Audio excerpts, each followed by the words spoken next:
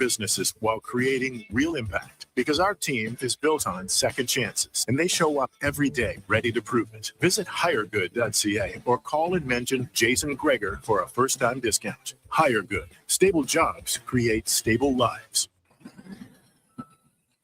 Bashaw Concrete Products. From concrete and septic tanks to blocks, precast water pads, jersey barriers, and aggregates. Farmers, contractors, homeowners. Plan your next project at BashawConcrete.com. Family owned, over 60 years pouring. Bashaw Concrete Products. Once again, start here. BashawConcrete.com. I'm Dr. Vance Elliot. The goal of every one of the thousands of hair restoration for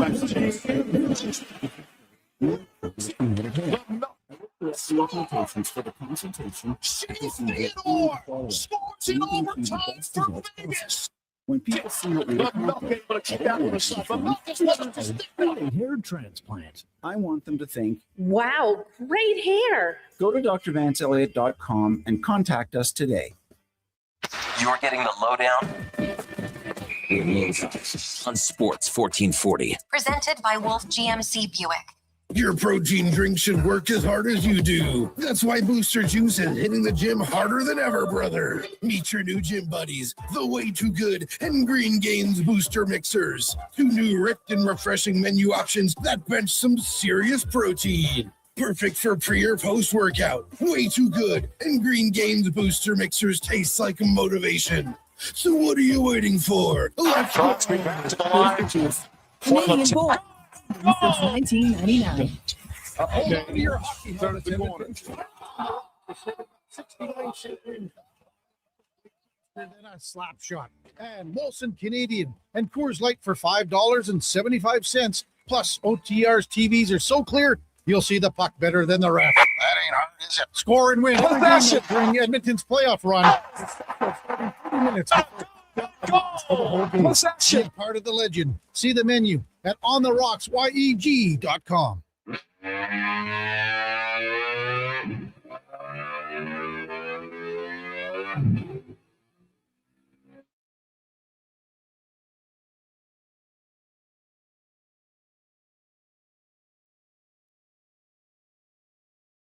The Jason Gregor Show.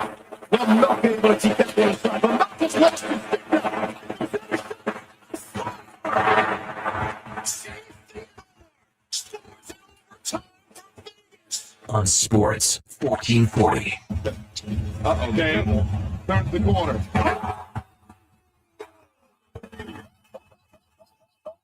Presented by Playalberta.ca, Alberta's only regulated online gambling website. Well, a tang. And another strange a strange bounce and a goal.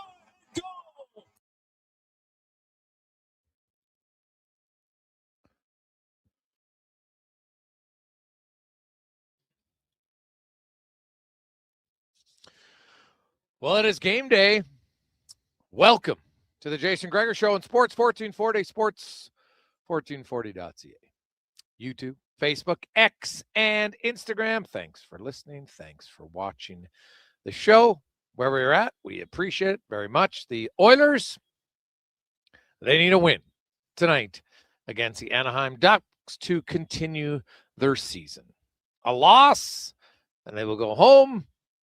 And then there'll be a lot of questions in the offseason. But today we'll focus on tonight's action for the Edmonton Oilers. The Gregor Show is always brought to you by Playalberta.ca, Alberta's only regulated online gambling website where 100% of the revenue stay right here in the province at Playalberta.ca. Tonight, Lotto Max, $55 million up for grabs.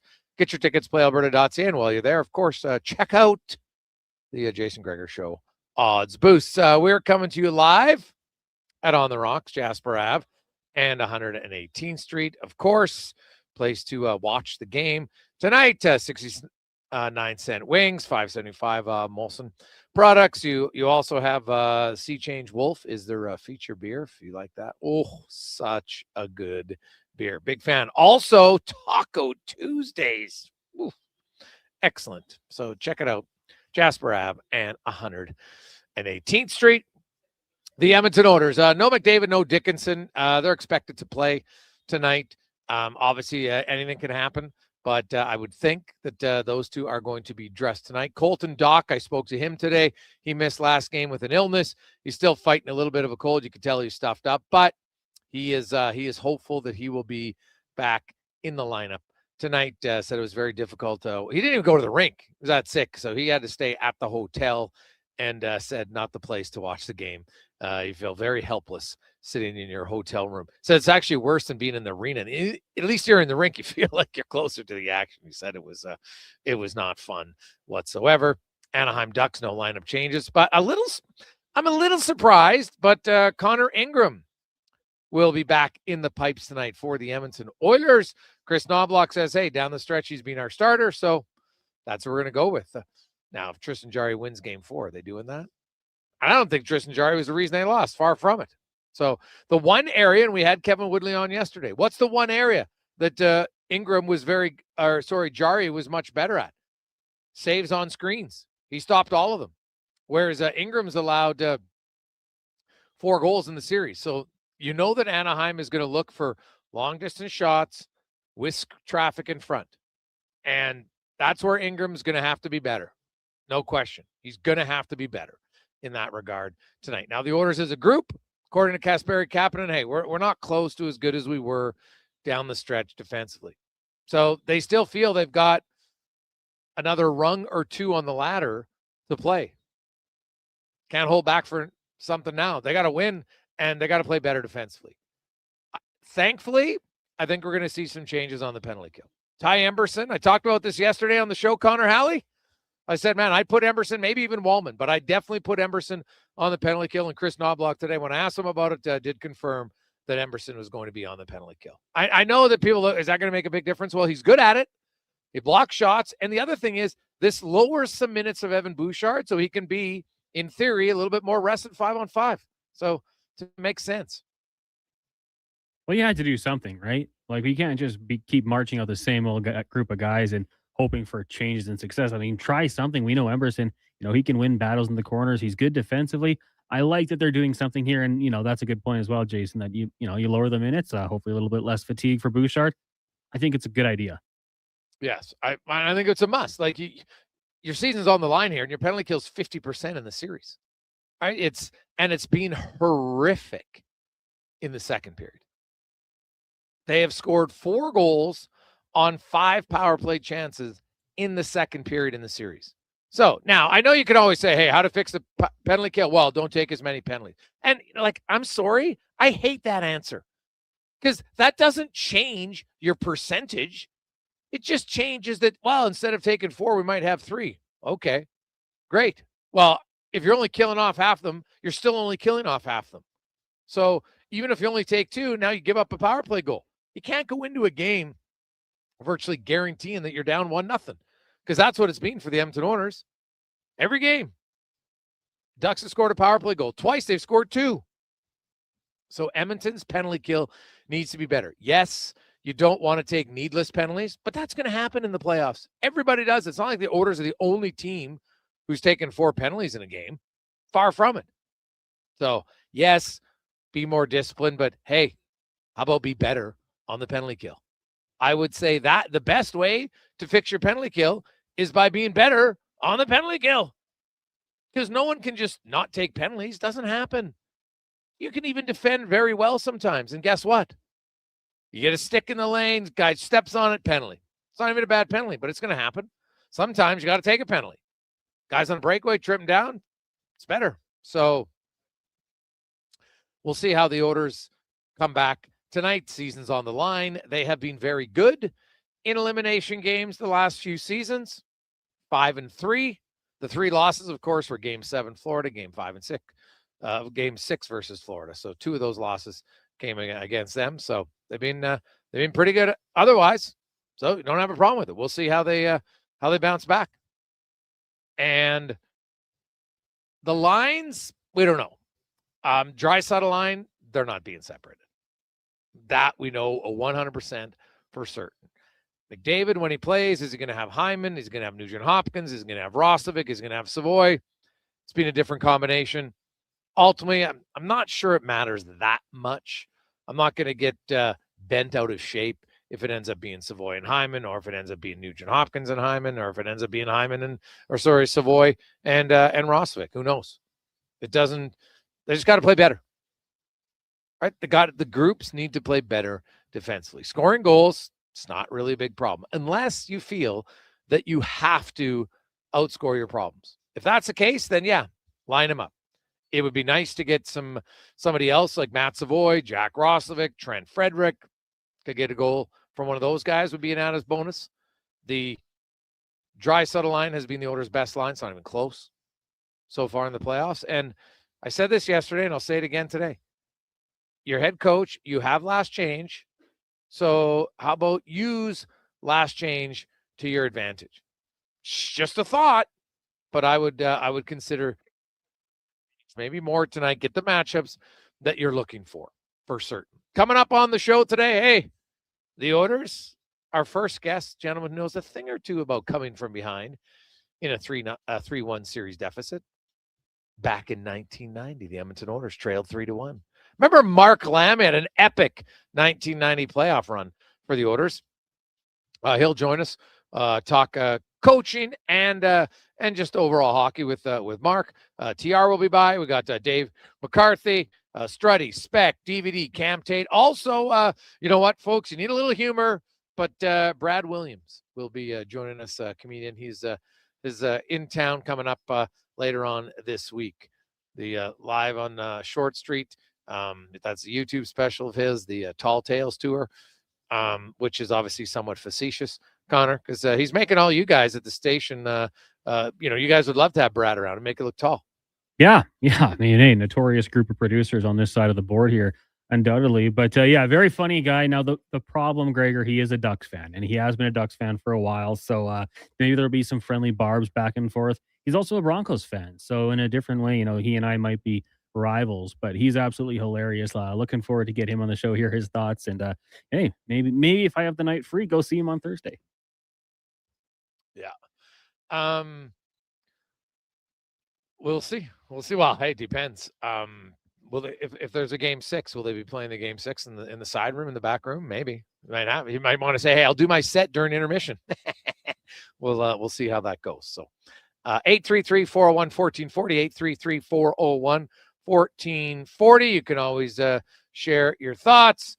Some other news, the CFL announces some changes starting next season. The season is going to begin earlier in May. The Grey Cup will be handed out on the 7th of November. And there's also going to be an extra week of playoffs. Sign me up for this. I know some people are like, oh my God, there's too many teams in. This isn't great.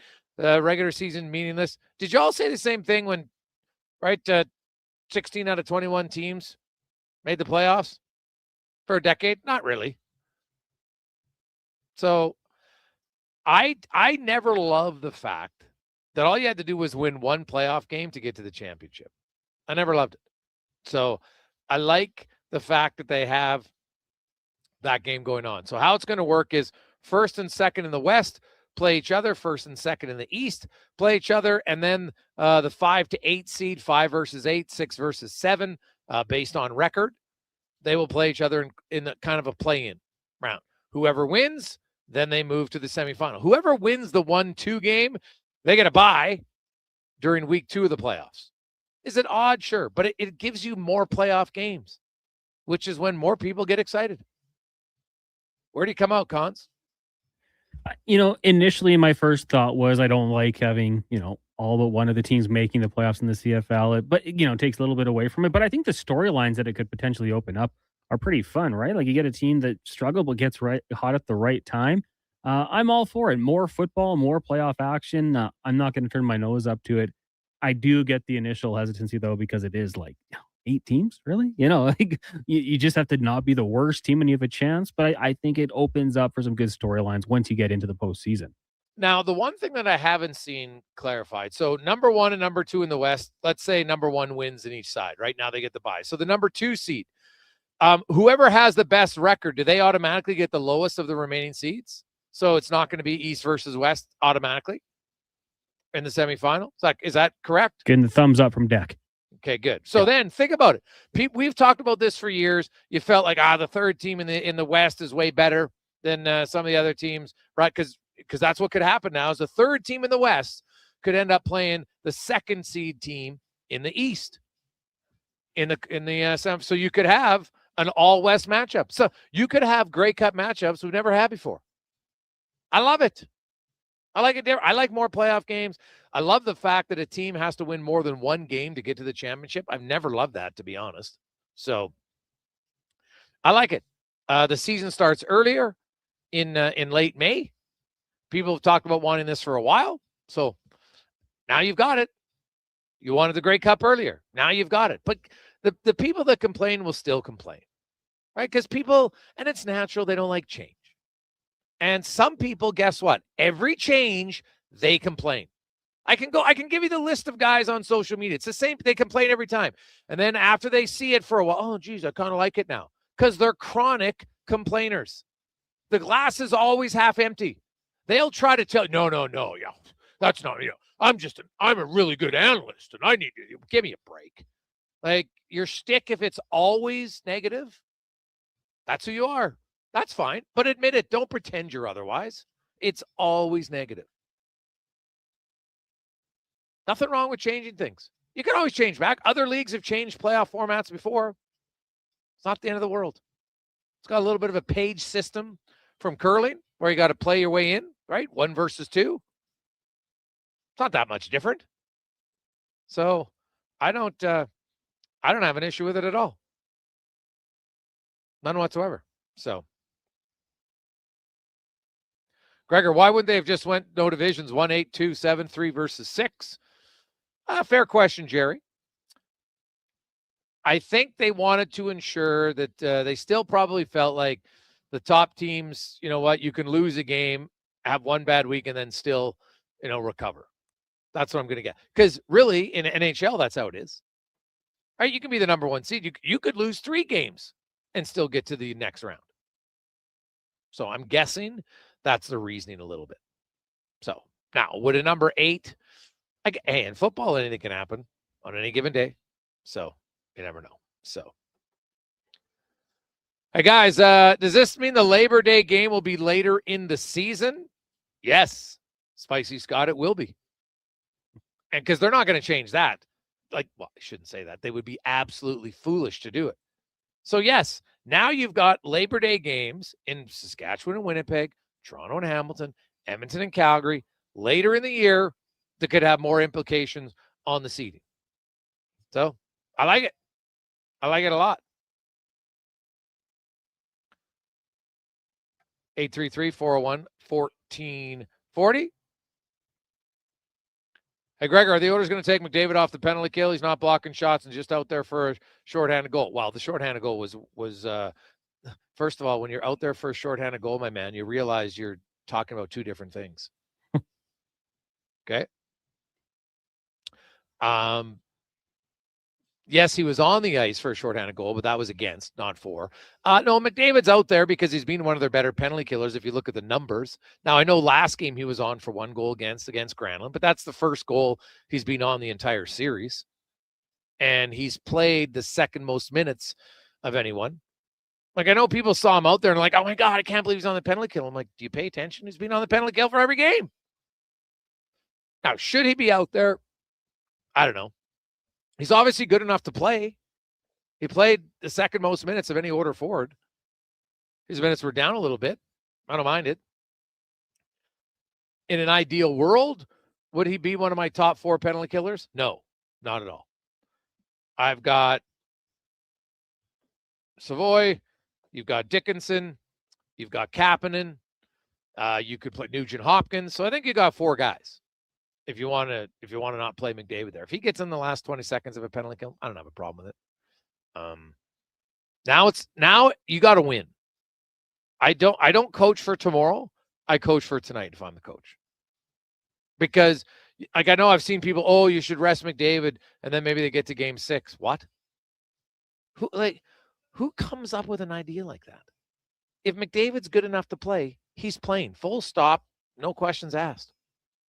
And even if he only plays 15 minutes, McDavid at 15 minutes is still a threat. More than other guys. That's just a fact. So the only way he's not playing tonight is because he physically cannot play. That's it. So he's good enough to go. I'm not resting him up. No, he's either in or he's simply not good enough to go. And I would guess he's going to play tonight. We'll take a quick break. We'll come back. We'll talk to a guy who knows what it feels like to be down 3-1. The Oilers have only ever come back twice in franchise history when trailing 3-1 in a series. They will look to do it again starting tonight. Now, the good news for Oilers fans, if you're looking for reasons to believe they can do it, they've done what they need to do, which is win 3 games in a row against the same opponent. 3 of their last 5 playoff series. They won 3 in a row against Florida. They won 4 in a row against LA. They won 4 in a row against Dallas. It can happen. Will it? I don't know. But we'll find out tonight. Get 1 win, and then you go to Anaheim, and then you got to get another win. And if they do that Saturday night in Edmonton, a game 7, sign me up. Now, speaking of the game tonight, you want to go? Some of you, you're feeling lucky, like, hey, you know what? I want to go. I'm going to play the odds. So what we're going to do is we're going to take 10 entries. It's $100 an entry. You get in the draw, and they'll get a pair of tickets to the game for 100 bones, and you'll get $50 in Oiler bucks. So you can have a beverage or 2. Okay? So if you want in, just text in with your name, and we'll send you how to play. The first 10 people in, and then we'll do the draw. So text in 833-401-1440. It's a pair of lower bowl seats, great seats. Well, I know because they're mine. 833-401-1440. All the money's going to go to charity for Gregor Foundation. So 833-401-1440. If you want in, 100 bones, 1 out of 10 chance, and you get $50 in Oiler bucks at the game tonight. Take a quick break. We'll return to the Gregor Show presented by Playalberta.ca. One app, triple the action. Playalberta is proof that good things do come in threes. Whether you're into playing any of our exciting casino games, betting on your favorite professional sports teams from around the world, or buying into Canada's biggest lotteries, Playalberta is the province's only app to do it all. Download today and discover a new way to play. Must be 18 plus to play. If you gamble, use your game sense. Hi, I'm Colin Livingston, president of Cantork. We've been tightening bolts and redefining our industry for 25 years. Yes, a quarter century, and we're just getting started. Check us out at cantork.com. Our tools age better than I do. It's Truck Month at Wolf GMC Buick, and we know trucks. And we have the best deals of the year right now. Some have 0% for 4 years. We have 0% for 6. Bob Murdoch trying to downplay the pressure on his team coming into this game, saying his squad is still the underdog. And John Buckler, the other side of the coin, is trying to... 4 Campbell Conference and the 4 Stanley Cup championships won by the Edmonton Oilers.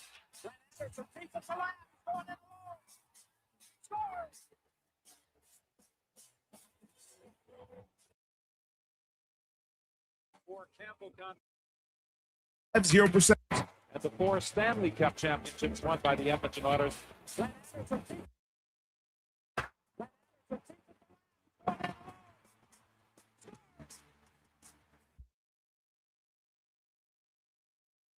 Their temporary home. The Golden Bears and Pandas are excited to connect with the South Edmonton community and welcome new fans to experience the tradition and excitement of U of A hockey. Same tradition, new temporary home. Golden Bears and Pandas hockey at Silent Ice Center for the 26-27 season. Do you listen to sports radio at work? Like right now? Well, do you? Who, me? No way, I swear. Okay, friend, we won't tell. Tens of thousands of sports fans listen to Sports 1440 each and every day. On the radio, on the listening apps, on YouTube, and on social media. If you listen to Sports 1440 at work, well, maybe it's time to advertise on Sports 1440 at work. Grow your business, get your name out there. Shoot our ad team an email, Gregor@sports1440.ca. Let's get to work for you. Measles outbreaks are occurring in Canada, including Alberta. These outbreaks are highly preventable. Measles is an extremely contagious disease that is spread easily through the air. The best way to protect yourself, your family, and your community is to ensure you are up to date with your immunizations.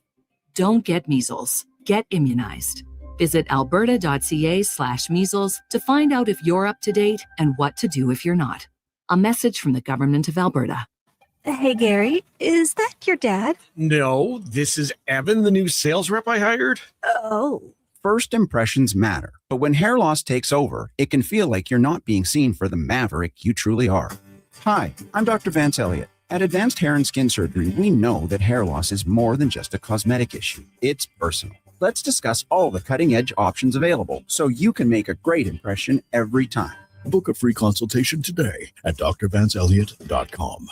Hey, it's Jamie from Green Drop Lawn Care. They may be teeny tiny, but chinch bugs can completely devastate your lawn or garden. If you have yellowing grass that doesn't improve with watering, you may already have them. At Green Drop, we'll identify them, treat them, and help you recover from the damage before it's out of control. Stop chinch bugs cold with Green Drop Lawn Care, Canada's lawn expert since 1979. Find out more and get started at greendrop.com. It's playoff time on Edmonton Sports Leader, Sports 1440. This is Andrew Walker. Join us for the Titan Supply pregame show before each Edmonton playoff game. Titan Supply, your only source for rigging, lifting, and hauling products.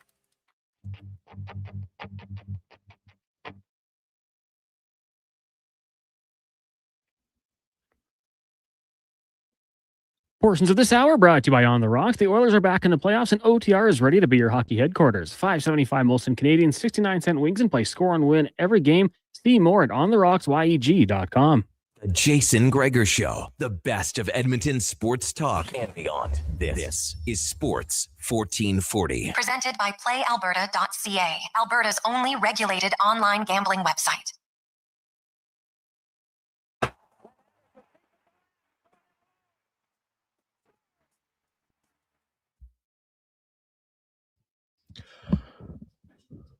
$2:25. Welcome back, Jason Gregor, Connor Halley, Sports 1440, sports1440.ca, YouTube, Facebook, X, and Instagram. As always, brought to you by Playalberta.ca, where you can get in the game. $55 million up for grabs tonight in Lotto Max. Get your tickets, Playalberta.ca. And while you're there, check out the Jason Gregor Show odds boost. We got some a little Kapanen, Podkolzin, and Draisaitl. Is that line going to keep going? Well, if the Oilers are going to win, they probably need that line to keep rolling tonight for the Edmonton Oilers. If you missed it, Connor Ingram will be getting the start in goal tonight for the Oilers, as it's time to get to our big guest of the day, brought to you by Summit Restaurant, located in the heart of Silent Ice Center, minutes from South Edmonton. It's your destination for exceptional house-made pizza, delicious entrees, and expertly crafted cocktails. And don't worry, you know what? If you got kids in sports tonight and they're down there, they got all the big screens for you to watch the game. So check it out. Summit Center in Silent Ice Center. And our next guest, of course, is a Stanley Cup winner, was an integral part of the Oilers' 1990 Stanley Cup championship ring. He's also was a longtime NHL assistant coach and has been a head coach in the Western Hockey League for the last, 15 seasons almost. 12 years, I guess, but 15 from the first year in 2010 until this past season in the dub, as Mark Lamb joins us once again. Mark, how you doing, man? I'm doing good. Well, Mark, the Oiler fans are looking for some reasons to believe, and down 3-1. It's never ideal, but you were obviously an integral part of that 1990 run to the Stanley Cup. You were down 3-1 to the Winnipeg Jets, and if memory serves correct, you're also down 3-1 in Game 5. Kind of take me through the mindset of a player when you're down 3-1. Like, do you truly block out that you're down 3-1 and just say, we just need to win tonight in Game 5? And how do you just kind of micro focus onto that? Or is that even realistic? Well, yeah, I don't know if you can block it out, because reality really sets in on where you're sitting. But opportunity is right there. Like 3-1, and you have to break it down. You know, coaches, players, you know, everyone does the same thing because it's so real that you have to break it down. You just got to win one game. You got to break down the shifts and just try to win that one game. And if you can win that one game, then you just keep moving on, keep doing the same thing, and hopefully win the series. Now, at that time, Mark, you didn't have a boatload of playoff experience prior. You had a little bit, but not a lot. But you had a lot of guys around, Anderson, Messier, Curry, those guys who had a ton. Did you feel like did experience play a factor at all later in that series? Well, experience did, but not so much for me, like you said. But I really, you know, fed off, you know, the body language of the other guys. They had been there, they had done it. You know, at that point, I just wanted it so bad, and you could see the professionalism and the leadership and all the rest of those guys, the guys that you're talking about, you know, Messier and Anderson and McDavid. There was so many guys on that team that had Stanley Cups, and I just kind of followed, and I just wanted to be part of them.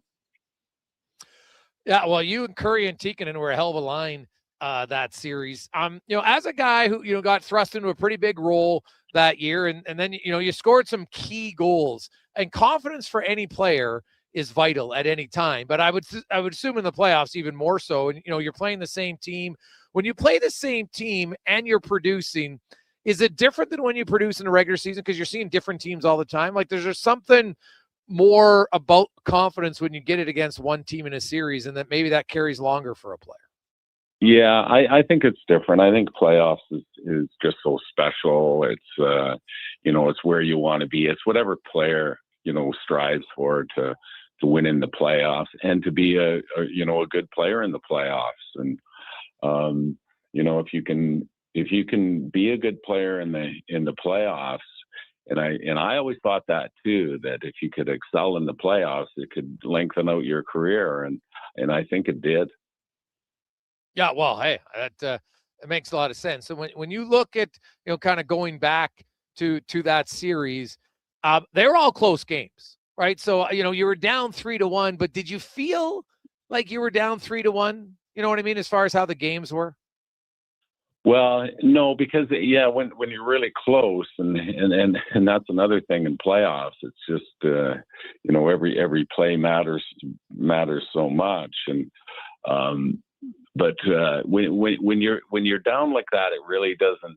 When you have that leadership around you, it really didn't feel like we were down, even though you know that you're down that much. But the leadership and the positive, you know, talks that you have, even going back, I remember, you know, Glenn Sather having his meetings and John Muckler having the meetings, and nobody ever thought that we were out of it. And that made me feel real good. Yeah, I would think so. Kind of walk me back through the opportunity to play with Curry and Tikkanen and how that came about. Because I can't remember, did you play a ton with them in the regular season too? Not a ton, but I went through stretches where I was, you know, in and out of the lineup. And when I did play with them, we had success. You know, and I kind of got, you know, I played with different guys. I played wing. I played wherever. I just wanted to, you know, try to make a name for myself. But when we did play together, we had success. And that was always, you know, in the back of the coaches' minds, I guess. And I know that, you know, Tikkanen and Curry, they really liked to play with me because we talked about it a lot. And I think they had a lot of influence on maybe with the coaching staff and the management in that decision. Mark Lamb joins us.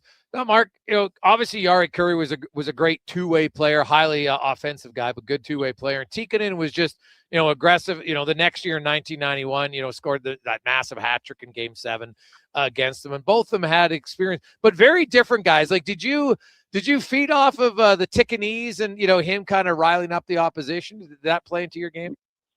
Totally. Like it was.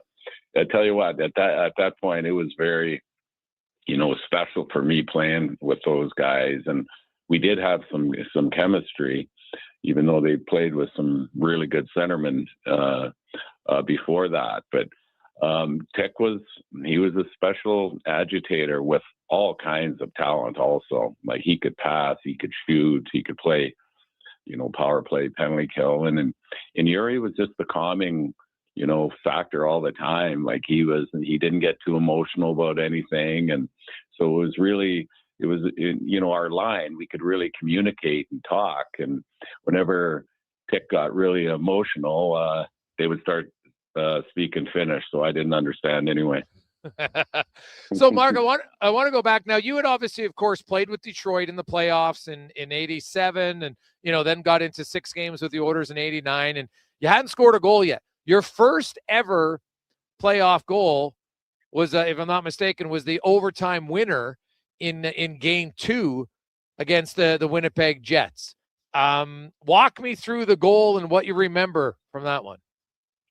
Yeah, I was playing left wing with Kelly Buchberger and Craig McTavish at the time. I wasn't playing with Chickenen and Curry at that time. So I was taking lots of face-offs. I was pretty good at them. And Muckler, he told me to go out there and take the face-off and then change. And that's what I was going to do. And I won the face-off, and Chickenen or Curry had it on the half wall, and I was just going to cut right through the middle. And if I didn't get the pass, I was just going to keep going right to the bench and change. And he put it on my tape, and I went in, and I kind of had a step on the D, and I went to my backhand, and I took a shot and scored. And I didn't really realize that. My son last week, he asked me if I remembered my first my first playoff goal, and I said, yeah, it was an overtime. So it was kind of cool, but that's how it happened. I was supposed to change. Now, when your son asked you, but did you go find the video? Do you have a video of the goal? Did you show it to him? No, he had seen it, and he thought it was pretty cool that it was that was my first goal. And I kind of forgot all about it too, that it was my first NHL playoff goal. Yeah. So after that, is that what got you then? In game 3, is that when you moved to play with Tikkanen and Curry? No, I think I think when we got down, like I think that happened, and then then we went into Winnipeg, and as the series got going a little bit, probably games 3 and 4, I think that's when the switch probably went full time. So now, did John Muckler, because he told you, hey, just take the face off and then come off after you score the OT winner, does he give you a kind of a joke like, yeah, you don't have to come off if you can score, like, or is it just okay? You know what, this guy's been through so many, he doesn't say much. I don't know what happened after that. I think we're all just so happy, and we're in the dressing room. I can't remember if anything was said, but it was just awesome anyway. And, it's funny, Mark, because, here you are, you'd been in pro hockey now for 5 years, and you finally score. And obviously, just being part of the team, you want to win. Everybody wants to win. But there's something unique about when somebody scores an overtime goal. And, at that point, you weren't necessarily looked upon as a big-time goal scorer. It became, a very important guy. But when those players, guys like that score, it's a different feeling in the room. Like, Messier and Curry and Anderson, people expect them to score. But when somebody else scores, those guys seem almost happier for you. Yeah, that's exactly what it was. And it was such a family, the tradition that had been starting there and what they had built. And like I said, I just wanted to be and I was in the playoffs the year before, and I got picked up by Edmonton because of the way that I had played against the Oilers the year before. And then, I was wondering when I got picked up by Edmonton, like, man, oh man, they're so stacked. Like, kind of going, what are they doing picking me up? I'll never play there. Well, you were wrong, because obviously you played there in a good way. And you did lots. So obviously, I know you're a huge fan of the game. You watch this series between the Oilers and the Ducks, and it's been, it's been entertaining. There's been lots of offense. As a coach, now you put your coaching hat on. You look at the Oilers, and like even their players talked about it. They need to find a way to be just more consistent defensively, because there was a stat out there that the Anaheim Ducks, 9 goals in the series, and that's second most in the NHL playoffs, that they've scored very quickly after creating a takeaway /turnover. Edmonton's got to manage the puck better. As a coach, what messaging do you do to get your team just to remind them to manage the puck better? Yeah, and they don't have a lot of time to practice right now and stuff. So there's a lot of video and stuff that they're doing. But, managing the puck, it's pretty simple to say. But you just have to go out there and do it. And it's up to everybody and put a system in place, where you can, simplify it. And that first pass is so important. And then to play with the puck and not be so, stubborn on the blue lines and getting the puck in and out. And I know it sounds really simple, but it's very effective. And that's the way you need to play in playoffs. And your defensive game is mostly about having the puck. And that's what everyone talks about. And then the penalties and the discipline is really, right at the forefront right now when they're having a hard time killing penalties. And that's defensive hockey also. So the discipline and managing the game, managing the puck is just so important.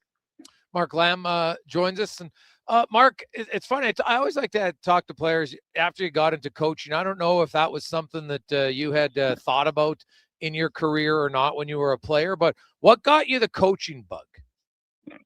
You know what? I've always had it, and probably goes right back to junior in Medicine Hat.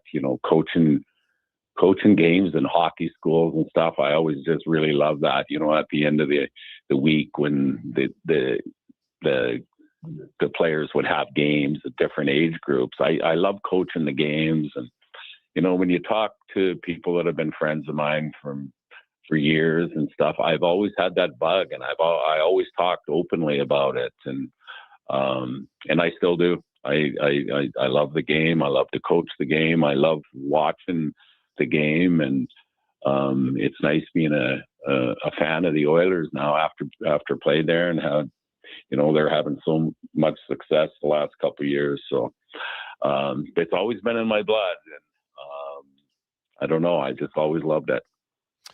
And it is, your work. Eric Brewer, of course, is one of the governors of the team. You're the head coach and the GM in Prince George, and you guys had a great season. And I know it was obviously a disappointing end to how the season went. With all the changes, in NCAA and stuff, Mark, as a GM and a coach, you kind of work on the recruiting side and, of course, the coaching side. How much of do you think things are going to calm down, or we're going to still have another year or two of lots of movement, between players and WHL and NCAA? I think there's still going to be lots of movement, but I think the understanding of how it all works, I think we're still in the midst of that. You can see the portal and these guys moving around, but for the guys that we leave, it's just such a bigger group of guys that we can draw from now. Like our team, there's some teams that got hurt a lot worse than our team last year. We lost one guy, but we had gained 2 or 3 of probably players that weren't going to come to Prince George and play for us. They just had their path going the NCAA route. So, I think it kind of stabilizes, there a little bit, but it's still unforeseen stuff. We're still, going through these muddy waters and trying to figure out what we're doing. But I do know one thing, that every time you make a trade or bring somebody in, you can't predict that they're going to be here 3 years or 2 years or whatever. It's always, they're going to be here 1 year. That's how you got to think. And that's how I think. Interesting. So does that's a change for sure. So you have to always be, I guess, looking for other players to bring in, because you don't know when guys are going to move. That's right. And, and I'm just talking about the trade that I did make. I traded for a 19-year-old player that would have been back as a 20-year-old. So you know that you're going to have him for the next year, but that didn't happen. And he was committed to school for the next year too, but he just left early. And that happened a lot to a lot of teams. Well, Mark, enjoy the games. You watch a lot of when you watch, because you're currently coaching, do you watch as a fan, or are you always watching, kind of analyzing? Oh, geez, maybe I like that breakout. Oh, I like this. And you taking notes. How do you absorb the playoff hockey?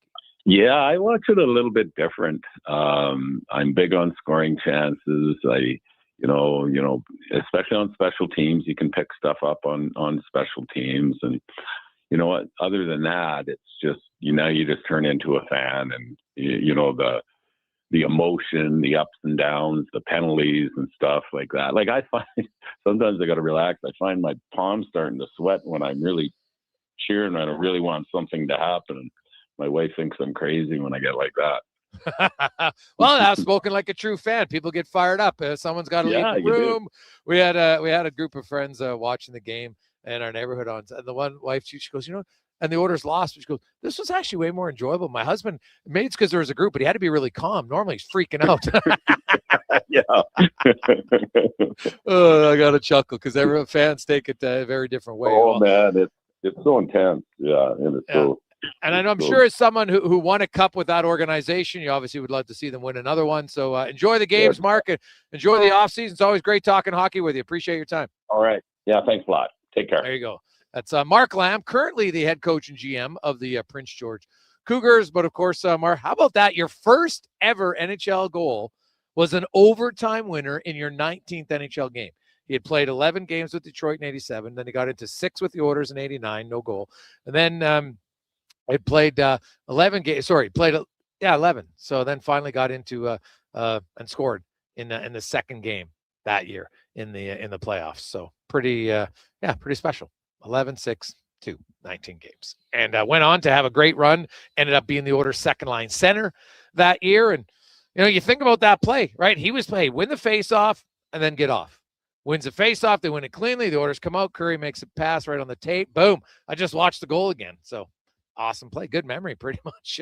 And yeah, well, how you would remember every detail of your first ever overtime goal in the playoffs, no question. We'll come back. We'll get some stats of the day and more. It's a Gregor Show presented by Playalberta.ca, coming to you live and on the Rocks. Jasper Ave and 118th Street. The Wangster is managing tonight, so you're in for a fun time. Come in, get a good seat, and Taco Tuesday, lots of specials. Jasper Ave and 118th Street. I won't shave till we bring home the cup. And I like to do a shot for every playoff goal. My jersey's not coming off until we're the city of champs again. Want a playoff superstition that always wins? Pick up a bag of Wilhauk beef jerky for every game. Because when it comes to the playoffs, where there's a Wilhauk, there's a way. Make every playoff game a Wilhockey game day with Wilhauk beef jerky. Only available in Leduc. Get yours today because you don't bring home the cup with salad. At Leading Edge Physiotherapy, healing doesn't have to feel heavy because in our SwimX aquatic therapy pools, you literally float your way to recovery. Whether you're dealing with arthritis, back pain, joint injuries, post-surgical rehab, chronic pain, balance issues, mobility challenges, or just feeling a little creaky, warm water and gentle resistance have your back, your knees, and your hips. Trusted by pro sports teams and rehab hospitals, our SwimX pools help you move sooner, hurt less, and recover faster. So take the load off. Let the water do the work. Life shouldn't hurt. LeadingEdgePhysio.com. At GS Construction, we're multitaskers. We've got lots of projects going on all around Edmonton and area. Different teams across the city working towards the same outcome. Installing today what will serve generations to come. It's a rewarding career and the work never stops. That's why GS Construction is always on the lookout for great people to join us. Right now, we're looking for experienced topmen, pipe layers, operators, and surveyors. So if you want to feel valued, empowered, and engaged in your work, visit gsconstruction.ca today. Got a car you're ready to part with? Find out what it's worth, fast, easy, and totally free at Go Auto.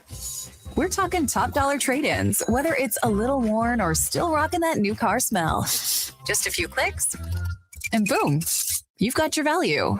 Text value to 780-777-7777 to start. That's value to 780 all sevens. Why guess what it's worth? Let Go Auto show you the money. Come for Canada's largest trade shows, the biggest names in entertainment, exhilarating sporting events, and more. And stay for the experience at the Edmonton Expo Centre. Looking for the perfect place to host your next big event? From trade shows to galas, meetings, and concerts, the Edmonton Expo Centre has the space, event expertise, and service to make your next event unforgettable. With over 522,000 square feet of flexible event space, in-house catering, and operational expertise, they bring your biggest vision to life. Learn more at EdmontonExpoCenter.com today.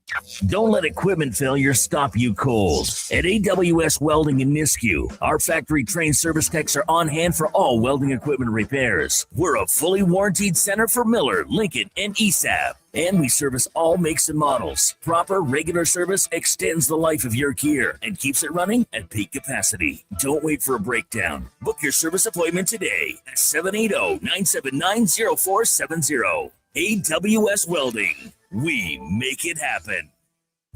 Ready to upgrade your ride this spring? Come on down to the Golf Cart People. They're a family-owned and operated business that's been serving the community since '97. Whether you're looking for a brand new or quality pre-owned cart, a rental for a special event, they do that too. The Golf Cart People have a huge selection of parts and accessories, and their expert service team is here to keep you rolling. The Golf Cart People, your one-stop shop for everything golf cart. Visit golfcartpeople.com. What does deadline mean? It means you have to do something before time runs out. Oh, like buying your big brother's, big sister's dream home tickets? Yes, exactly like that. The Dream Home Lottery deadline is April 30th, just 2 days away. Your chance to win the grand prize, your choice, a dream home or $1 million and take home half the Win 50 jackpot is almost gone. Every ticket supports kids right here in our community. BigBrothersDreamHome.org. When you buy a ticket, you help a child. Lottery license 745563 and 745562. Please play responsibly. Edmonton's go-to station for all things sports is Sports 1440. From Low Tide to Kevin Carrius and Jason Gregor, we deliver the latest on your favorite teams. Tune in 24 hours a day, 7 days a week. To Sports 1440. Bringing every project to life requires the right team. By joining the Japa Machinery Group service or sales teams, you can be part of setting a new industry standard. Celebrating a legacy of excellence with Japa. Learn more at japamachinery.com.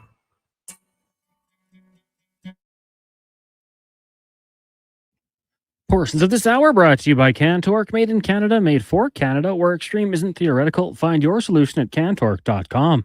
This is Sports 1440, where Edmonton talks sports. On YouTube, Facebook, and X. Here's Jason Gregor. Brought to you by Playalberta.ca.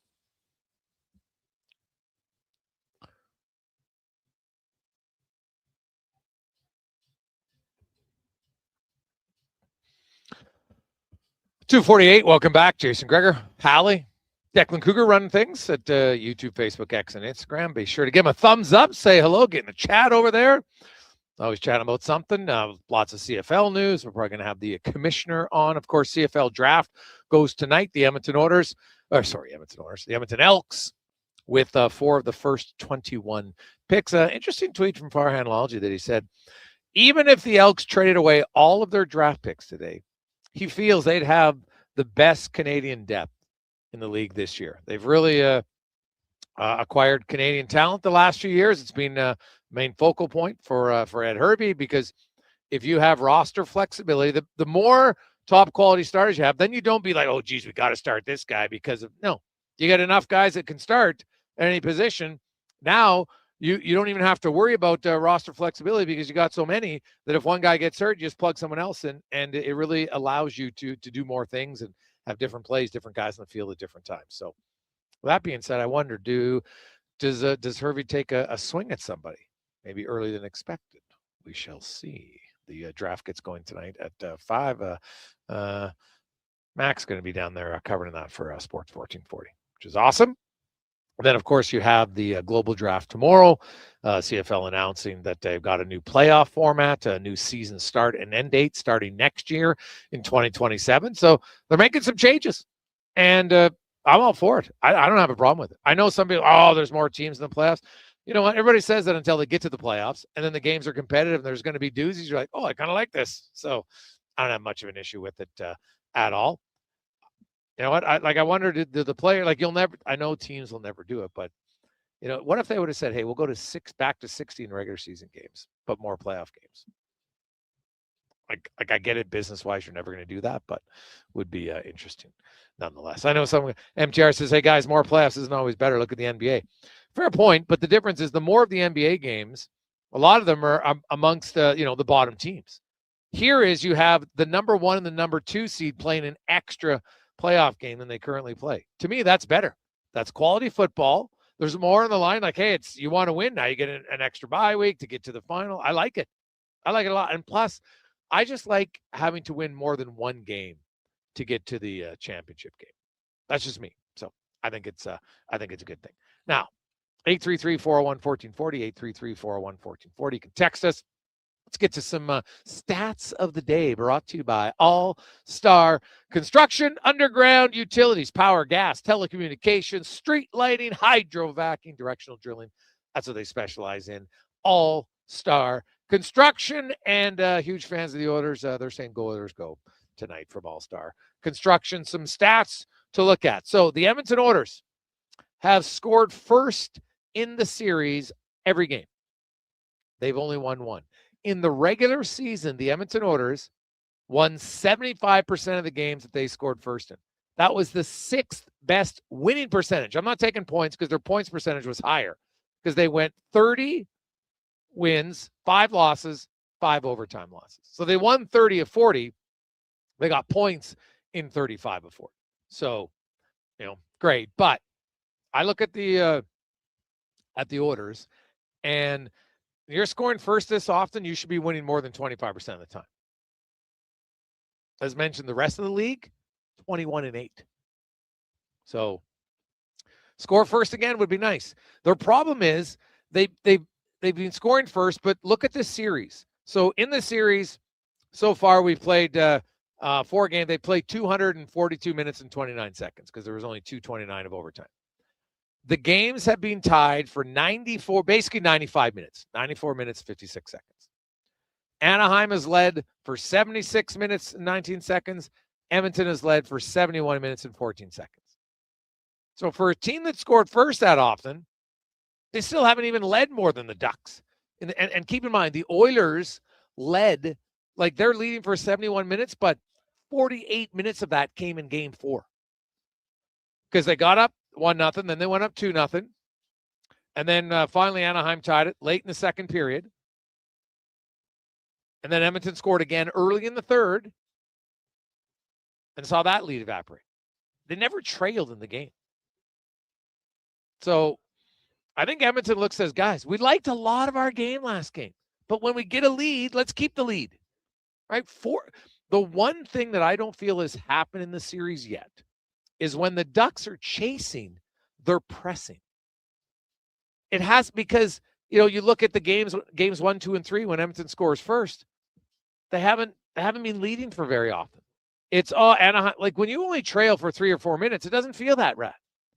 If all of a sudden it's 2-0 and now it's 2-0 for the whole second period, and now you get to the third and you're like, oh my God, we've been trailing this entire game, it feels like, and it has been. Well, that's a much different state. Now all of a sudden, guys, like, God, we need to get a goal here. Oh, I got a pinch. Oh, I think we're gonna get it out. Now I'm gonna cheat. I'm gonna take that one step to the left. I'm in the defensive zone, but suddenly puck stays in. All of a sudden, that creates more space for the Oilers. Boom, they can score. So I feel what Edmonton has not done yet in the series has made it uncomfortable for the Anaheim Ducks. And I give the Ducks credit. They have not they've given up goals early, but they bounce back. So if you're Edmonton, you got to find a way to stretch that out and get the Ducks uncomfortable. And most importantly, in the second period, kill a penalty. The Ducks are 80% on the power play in the second period. 4 or 5. 5-on-5 scoring in the second period, it's 4 apiece. But the penalty kill, they got murdered. So that's, to me, when I look at specific things, they got to improve. The other thing, I asked John Block about Ty Emberson being on the penalty kill, and yes, he's going to be on the penalty kill tonight. I know when Connor Murphy came in, I was like, oh, this is great. You can have Emberson and Murphy as your penalty killers on the right side. Rest Evan Bouchard, because Evan Bouchard's PK numbers were fine, but I rest him, right? Like Evan Bouchard's best asset is still providing offense. That's his best asset. Doesn't mean he can't be a good defender, but his best asset is providing offense. So I want him on the ice when there's way more chances to provide offense. 5-on-5, 4-on-4, and the power play. You know what? If obviously one of those right shot guys takes a penalty, well, then of course he's going to have to penalty kill. But I don't need Evan Bouchard penalty killing. I didn't agree when they brought in Murphy that they did it. I didn't like that decision. So I like the fact they're going back to Emberson tonight. Give guys more responsibilities. Honestly, Jake Wallman's playing great. Why the hell is he only playing 13, 14, 15 minutes in these games? Play more minutes. Like, I'm sorry. He's feeling it right now. He's looked very good. I don't care what happened in the regular season. The number one thing that you do as a coach is try to coach to that game. Not, well, you know, geez, I got to keep getting this guy because he was good for me a month ago. No. Right now, Jake Wallman, I feel, is feeling it. So get him a little bit more ice time. Now, today at the morning skate, the Oilers had Nurse with Bouchard, you had Emberson with Ekholm, and you had Wallman with Murphy. And people were like, oh, my God, why are they doing that? They're switching up. Well, Chris Knobloch basically said, hey, there's going to be some changes on the penalty kill. And so because there's changes on the penalty kill, so Nurse and Murphy are going to be their number one penalty kill unit unless one of them is in the box. That's a fact. They've been their best penalty kill unit. It makes sense. Now you're going to have Emberson, whether it's with Ekholm or Wallman, we'll see. Sounds maybe Ekholm, fine. So that means then when the penalty kill's over, you're probably going to play Wallman with Bouchard. Or depending on who was out the last shift, maybe it's going to be Nurse and Bouchard. So because you don't get much out of a morning skate, like honestly, if you watch the morning skate, it's really just go around. It's about 70%, 75%. Just feel the puck, some touches. You know, you're going over mental reps. Okay, guys, this is how we break out, do touch pass, and they're out. That's what it is. Okay, it's not high intensity. It's not like, oh my God, you know what? They're going to get a lot out of it. So because Bouchard didn't play with Ekholm at the morning skate, doesn't mean that they can't be effective tonight. They played all year together. One morning skate isn't going to change it. But I think as a coach, the other thing is I look at it as the mental side. So, you know, everybody knows what's online tonight. It's a lot of stressful stuff. Hey, let's just switch it up a little bit. It's a morning skate. It's low intensity. We'll switch the D pairs around because guess what? Now that the penalty kill D pairs have switched and it's not the same as the regular 5-on-5, now some guys are going to have one or two shifts without their regular partner. So just have them feel better and away you go. So that's kind of how I see it. And some other stats for the Edmonton Oilers. If you are a believer, the Oilers 2-7 all time, coming back in a 3-1 series deficit. You win tonight though, and your odds jump up significantly to come from behind the series. Now, still not to 50% or anything like that, but jumps up about 20% when you look at the odds of the history of teams who trail 3-1 and then teams who trail 3-2 and their chances of coming back to win the series. So you can only win one game at a time. You can't win 3 in a row. So you have to look at it like that. And you win tonight, and suddenly your odds are way better of winning the series. Again, doesn't mean you will, just put you closer. And the Oilers, like, I don't know, there's something about this team. Like, you look at losing on home ice when they had chances to lose on home ice. They haven't lost a series on home ice since 2022 against the Avs. And I can't see the Oilers going out at home. It could happen, of course. I'd be surprised if it happened in Game 5 tonight. So there you go. Some stats of the day brought to you by All Star Construction. Terry Ryan, Dave McCarthy coming up in hour number 2. Also, Jackson Lacombe will be on. We'll also hear from Chris Knobloch, as well as Kasperi Kapanen, Leon Draisaitl, and more. The other news, and Connor Halley will update it. I have to say I'm surprised. The Ted Lindsay finalists were announced today. Connor Halley will give them to you. I'm a little surprised. Let's get to the con man and a sports 1440 update brought to you by Hire Good.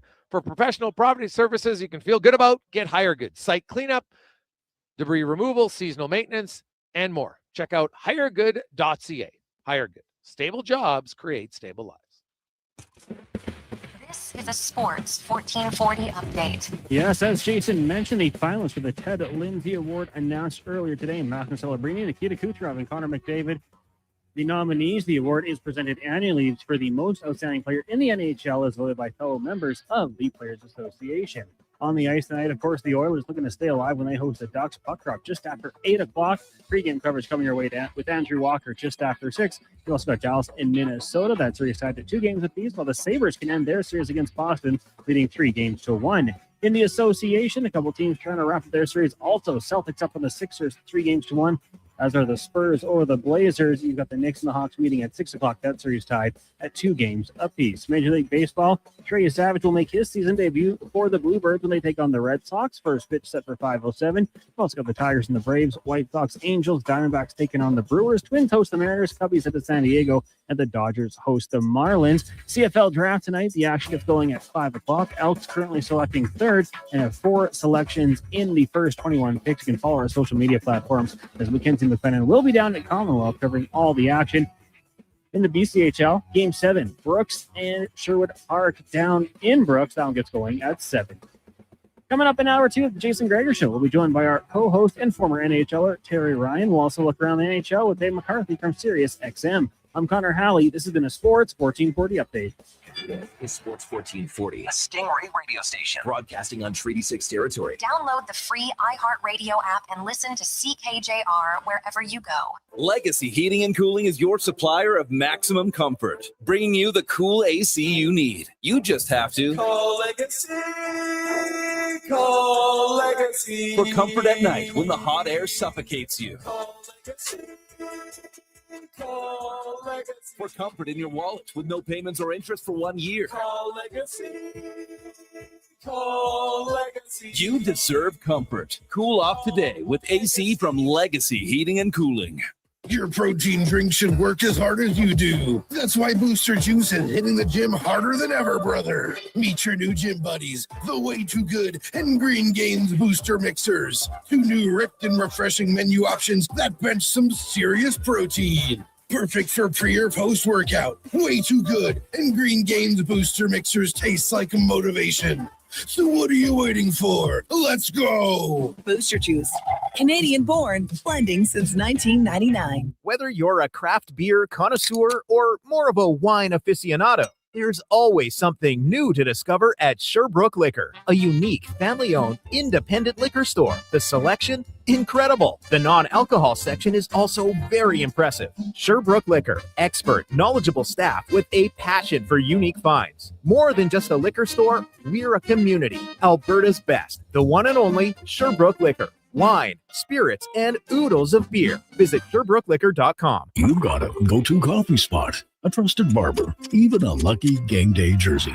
But when it's about looking your absolute best, there's only one name you need. Mr. Dirk. Family run since 1939. We're experts in crafting impeccable tailor-made suits and offering a wide variety of everyday styles. Pair that with personalized one-on-one fittings and the convenience of on-site tailoring. Mr. Dirk elevates your style game. Visit our Edmonton store or explore MrDirk.com. Score big on style with Mr. Dirk. Hi, Mike here from Northgate Chevrolet Buick GMC. Would you like to be a part of history for the month of April? I'm kidding. Or as the kids say, bro, I'm joking. Would you like to help us set a record in April? Chill. Still kidding. At Northgate, we aren't trying to set any records or tell you how many vehicles we sell, and we really don't think you'd care. But what you will care about is this. Every dealer has the same costs. Trust me, GM does not have a favorite kid. You get to decide where you buy. 0% financing, a great selection, and of course, great people. Stop in and see us today, 13215 97th Street, or business online at northgategm.com. You're in Northgate country. Hey, this is Todd James, honorary ride captain for the Edmonton Motorcycle Ride for Dad, raising funds and awareness in the battle against prostate cancer. Join us this Saturday for our 10th annual kickoff fundraiser at Blackjack's Roadhouse in Nisku, with live music from Travolta's, playing the best 70s disco hits, silent and live auctions, 50-50 and more. All money raised goes to this June's ride in support of the Prostate Cancer Fight Foundation. That's this Saturday. Tickets just $35. Details on the Ride for Dad Edmonton Facebook page. From the local rinks to homes and businesses across the province, Alberta's rural natural gas utilities are here to fuel life affordably, reliably, and safely. We're members of the Federation of Alberta Gas Co-ops, providing natural gas to keep our rural neighborhoods warm and connected every day. It's local, dependable, and it's ours. To learn more about the Federation of Alberta Gas Co-ops and our members, and how natural gas fuels your community, visit fedgas.com. Alberta's energy. Game on. What does deadline mean? It means you have to do something before time runs out. Oh, like buying your big brother's big sister's dream home tickets? Yes, exactly like that. The Dream Home Lottery deadline is April 30th, just 2 days away. Your chance to win the grand prize, your choice, a dream home or $1 million and take home half the Win 50 jackpot is almost gone. Every ticket supports kids right here in our community. BigBrothersDreamHome.org. When you buy a ticket, you help a child. Lottery license 745563 and 745562. Please play responsibly. 1, 2, 3,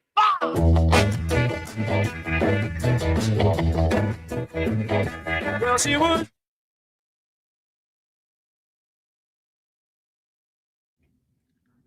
Portions of this hour brought to you by Mortgages to Go. Need cash and have equity in your home? Mortgages to Go has you covered. When the bank says no, they say yes, and they've been doing it in Alberta for over 23 years. Call 1-888-888-5998 or visit mortgagestogo.ca. The Jason Gregor Show, the best of Edmonton sports talk and beyond. This is Sports 1440. Presented by Playalberta.ca, Alberta's only regulated online gambling website.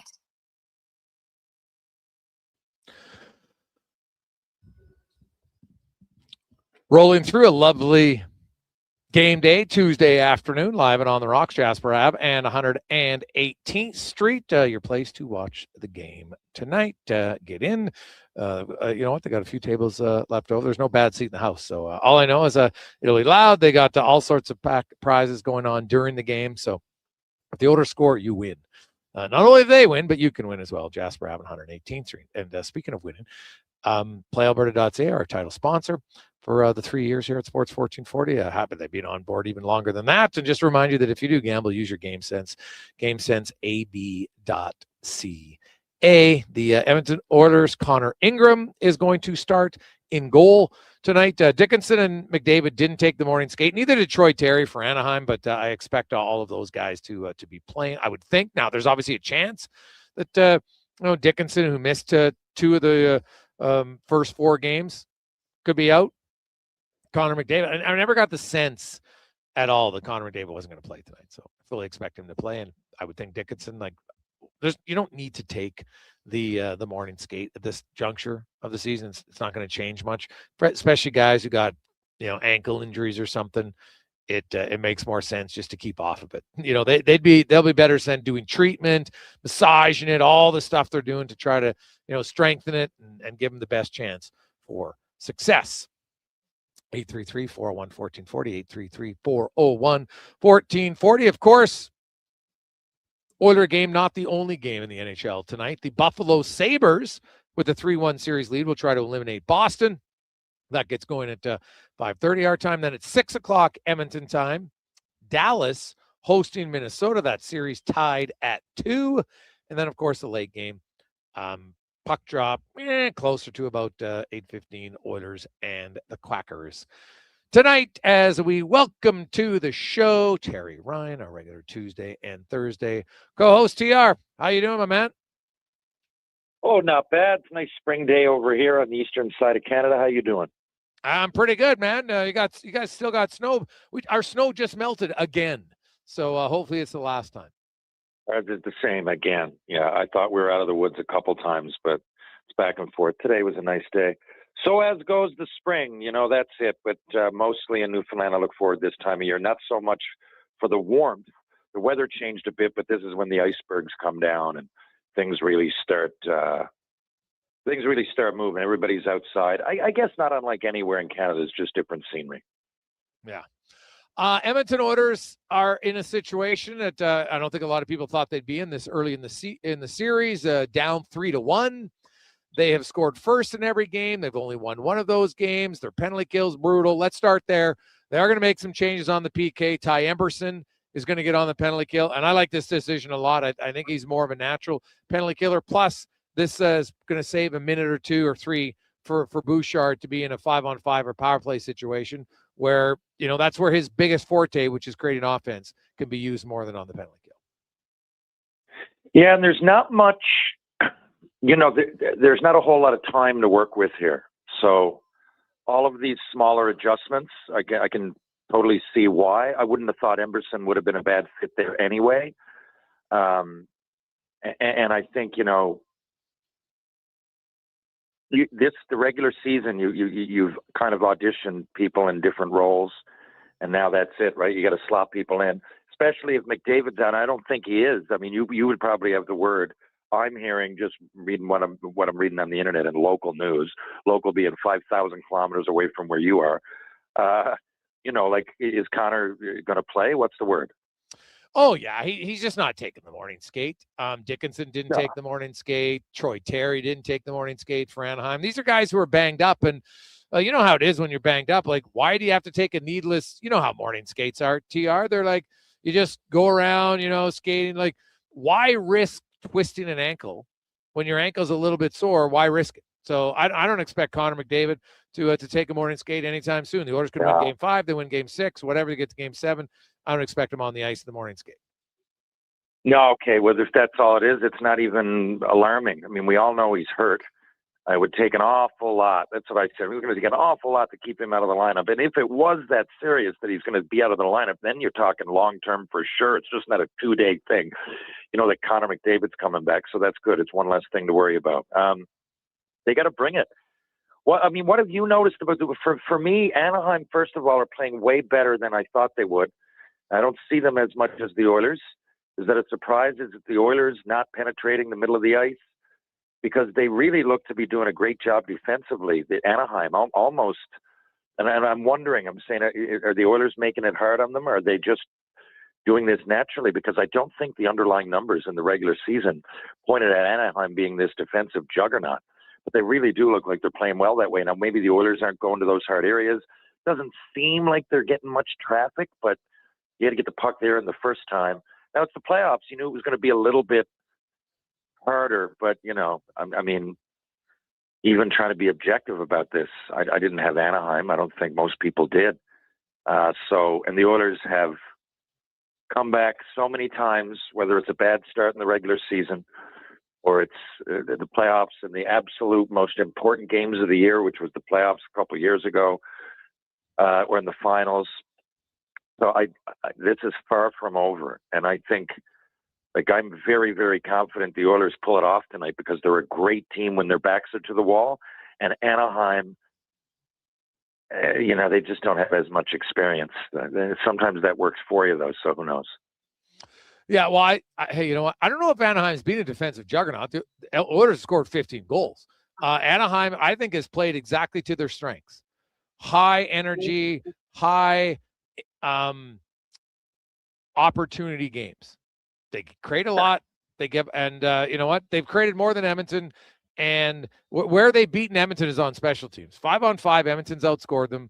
It's on special teams where they've murdered them. The Oilers' penalty kill hasn't been good. Their second period play hasn't been good. And mainly it's a second period where they're 4 for 5 on the power play in the second period. 5-on-5 in the series, it's 4-4. But you throw in those 4 power play goals and plus a shorthanded one. The second period's been dreadful. I look at Edmonton and their inability to hold lead TR. Now the Ducks, they were the best team in the NHL coming from behind wins this year. And they've continued it with 3 out of 4.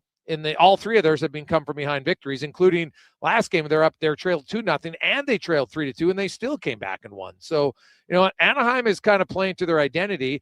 And I guess we could argue in one way that Edmonton is too, because all season they were kind of inconsistent. This isn't new that the Oilers struggle defensively. Yeah, it just seems to me, I don't know, that's surprising, but, facts are facts. It seems to me they're just not doing much in the middle of the ice, the Oilers. I can't figure out, is it because Anaheim's playing that well defensively, or are they not trying to go there as much? Does it go to systems? I don't know. Is it just harder playing the playoffs? And sometimes when you don't have much experience, it probably can work in your advantage because you feel like you have nothing to lose. And,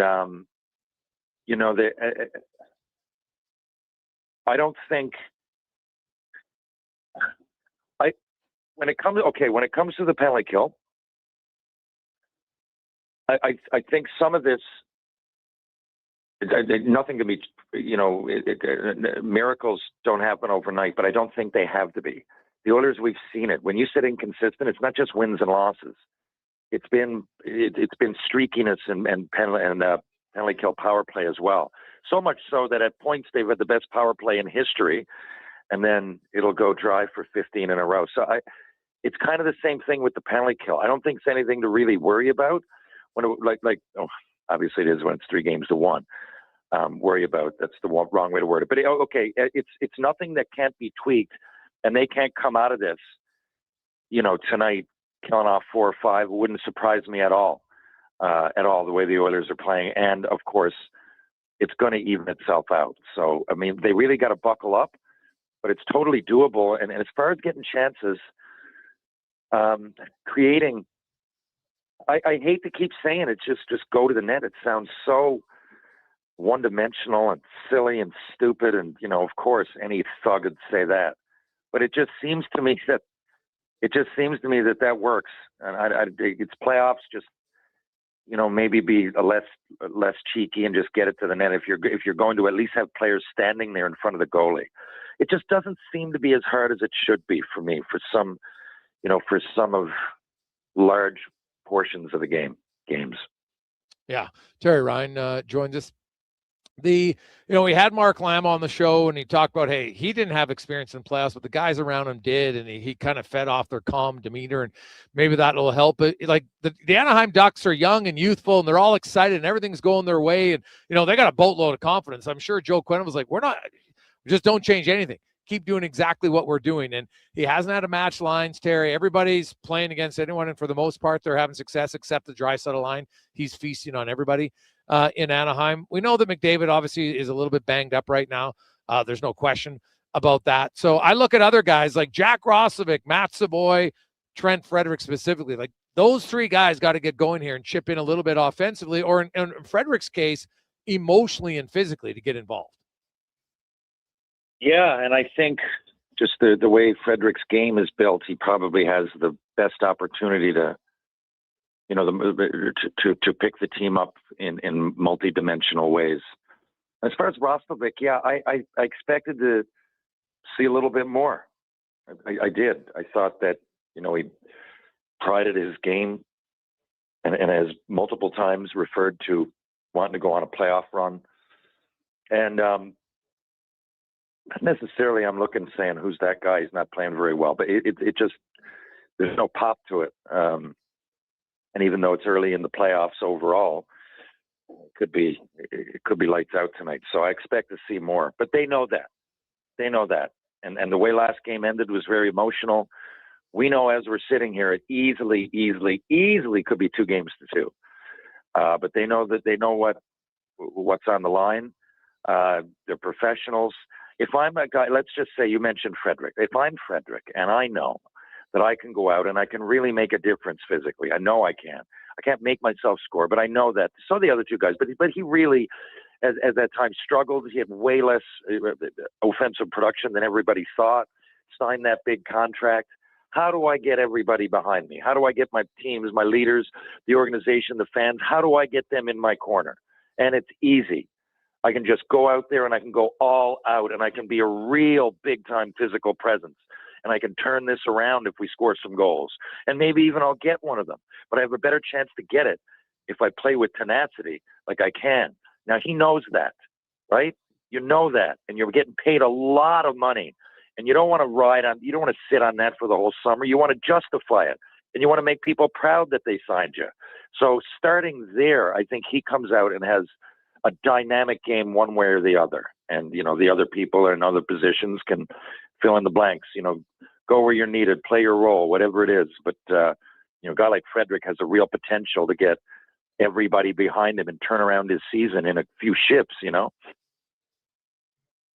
Terry Ryan joins us here, Sports 1440. We'll take a quick break. Dave McCarthy's going to join us. We'll talk all things playoffs, of course. The Oilers are hosting the Ducks. We also have the Sabres and the Bruins going on tonight, as well as the big series. It's been very close. Well, I don't know. The Montreal-Tampa Bay series has been pretty damn competitive too. But that series, as well as the Dallas-Minnesota one tonight, those 2 have been fantastic. So we'll get to that and more when we return. It's the Gregor Show presented by Playalberta.ca, live and on the rocks. Jasper Ave and 118th Street. One app, triple the action. Playalberta is proof that good things do come in threes. Whether you're into playing any of our exciting casino games, betting on your favorite professional sports teams from around the world, or buying into Canada's biggest lotteries, Playalberta is the province's only app to do it all. Download today and discover a new way to play. Must be 18 plus to play. If you gamble, use your game sense. Oodle Noodle origin. In 1864, Francis Oodle took over his dying father's business as a leatherman. He was quite proficient, but his heart was never truly in the trade. After his father's death, Oodle met a cocksure young man named Vladimir Nudell, who was a trailblazer in the popular new art of food boxes. They formed a partnership and aimed to ply their trade in the New World. At Ellis Island, Nudell was renamed David Noodle, and henceforth, the franchise has been known as Oodle Noodle. You got a go-to coffee spot, a trusted barber, even a lucky game day jersey. But when it's about looking your absolute best, there's only one name you need. Mr. Dirk. Family run since 1939. We're experts in crafting impeccable tailor-made suits and offering a wide variety of everyday styles. Pair that with personalized one-on-one fittings and the convenience of on-site tailoring. Mr. Dirk elevates your style game. Visit our Edmonton store or explore MrDirk.com. Score big on style with Mr. Dirk. As we all try to figure out when winter will actually stop and spring will finally be here for the season, GS Construction moves ahead with their plans for the year. From planning and digging to laying out underground infrastructure, construction season is limited, so we make every day count. And that's why GS Construction counts on our team to get the job done right. Crews are getting back in action across the city, and we'd like you to join us. We're looking for experienced top men, pipe layers, operators, and surveyors. For more, visit gsconstruction.ca. 24 hours a day, 7 days a week. Edmonton sports fans stay informed with Sports 1440. Stream us. Listen to us on the AM dial. However you consume this radio station, thanks for listening. Bringing every project to life requires the right team. By joining the Japa Machinery Group service or sales teams, you can be part of setting a new industry standard. Celebrating a legacy of excellence with Japa. Learn more at japamachinery.com. At Hughes, it's all about getting in and out quick and clean. No cash, no problem. With Hughes' new tap and wash system, all you need is your debit or credit card to get your vehicle sparkling clean. Find us at HughesCarWash.com. What if you could hire motivated, safety-trained youth with no risk and funding to support you? At Careers the Next Generation, we make hiring easy with funded internships across Alberta in trades, IT, forestry, and more. Interns are WCB covered, complete high school accredited safety trained, and arrive ready to contribute from day one. With 42% of RAP students completing their apprenticeship by age 22, you get skilled workers faster. Spots are filling up. Visit careersnextgen.ca today. Well, get ready for a silly hockey fans. Your partner in power just skated onto the ice. EWEL.ca, the new e-commerce website for electrical wholesalers Edmonton, is ready for the power play 24/7, 365. UL skates to where the puck will be in 5 years. Now that's forward thinking. Killer selection, slamming products from the best brands, and legendary service. Don't sit on the bench. Get your account today at ewell.ca and win that project. Plug into your partner in power. Get an EWEL.ca account today. The Ford It's a Big Deal event is on now. Get a big deal on a 2026 F-150 STX with Black Appearance Package. Visit your Alberta Ford store today. Need a new ride for road trips, errands, or just life on the go? Go Auto offers a massive selection with over 15,000 new and used vehicles to choose from. With over 70 locations across Western Canada, finding your next ride has never been easier. Whether it's a roomy SUV for the family, a sleek car for the open road, or a rugged truck for your weekend adventures, you'll find it here at a price you'll love. Explore thousands of vehicles today at goauto.ca.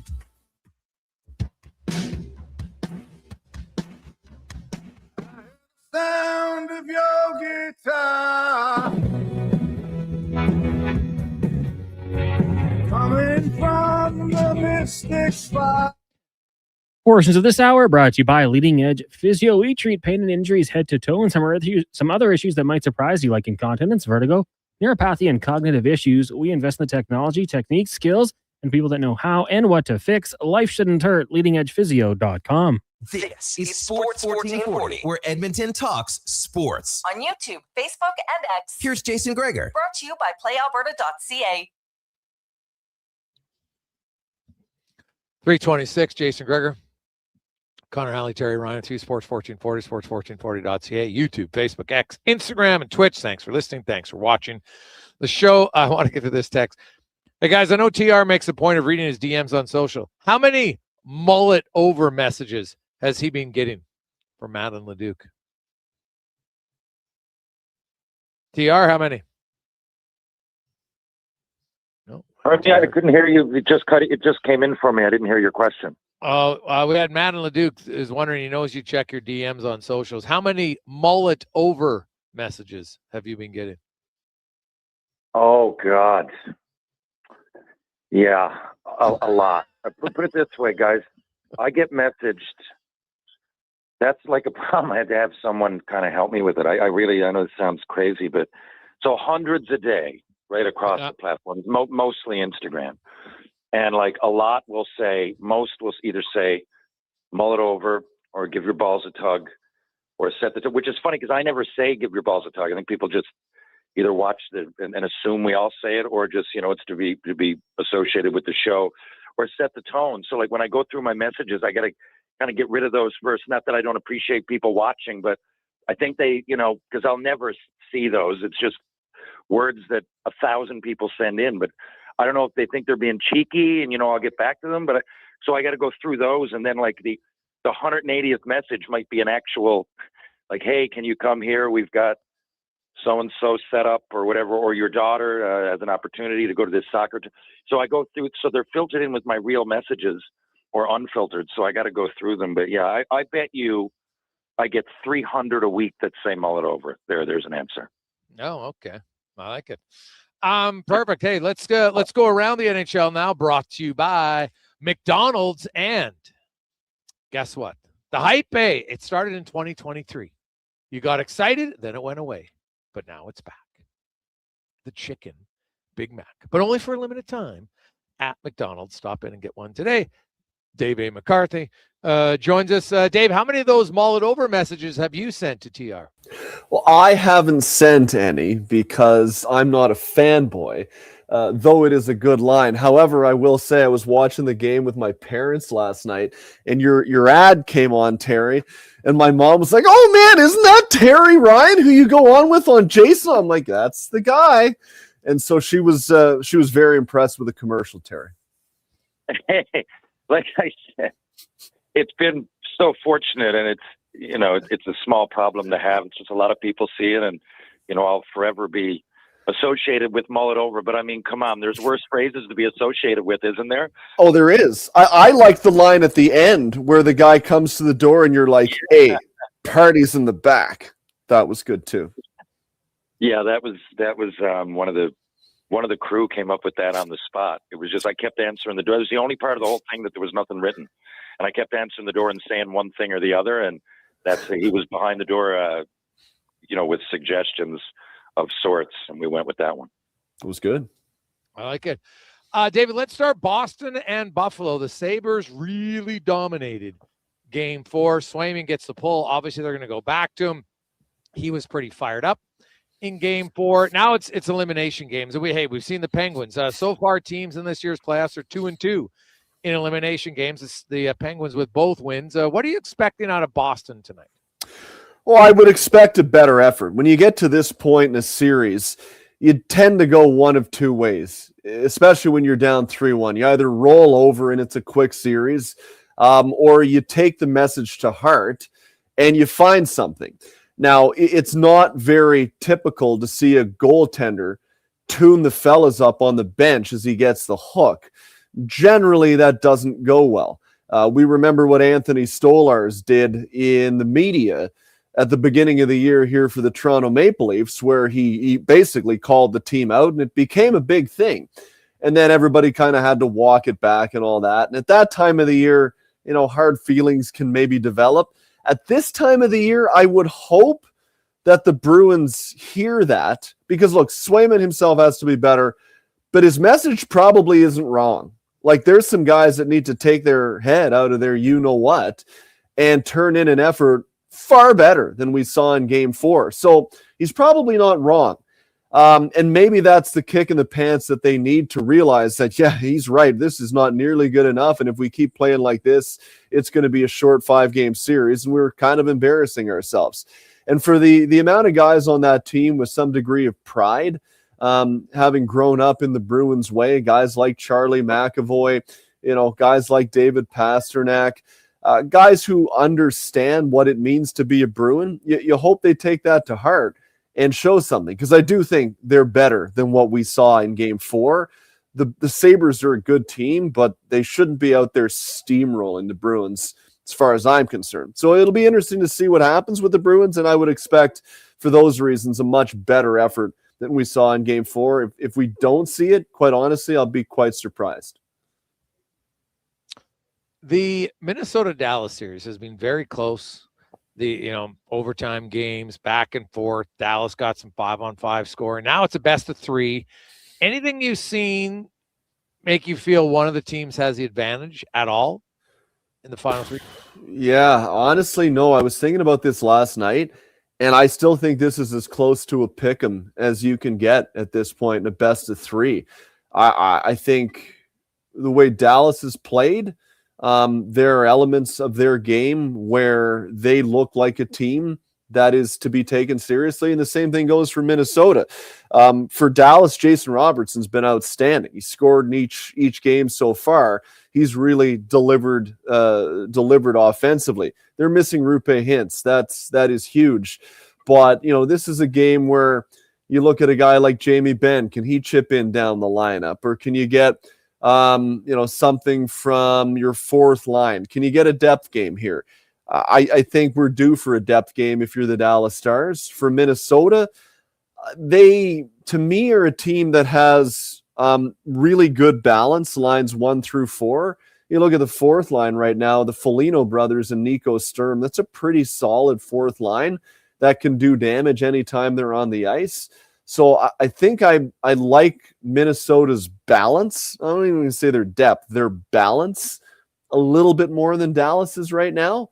But in saying that, Dallas is a really good team as well. Jake Ottinger's played pretty good in this series. I think he's silenced some critics from years past. I think his goaltending has been fine. Jesper Wallstedt has been good. So I wish I could give you a more definitive answer, but I think if I did so, I would be being disingenuous, because I really do believe this is as close to a pick'em as you can get at this point. I don't have a feeling how this one's going to play out. Yeah. Dave, Brady Tkachuk. So there's going to be a lot of decisions in the Ottawa Senators offseason from a lot of different people. Brady Tkachuk being one of them. His quote said, it was so close. It's hard when it's that close. That was 4-0. But the scores, I suppose, were close. You watched the whole series. Do you think there's truth to what he's saying? Was it that close? What do you think the Ottawa Senators need to do here in the offseason? It felt close, and I'm not generally the biggest underlying numbers guy, but when they come from people whose voice I consider to be extremely credible, and in this case, Mike Kelly of Sport Logic, he put out numbers on the weekend that suggested, when you look at inner slot shots, when you look at chances off the rush, those kind of deeper metrics, it wasn't nearly as close as it might have appeared on the scoreboard. Carolina really carried play, more so than the scoreboard reflected. And when you look at the series and say the Senators never led once in the series, it means they're chasing the game all series long. So yeah, it kind of felt close, but I don't think it really was as close as it looked. And I thought, honestly, Terry, the Senators, they got caught up. And I love tough hockey as much as the next guy, probably more so than the next guy. But I thought they got caught up in trying to play nothing but hit a guy and prove how tough we are.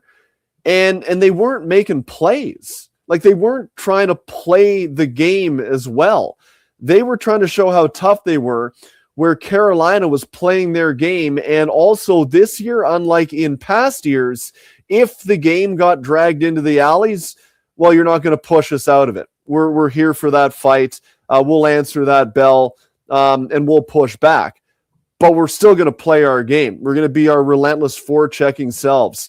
We're going to try to wear you down in the offensive zone, on the cycle, that type of stuff.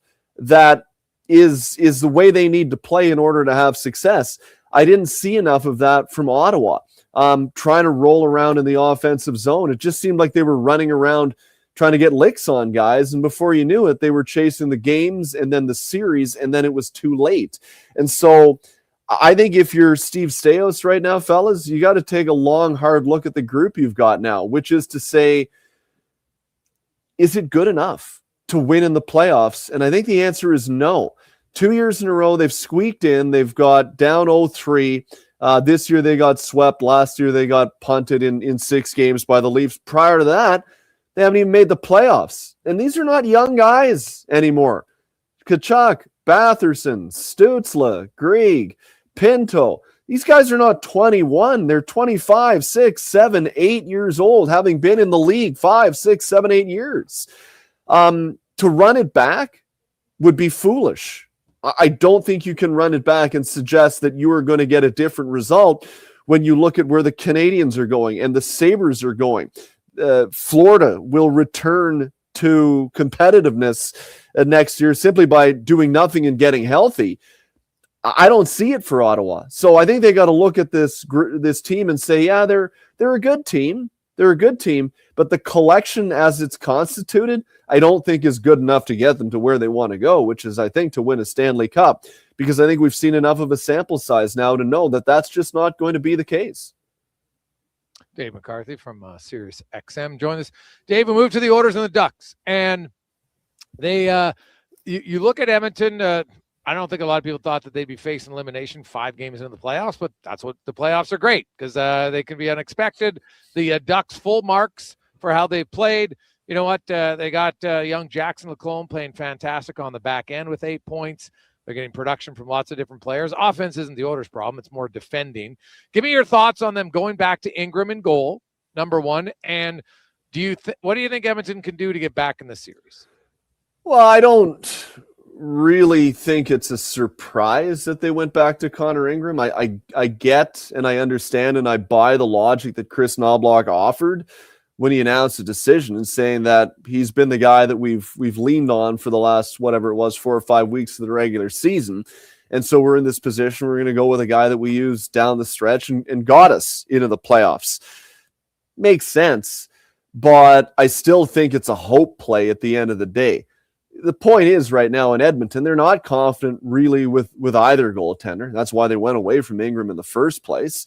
But beyond that, if you put 1993 Patrick Waugh in their net, is it going to make much of a difference? The answer is no, simply because they're not playing nearly good enough defensively.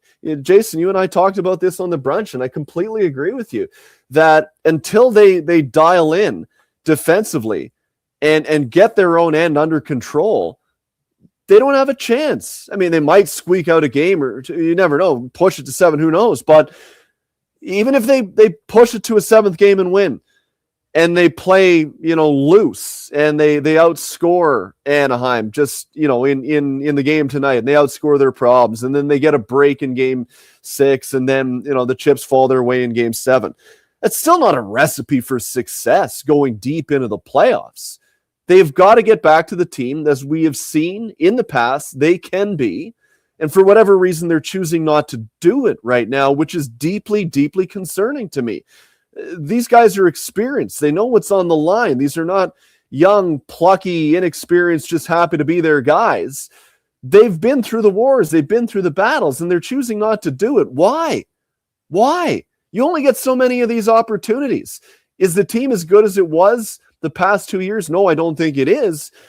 But when you look at the path forward that they have, which is to say, you get past the Ducks, like nice team, but young, inexperienced. No one's thinking the Ducks should be the favorite coming into the series. You got to beat the Ducks. If you can't beat the Ducks, you're not a cup contender. Let's be honest. But they got to look at it and say, we get past the Ducks, we get into the second round, where we'll face either the Mammoth or the Knights. not exactly teams that I think blow anybody away. We got a chance to get to the third round. And if that's the case, you get to the Final Four, you have a chance.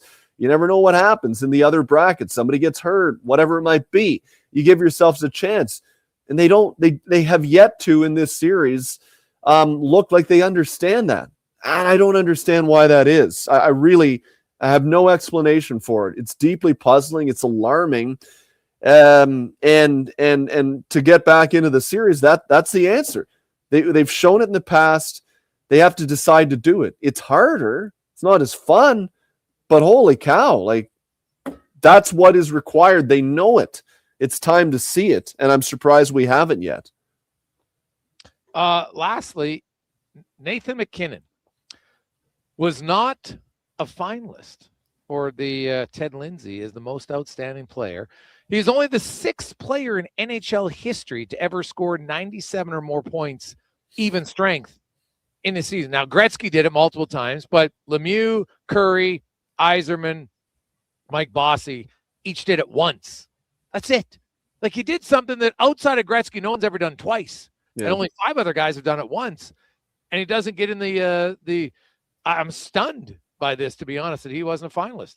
Yeah, I am too. I guess the question I would have to both of you guys is, if not for the 3 who were the finalists and to put MacKinnon in, who are you taking out? Probably Celebrini, right? But see, like, here's where the argument comes down to. Celebrini had like 50 more points than the second place guy on his team. So you're talking about being valuable to a team. No, but this isn't valuable. This is just most outstanding. True, most outstanding. But what he did was incredible as a 19-year-old, right? Like, it was outstanding. It was valuable. It's whatever term you want to use. But if you take him off San Jose, where are they? Well, still where they are, not in the playoffs. And so I think Celebrini, what he did as a 19-year-old was outstanding.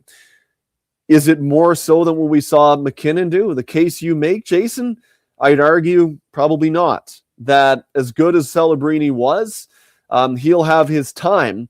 And I don't think it was this year, given the case you made for Nathan MacKinnon, which was extremely rarefied air. Now, the thing with MacKinnon, I don't think he really cares too much about individual awards. I really don't. I think he is only interested in winning a Stanley Cup and nothing else. So I don't think he's going to be butthurt about it. I don't think he's going to use it as motivation. The Stanley Cup is his motivation, and it's always in front of him. It never goes away. And when he doesn't win it, he determines the last 8 to 9 to 10 months of his life, however long it's been between the start of the season and when he gets eliminated, as a waste of his time.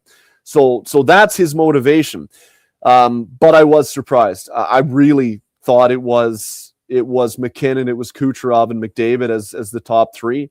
If I was voting for the Lindsay and Macklin Celebrini would have been the 4th pick. And so I think that's how it's going to play out for the Hart. Again, if it doesn't, I'd be surprised. The interesting thing is that we had a really difficult decision this year. Now the players vote on this award, and so they had a really difficult decision because there were 4 really deserving candidates there. You could make a really good case for all 4. Somebody had to be left out. And so whoever it was, we were going to have this debate because you're leaving a guy out who is deserving. But in saying that, like I said, it would have been Celebrini. That would have been my 4th pick, and MacKinnon would have been in there. And so I was a little surprised. But as I always say, who am I to argue with the players? We'll see. Davey, have yourself a great day. We will chat with you next Tuesday, and we'll chat to you Sunday on the brunch. See you, boys. There you go. Dave A. McCarthy, a quick break. We'll get back 5 questions. It's the Gregor Show, Sports 1440, sports1440.ca. Live at On the Rocks, Jasper Avenue 118th, presented by Playalberta.ca.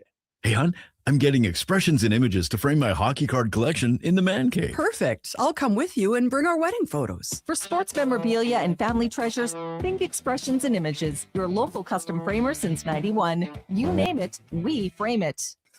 Hold on to your hockey helmets, Edmonton. On the Rocks is serving up 69-cent wings that fly off the plate faster than a slap shot. And Molson Canadian and Coors Light for $5.75 Plus, OTR's TVs are so clear, you'll see the puck better Jackson. than the ref.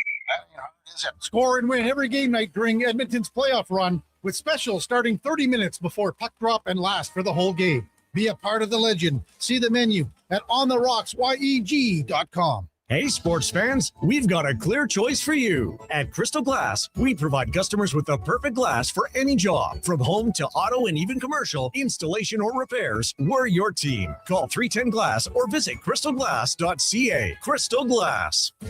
This summer, it's coming. An unstoppable force that will turn your home into the Sweatbox. Don't live in a summer blockbuster. Pro Solutions is your one-call solves-it-all expert for AC repairs, tune-ups, and new installations. With fast appointments and flexible financing, we'll make sure your home story has a comfortable ending. AC season is coming soon, so book today. Lock in pre-season pricing today. Visit prosolutionsinc.ca to schedule your service today. It's playoff time on Edmonton Sports Leader, Sports 1440. This is Andrew Walker. Join us for the Titan Supply pregame show before each Edmonton playoff game. Titan Supply, your only source for rigging, lifting, and hauling products. Scott McGilvery here, HGTV host and renovation expert. The one upgrade I know homeowners will love, better, fresher Culligan water straight from the tap. Culligan's Aquasential reverse osmosis filtration system takes your water to the next level. With up to 7 stages of filtration and 14 filter options, they're certified to reduce over 90 contaminants. Your tap water is about to get a major upgrade. Safer water that tastes great. Get started with a free in-home water test at Culligan.com. Culligan, water you love. When life unexpectedly changes, it can leave us feeling unbalanced, uncertain, and unsure of how to move forward. But you don't have to go through it alone. I'm Corey Anderson with Fairway Divorce Solutions. Our team helps reestablish balance, guiding you through your divorce with compassion, clarity, and support. Fairway has helped more than 6,500 families across Canada find a path towards a peaceful, fair resolution. With 2 offices in Edmonton, we're here to make your journey easier. Discover your options at Fairway Divorce.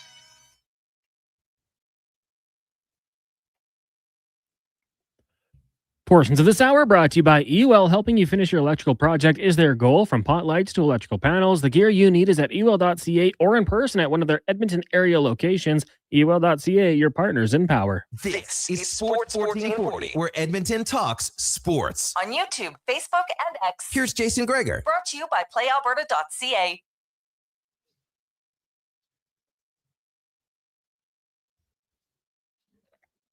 $349. Welcome back, Jason Gregor, Connor Alley, Sports 1440.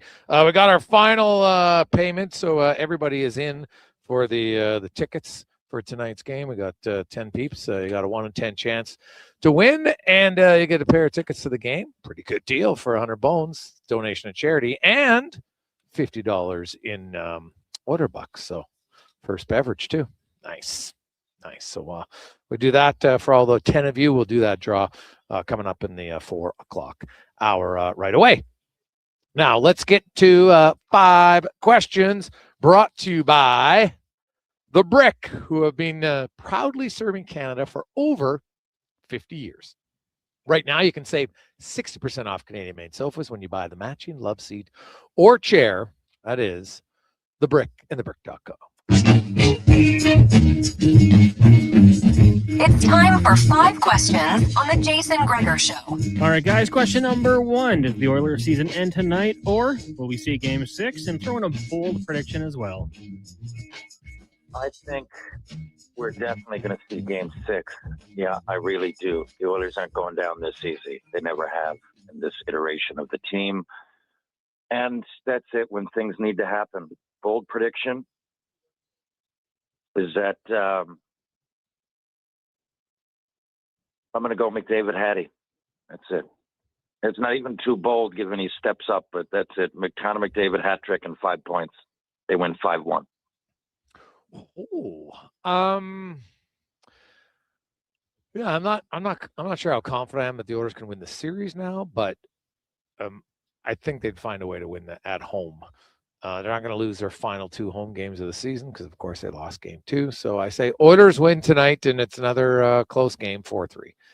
And I guess if I do a bold prediction, the The Oilers score first and don't relinquish the lead. That'd be I suppose that's bold. Question number 2 for you guys. We saw some changes today. The skate on the back end, assuming no injuries or anything like that. What lineup changes would you guys make with the Oilers? Well, I would put in Colton Dock. He was sick, so I'd put him in. And it's as far as like I said this yesterday. Ty Emerson's got me on the penalty kill, and I would argue I'd have Ty Emerson and Jake Wallman on the penalty kill, but I'd want Emerson, and I would actually increase Jake Wallman's minute. I think Jake Wallman's looked very good in the playoffs. He's only playing 50 minutes. You know, TR, you played. You know what? Sometimes when you're feeling it as a player, he looks like he's feeling it. I would play him more. So those would be the two things I would do. Oh, yeah, I can't argue with that. I mean, a lot of people talked about the goalie. I haven't really heard what you've had to say, but I mean, I don't know. I could make a case for either, I would think. Ingram's in tonight, right? Or am I wrong? Yeah, Ingram is starting, and I'll admit I was a little surprised. I thought Jari played well last game, but he did. They're going to go to Ingram. But, you know, down the stretch, Ingram was. I really think you could make an argument for both. So we could sit here and talk about it for 3 hours and come up with the same conclusion. So I'm cool with it. Next question for you guys. We know right now the Carolina Hurricanes, they've been off since Saturday, the Avalanche since Sunday. There's kind of that balance between rest and then maybe being off too long. Do you guys think there is a perfect amount of days to be off in between series? Well, for me, I don't know, man. The NHL playoffs they're tough, man. Everybody's hurt. If it's me, and every player's different, right? People like different things. That's why, you know, there's a general routine that players go through, especially on the road. You're all together. And everybody's different. People like different foods, they like different naps, they like different, some people don't nap at all, you know, the way they prepare for the game. So same sort of thing. For me, I never had a problem with time off, unless you're talking, you know, unless, you know, in a rare occasion, it might happen in the Memorial Cup, say, not that I experienced it, but I think if you know, you might be hosting the Mem Cup and you're out in the first round, or happens in senior hockey too. I mean, in the NHL, unless it's like Olympic break, maybe that. But for me, if you're in the playoffs and you happen to win in 4, then the more the merrier. The more days off, or without a game, I'd be completely fine with it. Other people, not so much, I guess. I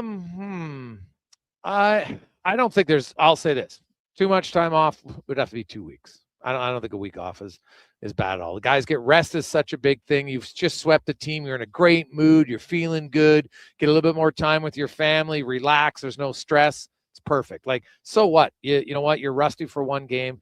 Historically, it really hasn't hurt teams. So I would take the rest. Question 4, CFL draft tonight, just over an hour away. Is there a name you think the Elks should be targeting, or just a player you're intrigued by here? Well, to me, it's the O-line. I think they need an O-lineman, no question. I think Vaccaro's going number 1, so I will. I think they might go with Henning or Klein. Those are the 2 guys that intrigue me. I'm not informed enough to answer that question. That's the honest truth. So next. I'll slide in. I'll slide in and say Edmontonian Albert Reese just signed a contract with the Panthers. Big offensive lineman from Mississippi State. I'm intrigued to see where he ends up. Final question for you guys. National Superhero Day. In honor of that, give me your top 3 superheroes of all time. So top 3 superheroes. I'm going to go 3 Batman, but again, it's probably Christopher Nolan Batman. And I think every Batman that comes after his that tends to be dark, you know, he might have set the tone there, as we say. So if not for Christopher Nolan's Batman series, I don't know that he'd be in the top 3, but there you go. Number 2, I mean, I know it's obvious being saying Superman because he can do anything, but those movies growing up, I was born in 77, and the first, even the 3rd and 4th, Richard Pryor, like a couple of them sucked, but still I loved seeing Superman. There was nothing as exhilarating as watching Superman take off. Around that time, like Jaws, Star Wars, those things were intriguing, and they certainly had a little bit of impact, but the emotional inspirational pop when Superman would put on that suit and fly. I would consider second to none when it comes to that sort of thing, but number one would have to be Deadpool, given that he makes me laugh more than anybody else. And I suppose I really don't know the origins of Deadpool, but I didn't know who Deadpool was when I was 10 or 15 years old. But of all the movies, and I love them. I love superhero movies if it's good. If they're good, they're a great escape, awesome way to spend an afternoon. But of all of them, my favorites would be the Deadpool movies by far. So there you go. He would probably be number one. For me, hey, as a kid who didn't want to be Batman, sick. Spider-Man, just because that would be awesome. But number one, I don't even think it's close. It's Wolverine all day long. Indestructible. Adamantium fused to his basically to his bones. Love it. Love the claws. Love the sideburns. I want to be Wolverine. Sick hair too. Matt? Yeah, I mean, I actually had Wolverine at 3. Number 2 for me would be Iron Man. Heck of a run, cool lifestyle. And number 1 would be Batman for sure. Loved the Cape Crusader from a very young age. Didn't matter if it was the cartoon and the movies. Heck, I had a Chipmunks version of it where Alvin was Batman. Didn't matter for me. So Batman's number 1 for sure. All right. Cons, we'll see. TR, have yourself a good day. We will chat with you on Thursday. We'll either be previewing Game 6 or it'll be an interesting off season for the Oilers. So should be fun on Thursday. Have a good one. Thank you, Jason. Thank you, Connor. Thank you, Edmonton. Go Oilers. See you soon. There you go. That is Terry Ryan. Coming up in our number 3, we're going to do the draw. Somebody is going to the game tonight. Also, you need some laughs. Who doesn't need a laugh? We'll hear from Brad Williams.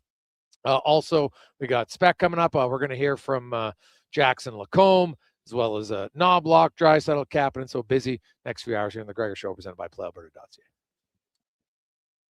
Let's get to the con man now. And a Sports 1440 update brought to you by Fountain Tire.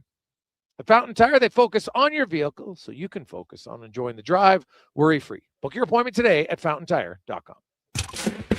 This is a Sports 1440 update. Game day Oilers looking to stay alive as they host the Ducks, trailing 3-1 in their series. Puck drop just after 8. Our pregame coverage with Andrew Walker, Donovan Paulson gets going at 6. They'll be joined by Landon Ferraro and former Oiler Tyson Barrie. Elsewhere, you got Sabres and Bruins at 5:30 with the Wild taking on the Stars just after 6.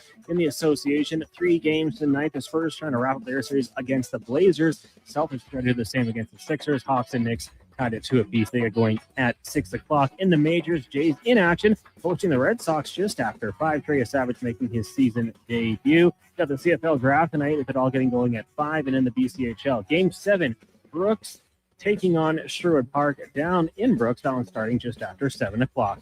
Coming up in hour 3 of the Jason Gregor Show, we'll be joined by comedian Brad Williams, also former NHLer Jason Strudwick, and we'll hear from members of the Oilers. I'm Connor Halley. This has been a Sports 1440 update. Sports 1440, Stingray radio station. CKJR broadcasts from West Edmonton Mall and Wetaskiwin. Download the free Stingray music app and listen wherever you go. Legacy Heating and Cooling jingle auditions, take 1 for Gene Principe. Hey, thanks for being on time. I'm always punctual. Now, how about some cool beats while I drop the heat? Ready when you are. Call Legacy. Call Legacy. Nice. Boom! I'm a musical genius. Legacy's going to love this for AC season. What's not to love with no interest and no Principe payments for 1 year? Are you always like this? Yep. Unlike Legacy, I never know when to cool it. Legacy Heating and Cooling.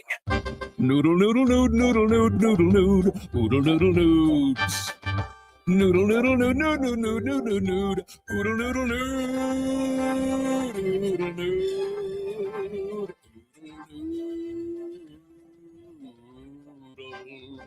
noodle, noodle, noodle, noodle, noodle, noodle, noodle, noods. Noodle, noodle, noodle, noodle, noodle, noodle, noodle, noodle, noodle. Trouble low down to Oodle Noodle tonight because dine-in is open.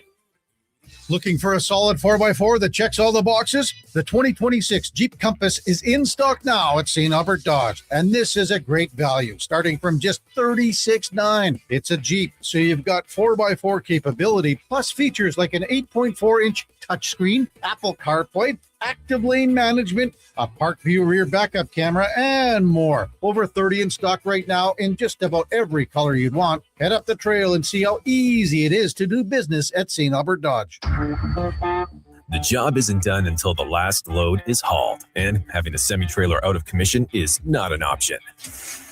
Whether replacing or adding to your convoy, Edmonton Trailer has a huge inventory of new and used semi-trailers, trusted by the gravel, logging, oil field, fluids, and freight industries. Find a trailer right for you online or at one of their 3 locations.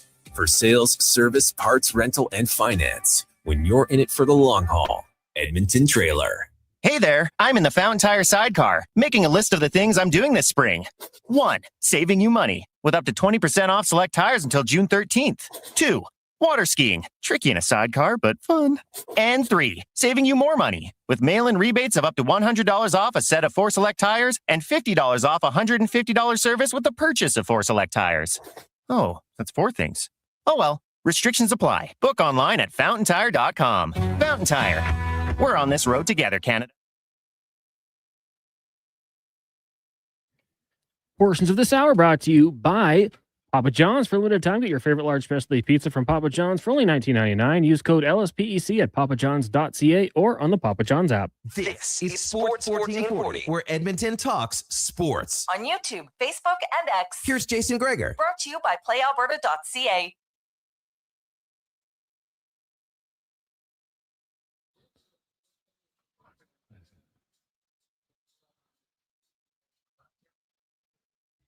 Just after 4 o'clock, welcome back. We are live at OTR, Jasper Ave, 118th Street, your place to watch the game tonight. Of course, as always, 69-cent wings. Nice. Also, it's a Taco Tuesday. You get 575 Molson's leading up to it. And also the Sea Change Wolf is the feature beer. So you want to get in, do it. OTR, Jasper Ave, 118th. Great place to watch a game. There's no bad seats in the house. Now, before we get to our next guest, we did the draw, everybody, the 10 guys, and put their names in. So I've got the draw in here. Anybody watching online can see it. Draw the name. So first name out, you're going to win pair of seats to the game and $50 in order bucks to use on a beverage. And the winner is, who is that? Andrew. Andrew, congratulations. We'll get a hold of you, and you are going to the game tonight. Woo!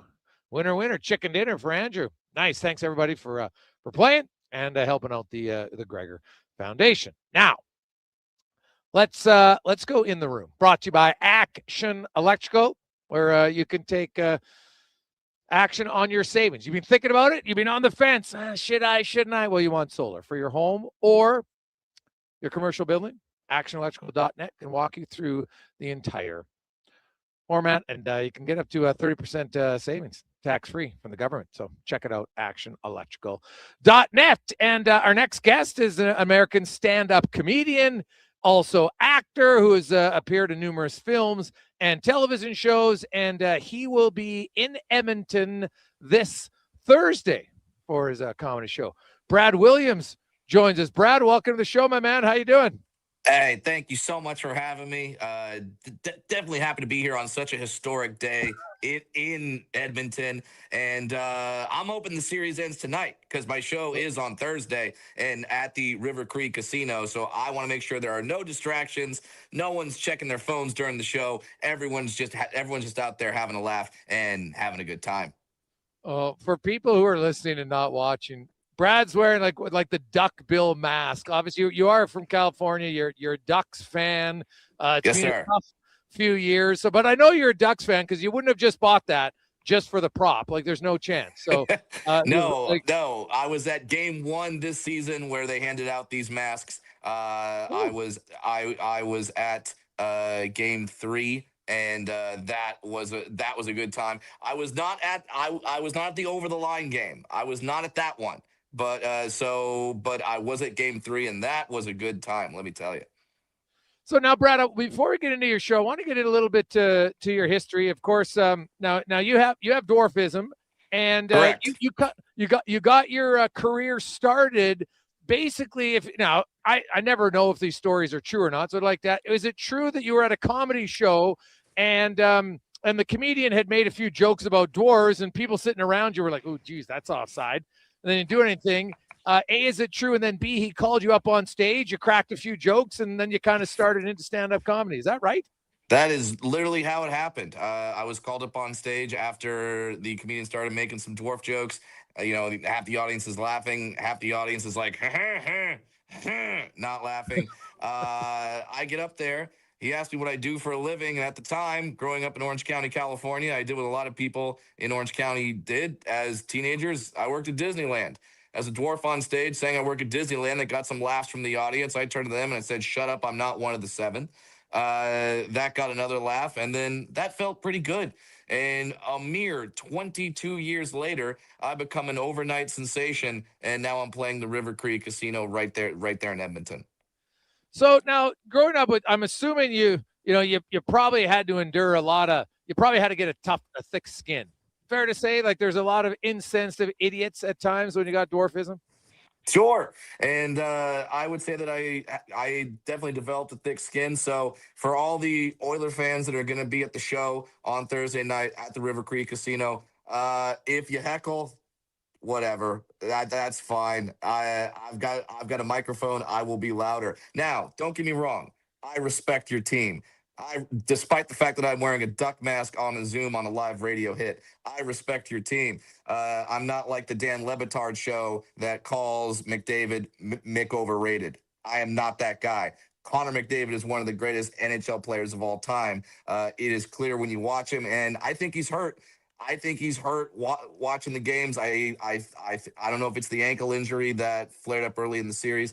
I don't know what it is. I hope he plays tonight. I know he's a game time decision, but as a fan of the Ducks, I do want to see the Ducks beat the Oilers, but at their highest level. I want all their best players out there. I want Draisaitl. I want McDavid. I want them playing great, and it's no fun if they're not. Well, I'll say this, Brad.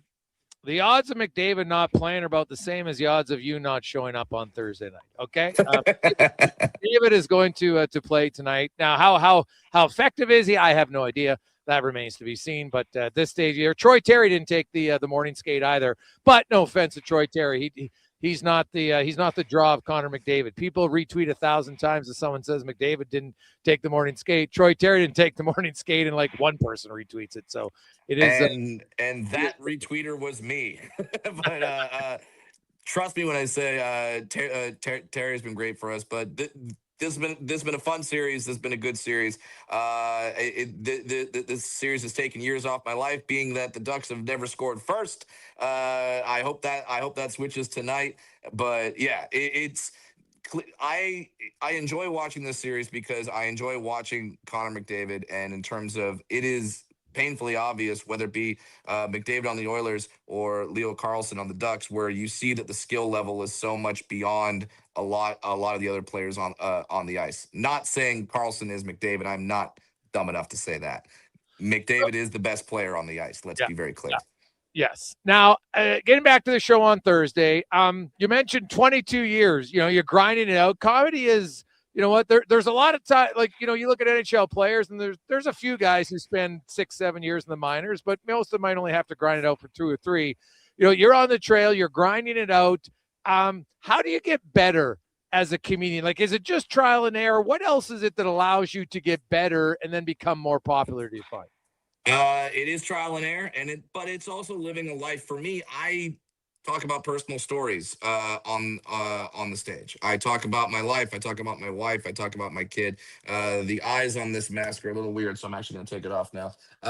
But yeah, that's how you become a better player on the ice. That's how you become a better comedian. Is just through practice. And hopefully and thankfully, we live in a time of social media where now clips can go viral. So during the pandemic, when much of everyone was staying home, that's when they started passing my clips around from my comedy specials, and that's how I got a little more popular and started selling out large venues like the River Cree Casino. And Yeah, the cool part about being a comedian as well as being a professional NHL player is there are no shortcuts.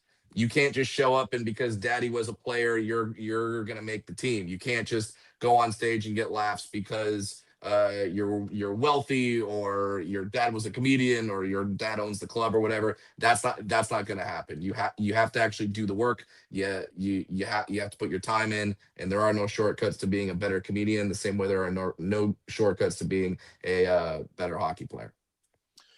Now, when you look at your, because you talk about personal stories for sure, and hey, you obviously have a unique story. Having you have dwarfism, so that's something that stands out. That's a little bit different. But the quick wit, like who are comedy people that you can't steal from anybody? I understand that.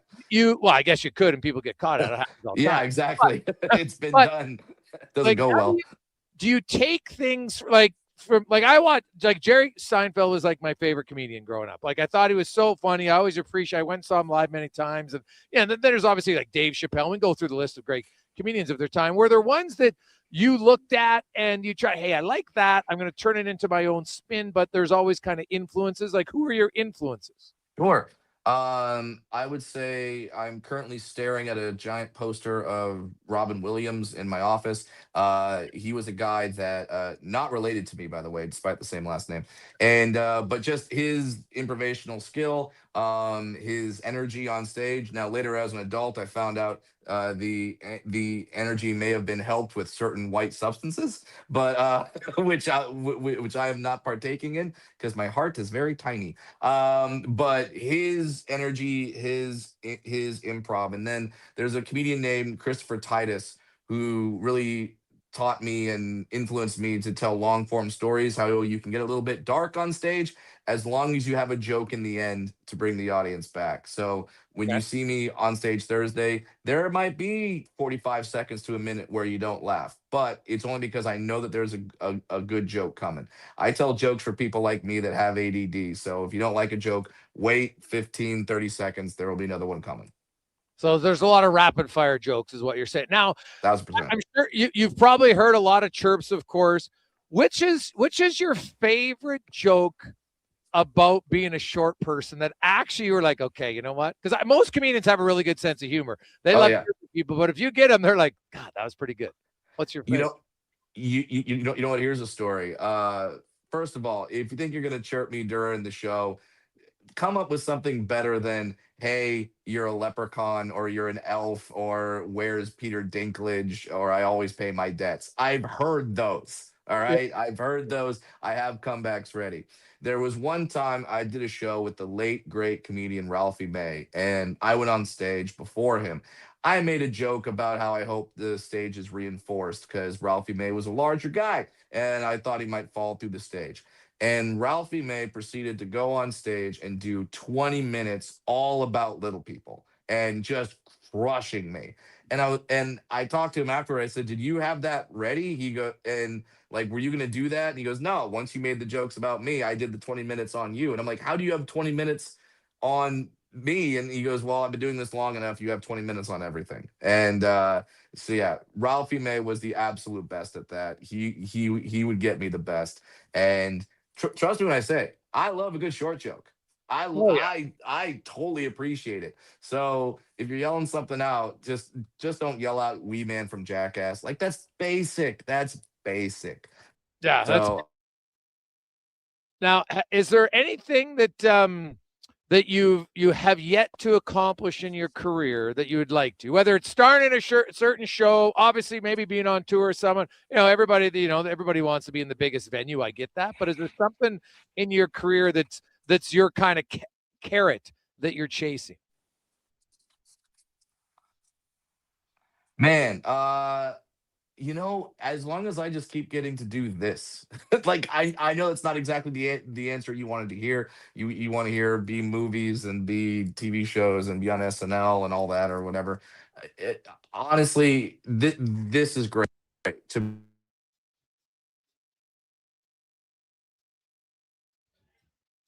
venues and to be able to do this at the level that I'm doing it. It doesn't get any better than this, man. So if I can just continue to do this for a longer period of time. Maybe ride the Zamboni at a Duck game. No, That's you want to that's go what to I would like to Utah, do. right? Yeah. The Mammoth Boney. That would be not bad. Now, we got a lot of The Utah one is awesome. I think all teams could really learn something from the Mammoth and dress up their Zambonis. That thing is great. It is a fantastic. Now, a lot of people are wondering, are you going to wear a Ducks jersey on stage on Thursday?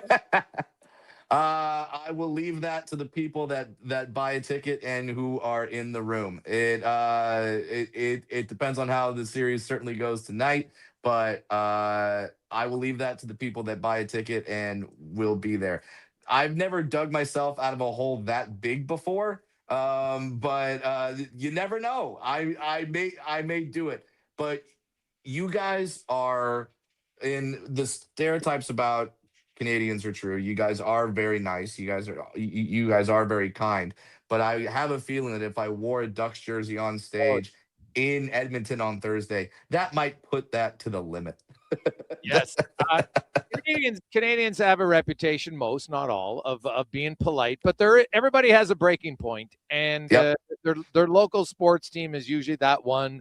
You know what? They can obviously laugh about it a little bit because usually if it's most of the best jokes are the true ones. Let's be honest. At the end of the day, those are the ones it kind of stings, but you're like, oh God, that's true. So I can't really criticize it very much. Now, lastly, before I let you go, Brad, you mentioned how you know what, you've been doing this a long time. You probably have a lot of topics. If someone chirps you on stage, you go a different direction, and that's great.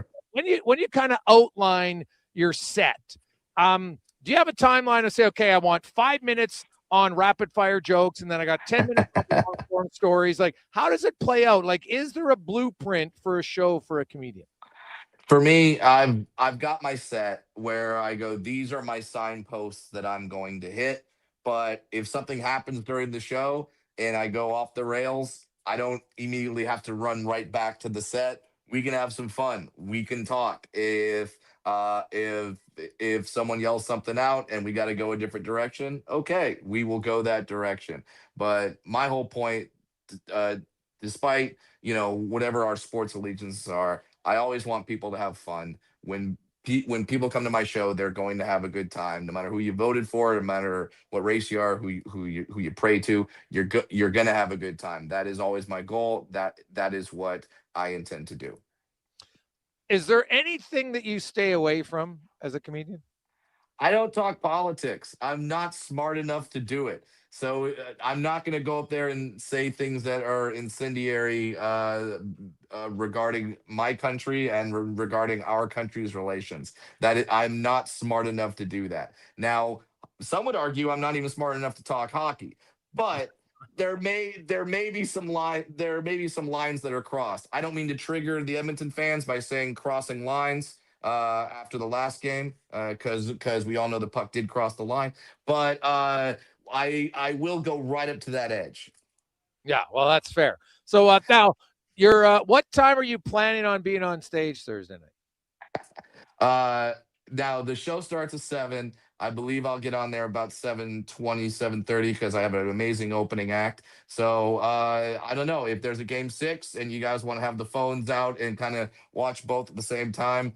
I don't blame you. It's a great time. It's a great season. Hockey playoffs are by far the best playoffs. I feel like this year, certainly in the United States, they're getting higher ratings this year and a little more love than past years. And I feel like the NBA is on kind of a downturn because of the load management, because of everyone taking 3-pointers. People like to see tough guys, and tough guys play hockey. So I am really enjoying these hockey playoffs, no matter how this particular series goes.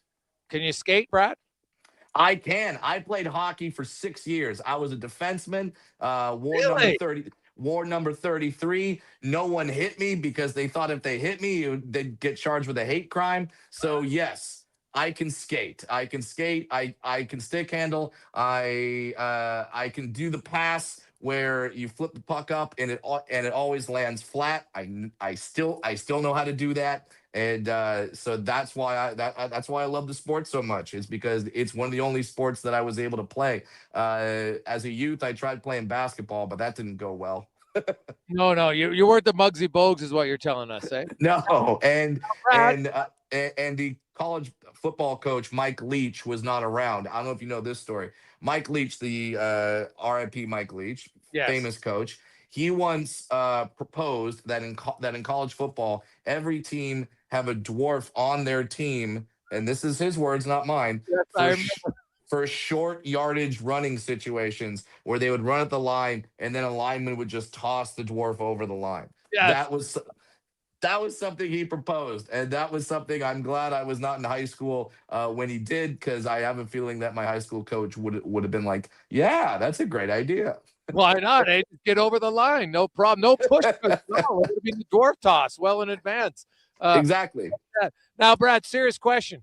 Have Yeah. you ever wore lifts? Oh, I am not lifting. See, you mentioned you were a Seinfeld fan earlier, so I know that's a reference to that. I am not lifting. Hell, if I lift, then it doesn't look like I have dwarfism at all, and then there goes my gig. There goes the jokes. They won't make sense. So no, I'm a proud 4'4". I don't know what that is in the metric system, but it's very small. It's 15. Like, I watched that episode, and the characters played it great. Is lifting that serious of like faux pas in the dwarf community? I wouldn't say it's a huge thing, but it's that. But I mean, even no pun intended. I just realized what I said. But it is something where if we know that someone's doing it, we kind of look down upon it. But we all understand if you're doing it when you're going to an amusement park because you want to ride the roller coasters. That's when we understand it, because heck, I'm a 42-year-old man. I shouldn't have to sit on the sideline while some big old 7-year-old gets to ride the coaster. I want to ride the coaster, darn it. Dude, that makes sense, man. I could see that one for sure. Well, Brad, we'll see you in town on Thursday, man. Enjoy the series. Hey, I will enjoy the game tonight. One more item. I do have a brand new special that's on my YouTube channel. It's called Live on Short Street. So if you can't make it to the game, or if you want to stay home and watch the hockey playoffs, totally understand. But please watch my special. It's called Live on Short Street on my YouTube channel, Brad Williams Comedy. Really appreciate you guys having me on. Love the friendly rivalry. Really looking forward to a good game tonight. And just as long as people are playing their hearts out and not getting hurt, I'm a big fan. Well, if they get to Game 7, you should stay in Edmonton just for Game 7 on Saturday. Man, I would like to. I would like to. I'm gonna go to Calgary the very next night, which I know is a very sensitive subject. Yeah, no playoffs there. They're not doing anything. So I might have to come back. You should, buddy. That'd be worth it. Let's go. Game 7. Trust me, you would enjoy it. Thanks, Brad. Appreciate your time. Let's go. Look at that duck mask. That was a classic. Brad Will. I can't believe they handed those out. That's actually a really good promotion to hand out. Anybody who's watching on YouTube, come on, you see the duck mask? Like, that's fantastic. I didn't know they handed those out the first game of the season. That's a classic. It's a classic, smart promotion. Now your fans are wearing them all over. It's excellent. Yeah, it was really funny when he popped up on camera. We just saw the mask, and like for those who didn't see, it's the Wild Wing mask, right, that their mascot wears. And yes. Start of the year. I think the eyes lit up and everything like that. Yeah, it's a really cool giveaway. And it was funny to see him pop up with that on. Yeah, it was great. Quick break. We will return. We'll get back. We're going to talk. We're going to hear from some Oilers, some Ducks, back and more on the Gregor Show, presented by Playalberta.ca, live at OTR Jasper Ave on 118th Street. Mr. Rooter sees a UFO. Mr. Rooter says 1 plunge, 2. What's this? A UFO? An unidentified floating object. It's beginning to glow and levitate. Thank you, Mr. Rooter. You have freed us from the gravity of the white hole. Humanity will be spared. Wow! People aren't going to believe this when I put it in our new commercial. If you want to believe in a plumber, call Mr. Rooter. One app, triple the action. Playalberta is proof that good things do come in threes. Whether you're into playing any of our exciting casino games, betting on your favorite professional sports teams from around the world, or buying into Canada's biggest lotteries, Playalberta is the province's only app to do it all. Download today and discover a new way to play. Must be 18 plus to play. If you gamble, use your game sense. Nothing beats getting a deal at McDonald's. Why? Because you get a deal now. And a deal later. Redeem an offer from the latest mailer or the McDonald's app and dig into instant savings. Plus, you earn points towards Free McDonald's. We got our final Double payment. whammy of deals. Why does that keep happening? Deals sent right to your door. Check your mailbox for the latest McDonald's mailer loaded with delicious value. For a limited time at participating restaurants in Western Canada. For over 50 years, The Brick has been proudly serving Canada. They love to save you more on everything you need for your home. Save up to 60% off made-in-Canada sofas when you buy the matching love seater chair. Find patio sets starting at just $99 and save up to 40% off mattresses. Plus, take 5 years to pay with 0% interest on furniture and mattresses. Taxes and fees due at purchase, OAC. Visit a Brick near you for details and exclusions. The Brick, saving you more. From the first pitch to the final out. Catch Toronto Blue Jays baseball games live right here. Don't miss a moment of Blue Jays baseball this season. Sports 1440 is proud to be the home of Blue Jays baseball. Well, get ready for a silly hockey fans. Your partner in power just skated onto the ice. EWEL.ca, the new e-commerce website for electrical wholesalers Edmonton, is ready for the power play 24/7, 365. UL skates to where the puck will be in 5 years. Now that's forward thinking. Killer selection, slamming products from the best brands, and legendary service. Don't sit on the bench. Get your account today at ewell.ca and win that project. Plug into your partner in power. Get an EWEL.ca account today. You see it? Fusion Promo Marketing can make it. Fusion makes high-quality, memorable promotional products for businesses, sports teams, and corporate events. From vision to reality, get noticed and remembered. Fusion with a Z. Promomarketing.ca. Start thinking spring road trips and off-road trips in your new Subaru Crosstrek. Stylish, rugged, and so many features. Standard on every Crosstrek. Subaru's symmetrical all-wheel drive, EyeSight driver assist technology, heated seats, and LED steering responsive headlights. Plus, with interest rates from 0.99%, you'll love the affordable weekly payments. No waiting, immediate delivery available. Subaru Crosstrek. Visit Subaru.ca. Welcome to Uncommon. Welcome to Subaru. Hi, it's Jason McCoy. You know, music's given me a lot of great moments, but nothing means more than time with my dad. When he was diagnosed with prostate cancer, a simple PSA blood test was key in detecting it early, and we got more years, more laughs, and more memories. Guys, it's a quick test that just might end up saving your life. Join the Princess Auto Motorcycle Ride for Dad in Edmonton, Saturday, June 13th. Register or donate at ridefordad.ca.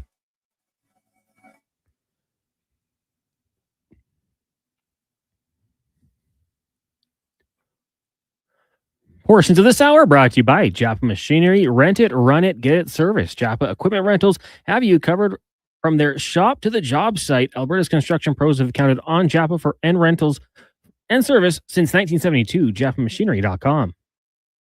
The Jason Gregor Show, the best of Edmonton sports talk and beyond. This is Sports 1440. Presented by Playalberta.ca, Alberta's only regulated online gambling website.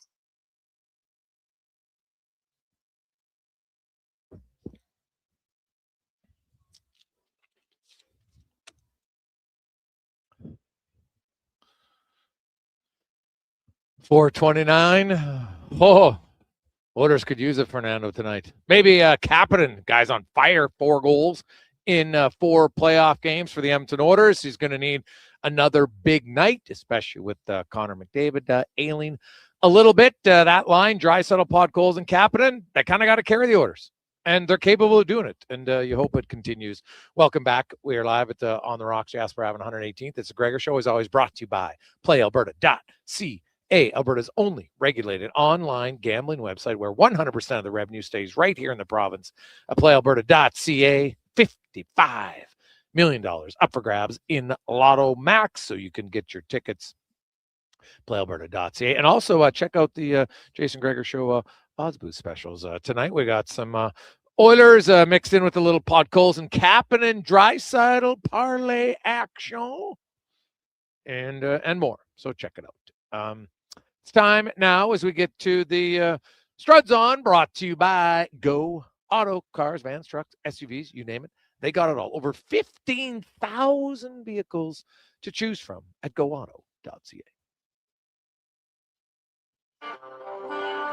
The Jason Gregor Show presents Struds On. I don't believe in tea bags. I use loose leaf tea. It is so much better than the tea bags. I'll eat tea bags. I'll Struds On. I'm not a huge DJ guy. I mean, I guess if you hand me a couple glow sticks and a tight white t-shirt that I can get wet, maybe I'd be into it. Struds On. There's a lone steakhouse I used to go to down in Kentucky, and they had bowls of peanuts. I wasn't sucking on those ones. You need to have clean nut. I'm talking about the kind you get in a bag at an Elks game. You know what I mean? It's time for Struds On. Struddy, how you doing? Great. How are you guys? Well, we're good. Before we get to the game, I want to ask, what has it been a while since somebody got you mentally off your game? Brownie told me he was looking to mix it up, and you just kind of got you rattled in the past weekend. What happened? Buddy, I was taking advantage of him being on the ice so much, I couldn't fight him to get him off the ice. I think I was +3 and 2 assists when he was on the ice. Like, why would I want that guy off the ice? He just wrote my contract for next year's tournament. Now you changed. You'd been a floater for the last few years, but now you got back in the draft as a one. You just wanted to be part of a team again. Is that why? No, you know what? It was a misunderstanding. So I have been a floater, and then I was supposed to be drafted. And then just before the draft, they turned me back to a floater. I mean, it's too much power for one team to have. It's what's that? The mid of power on what is that show? The He-Man or whatever that show is, where everyone, the guy, the ring is the ring of power, or the mid of power. I don't know. Connor's probably pulling his hair out knowing I've got this pretty messed up. But anyways, either way, it's too much power for one team. So they spread me around. And I mean, I don't know. Is 13 points in 5 games pretty good? I'm not sure if that really counts as great. It's right up there. It's the ring of power. Isn't that the serpent's ring? Is that what you're talking about? Well, no, the one in, where the big guy, Thanos, has that huge mitt. Oh, I was all those He-Man. Diamonds in it. He-Man's pretty good. Yeah, he's well, that's what you did say, He-Man. Either that's way. why I was thinking. Either way. So you Two just big got guys. right. It wouldn't be like you to mix up things before. So You guys know what I'm talking. Everyone's listening. They know what I'm talking about. Thanos, the big guy, snapped his finger. Half the world dies. Yeah. And then I think Infinity Gauntlet. Oh. Yeah. So I was close. I was You're right. very close, Struddy. Just like, Struddy's 13 points in 5 games, very close to McDavid's 13 points in 5 games. It's very close. Very 2 minutes close. away. The Oilers, Struds, they're down 3-1. I'm not sure a lot of people would have expected that. The Ducks, give them credit. They haven't fluked their way to this series lead thus far. I know you're a penalty killer. I never really understood why Ty Emberson got taken off the penalty kill. He's good. But Knobloch, I asked him about, you got to make some changes. Their penalty kill is awful. It's 50%. And Emberson is going to go. I don't think one guy can magically fix everything, but what do you think he can bring that maybe they're lacking? Well, let's just go back to the goal last game with Cutter Gauthier. And he shot that from the dot, like that dot line. And that, to me, is, I get you're trying to protect from passes through the slot, but you also don't want a 41 goal scorer picking his shot from the dot. Like, that is right there. In my opinion, Ekholm has to hold the dot line. So you don't have to go aggressively and run at him, but you just stand on that dot and you don't allow him to come in and shoot from there. So now just think about if you're standing on the dot, your stick extends out another few feet. Now you've pushed him out of range. Instead, you back off, and Ekholm's stick wasn't even touching the dot. So now that's a guy that knows how to score going up against a goalie. And just rips it over his shoulder. So that, to me, is too easy. You got to hold those positions. So I think if I'm Ty Emerson, and they're kind of reviewing their penalty kill, which, as you mentioned, is not running at a very good clip, go out there, try to hold your ground. I get you want to take away those passes across, but hold your ground, because on the flank, you don't want guys walking in and shooting either. So that's Emerson, that's everyone out there, to get them out and just hold your ground on those shooters off the flanks. Okay. I look at Jake Wallman, and to me, he looks like a player who's feeling it, Struds. And I'm like, I got to play him more than 15 minutes a night. Where do you come up? Yeah, I know, and I think so too. And this is the best Jake's played all year, right? I think he's played well, and I think he's initiating contact, what I think is important. And he's also on his toes, playing on his toes. And he's a good skater and he's strong. And you can tell he's confident by the way he's, circling the net with the puck and, gets a little bit hairy at times. But he's a confident player right now, and that's good.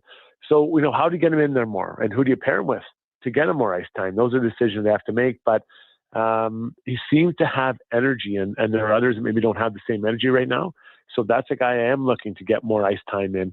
And even at times throw him out maybe beside, one of the top four guys or playing with the top four guy, just to get him more ice time and get him feeling it more in this game. Jason Strudwick joins us. So you look at the Ducks tonight, Struddy, and I feel that Edmonton hasn't really put the Ducks in uncomfortable positions very often yet in the playoffs here. Like when they've had leads early in games, they've given them up pretty quickly, other than game 4.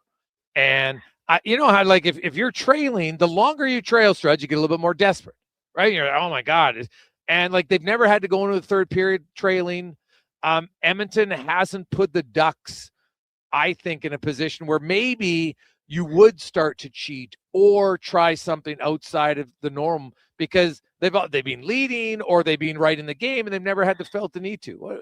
And I do believe that, like, the pressure mounts in playoffs at different times. And if you have inexperience, but you don't ever put them in that position to experience a little higher stress, you're kind of playing into their hands. Well, a couple of things. So one, they had the 2-0 lead. They couldn't get that third goal. But I think the Ducks are like, these guys will take some penalties. And when they do, we're going to score in the power play. And, the Oilers did take, I didn't like the penalties they took last game. I thought, the Wallman one where he hits, I think it was Carlson, Szymanski's penalty, obviously you can't take it. And there's others I just didn't like, and you get back on it. So they're beating the Oilers at their own game, which historically has been get on the power play for the Oilers and tune up the other team. So if you do that, I think that if you stay out of the box, which I think they really need to, obviously with the way the PK is rolling, that will help, or harder for them to get back into it.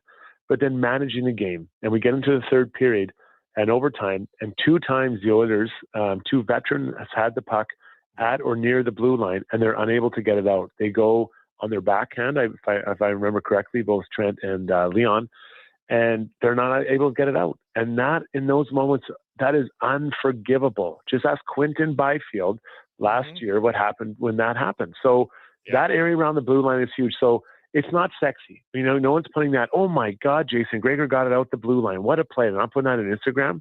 But those are moments that a veteran team needs to know. You got to get it out. So maybe don't ice in that moment. I get it. But I'd rather you ice it than throw it to their D-man. You can just catch it. And then, seconds later, it's in the back of your net. So I think managing they should be able to really manage their game when they do have a lead. If you're not pressing, at least you're not giving other teams the chances like we saw in those 2 goals that I think it was the last 2 goals, Greg. Yeah, Strudge, you are right. That wouldn't be on the highlight reel, because things that happen every time, they don't get put on the highlight reel. So puck out, no big deal. It happens all the time. But it's not sexy. On the highlight reel. No, I agree. It's not a sexy play. But it's but you're supposed to get it out. That's the job. And not to pick on those 2, but in that moment, your job is to get that puck out when you're on the wall. And people are like, well, you got to make a better play. No, that's the play you have. And sometimes the play is off the glass, and that's what you have to do. Get it out, reset. Because when you get it out that extra 3 feet, now all 10 skaters have to clear the blue line, and you have a chance to reset, maybe change, whatever. When you don't, the only people that can change are perhaps one of the 5 players on offense, and they're getting fresh lines, and they keep pounding it down at you. So those moments are huge, and the Oilers, they know that. Like they've done it so many times in the past. Mike Kelly had the stat that the Anaheim Ducks have the second most goals scored right after takeaways. They have 9 of them that have occurred. I think it's within 5 or 10. I can't remember if it's 5 or 10 seconds. I saw the tweet. I just saw the number of goals scored right after takeaways. And so you look at the Frederick goal, you look at the Draisaitl goal. There's 3 other ones. I don't even know if, like, a win face-off, to me, I don't think would necessarily classify as that, but that's been a problem for Edmonton. Edmonton's a more experienced team, and I don't think they've managed the puck as well as the Anaheim Ducks have in this series. And that to me is not coaching, right? Like, I know everybody's, hey, give the coach credit. Like, you don't think the coach is telling you, you've coached. Yeah, hey guys, let's break out this way. Let's manage the puck, and then the players don't do it because that it's a split-second decision, And sometimes it's not always going to be the right decision. I can live with that as a coach. But when it just seems that right now the Oilers are the team that's breaking more than just bending. Yeah, and that's the point. So yeah, there are going to be turnovers in a game, and it is unfortunate. Now there are some turnovers that are worse than others for sure, but then that moment right after, until you stabilize the situation, is really huge. So it's okay, I don't make the right play. Okay, that's fine. Well, it's not fine, but we have to deal with it. So what do we do now? Let's get into our default mode and just hang on and sort this out. Keep them to the outside, and make it really hard for them to get what they want, or how they want to do it. Just think about the overtime goal. Goes off Darnell Nurse's leg, but you got to give Chris Kreider a lot of credit. He backs into Nurse and he establishes body position on Darnell, and then Darnell's trying to fight to get back into that body position. And while he's doing it, hits his feet. Now he can't know that that's going to happen, but Chris Kreider does a really good job. He compounds the Oilers' problem at the blue line by the way he seals Darnell. And then he's now got the complete front side of that play.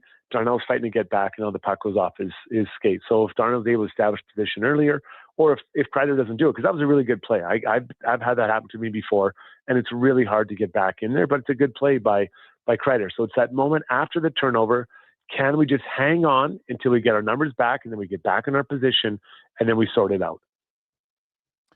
Struddy, what's your expectations tonight?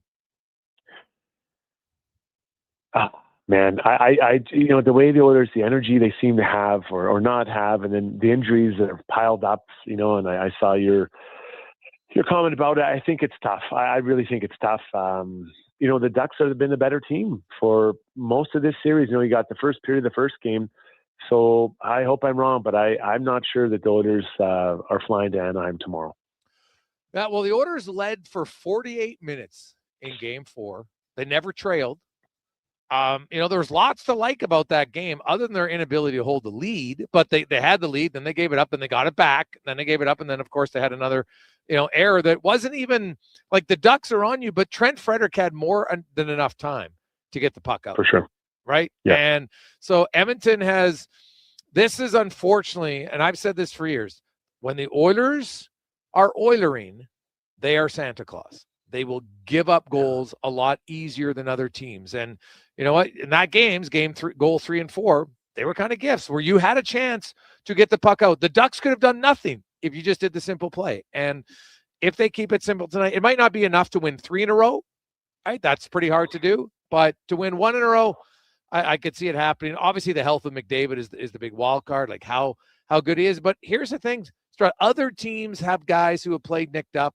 And even in 19 minutes, he had 2 points. Like Draisaitl's line's going. I want to get your thoughts quickly on Savoy and Roslovic, and maybe what do you think they can do better or different to have more of an impact offensively in the series? I think Roslovic is doing what I expect him to do, and we saw it in the past in the playoffs. Right? He's not elevating his game at this point. So at best you don't really notice him. I think for Savoy, he's trying to figure it out. Right? It's so fast out there. And he's trying to, figure things out. I think if I was Savoy, obviously playing with Connor, you want to, try to make plays, but I think you want to be disruptive. Get it on those D-men as fast as you can and make it uncomfortable for them to make plays. You're not running them, but use your speed. That's your asset. That's his superpower. Get in there, smart, attack, and disruptive for them so that you can get pucks back or whoever it is beside him can get those pucks back. But those two guys, they've it'd be nice if offensively they could check into this, and if at worst be more disruptive in the case of both guys. Struddy, we will chat with you next week. Have a good one. Yep, talk to you guys. There you go. That is Jason Struddy. We'll come back. We'll get hear from Jackson Lacombe, Kasperi Kapanen, 2 guys who have been front and center for both of their teams in this series. It's a Gregor Show presented by Playalberta.ca. 50, 50, 50. Right now at Papa John's, you order carry out, you get 50% off the pizza. Loaded with the toppings you love. You want pepperoni? You got it. You want the works done. Always made with our fresh, never frozen dough. Half the price for the pizza you already love. When you come grab it, just use promo code CO50. Better ingredients, better pizza, Papa John's. 50% off regular menu price pizzas. Carry out only. Use promo code CO50. Participating locations, restrictions may apply. Wondering what you can afford? Let Go Auto do the math with our free car loan calculator. No pressure, no awkward convos, just quick answers on your budget and payments. Bad credit? No credit? We got you. Text check to 780-777-7777. That's check to 780-all-7. Find out what you qualify for and start shopping with confidence. Go Auto. Drive what you love with payments that make sense. What a performance by Action Electrical today. Their projects team kicked things off, designing and building with unmatched skill. Then the service team swoops in for those crucial repairs and maintenance. And don't forget the testing team, ensuring everything's safe and sound before the solar team scores with sustainable energy. A complete team effort. Have Action Electrical bring home a win for you and your project. Visit actionelectrical.net. Are you looking for safe and reliable transportation solutions for your wedding, corporate retreat, or golf trip? Look no further than Silent Rides, Alberta's premier charter bus company. Whether your group is big or small, Silent Rides has you covered. We offer 3 different sizes of units to cater to your needs, and we provide first-class service at affordable rates. Get your quote today. For more information and to request a quote, contact sales at 877-748-0991 or visit silentrides.ca. If you've got a smart speaker, get it to play Sports 1440. And it doesn't matter when you listen, as we roll out the Sports Talk 24 hours a day, 7 days a week. Edmonton's home for sports radio is Sports 1440. Getting your vehicle sparkling clean doesn't have to cost a fortune. Take it into Hughes today and pay just loonies a wash.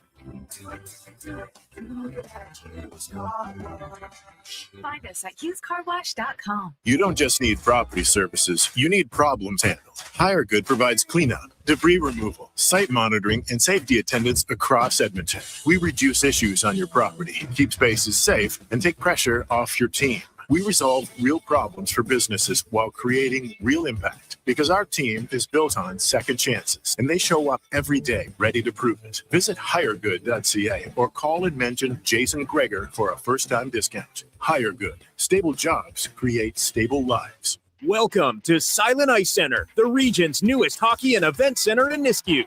Featuring 2 NHL-size ice surfaces, premium seating, private suites, and an electric atmosphere. From elite hockey to major tournaments, concerts, and special events, this is where the action lives. And with Summit Restaurant overlooking the rink, every event is a full experience. Silent Ice Center, built for champions, built for the community. Book your ice, your event, or your next big night at Silent Ice Center. Email booking at silenticecenter.com. Hey, it's Jamie from Green Drop Lawn Care. From the big mall in the west to the Arena District downtown, Edmonton is beautiful. But when I see your lawns, I know one thing's for certain. Weeds are coming.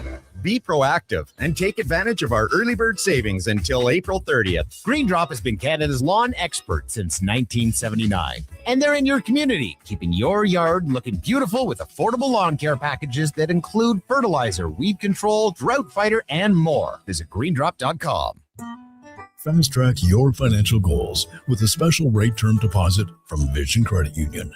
For a limited time, take advantage of a great rate on 1, 3, or 5-year terms. Plus, as a Vision Credit Union member, you can earn up to 25% more on your interest through profit shares. For details, contact your branch today or visit visioncu.ca. That's visioncu.ca.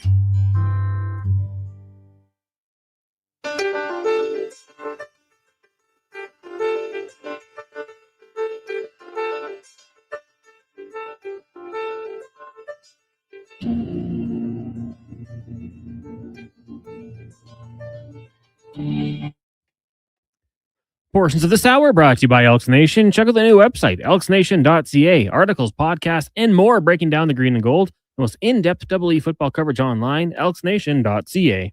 The Jason Gregor Show, the best of Edmonton sports talk and beyond. This is Sports 1440. Presented by Playalberta.ca, Alberta's only regulated online gambling website.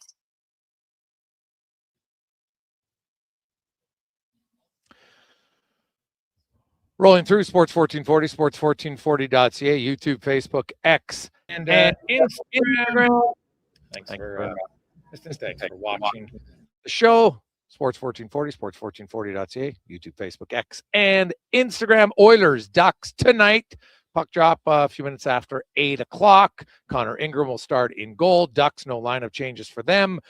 McDavid and Dickinson didn't take the morning skate, but neither did Troy Terry, and I expect them to play. I think there's, if I had to pick, Dickinson's probably the less likely of the two to play for the Edmonton Oilers, but just a sense around the room and everything, I'd be very, very surprised if Connor McDavid doesn't find a way to get in the game tonight. I think this is just maintenance and rest, and we all know that he's a little bit banged up. Why do you need to take the morning skate when it's unnecessary? So don't see him being a factor tonight. Now let's hear from the Ducks side. We'll get to Kasperi Kapanen, but Jackson Lacombe has been really good for the Ducks, and caught up with him in the Ducks dressing room earlier this morning. Jackson Lacombe. Jackson, being a fantastic series for your team and for you personally. Well, you look at the minutes you're playing, just the challenge and how much fun it is when you go up against the best players as often as you have in this series.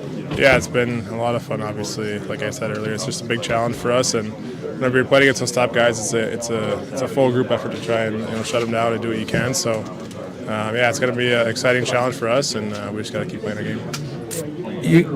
Leon Draisaitl was talking about how you're not necessarily the flashy defenseman like a Makar, but you make the right decision all the time with the puck, and that can be more challenging sometimes for the opposing team because it doesn't seem like a guy gets rattled. Where does that poise come from for you? How do you work on that and become to this level? Yeah, I think it's just a skill you try and work on, and you just want to be patient with the puck, be smart with it. But I think it comes down to a lot of teamwork. I think guys being in the right spot and all of us supporting each other just makes it easy to make those plays. And I think just all of us being connected definitely helps. How much has Trouba helped you? Yeah, a lot. Obviously, he's got a ton of experience, and he's been here so many times. So just little tips and tricks here and there, and obviously a tremendous person too. So just been a huge influence on me, and I'm really grateful for that. Your head coach has a ton of experience, of course, but for a lot of your core guys, this is your first opportunity in the playoffs, and obviously it's been a lot of fun, I would guess, by the results. But what have you learned in 4 games that maybe you feel that you can use to your advantage tonight in Game 5? Yeah, it's a lot of stuff. I think the intensity ramps up, obviously the physicality, and like I said, it's going to be a bigger challenge each night. So for us, we just got to continue to do the same thing. Can't get ahead of ourselves. Can't get too low either. So we just got to have confidence in our group and trust each other. Going up against McDavid, he's obviously got that ankle injury. Do you sense that he maybe doesn't attack like he normally does? So do you play him different because you don't necessarily have to worry about the turbo speed? No, I think he's always a dangerous player, and he's so good, so skilled, so smart. So you can always make things happen, and you always have to be aware when he's on the ice, and just be smart. Good luck. So there you go, Jackson Lacombe, who's 8 points, leading the Ducks 2 points a game. He's not the flashy defenseman, but man, he's being effective. He's playing almost 27 minutes a night for the Ducks, and if you're Edmonton, now easier said than done. And he's been hit the second most times of any Ducks player. So the Oilers are being physical on him, but you'd like to be more if you could, right? It's hard. It's very hard when the Oilers are chipping and chase on a one-man forecheck. And I think that's the one element of their game that I think they'd like to improve. And I think a lot of it starts with the stretch pass. And I asked Chris Knobloch specifically about that. And we'll get to that here in a second on Knobloch, because I found that here it is on his to adjust to the stretch pass and kind of the frequency of how often they're using it. Would he like to see it used less? Yeah, I think, there's times to use it and there's times not. When you have somebody stretching, at least pushes them back. And, whether you use them or not, it's often, if you do make that pass, it's can be a home run. It can be a breakaway. That very rarely happens and usually gets broken up and it ends up being a one-man forecheck. And yeah, it'd be nice to get more guys carrying that puck up together as a group. But this time everyone's back checking so well and getting above. And, it's hard to, making the pass to the forwards while you've either got a defenseman sitting on you or another forward. So sometimes, unfortunately, the only option they have is to make that long stretch pass. So yeah, we'd like to get away from it, but often it's the only resource we have.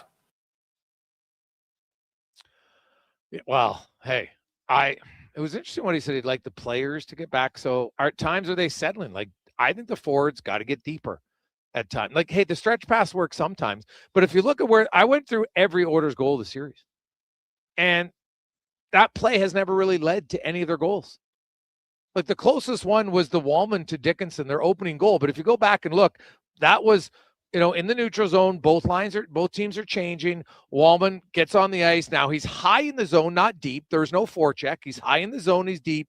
And as Dickinson comes off the bench, now look where the boards are, right? Because the Oilers are going left to right. Dickinson, the boards are on the left side. He comes out. He circles below the blue line. Now he goes up far side. Wallman skates up to the blue line and fires a dagger to Dickinson. That was more of that wasn't the stretch pass that we're seeing where the Oilers are deep in their zone. They fired up to a stationary player in the neutral zone. And then basically he chips it in. And now he can't even forecheck because he's standing still. So he's got one other guy going. It hasn't worked. So, you know what? If you want to give it up to the guy stationary, then have the defenseman give and go and have the defenseman skate up then.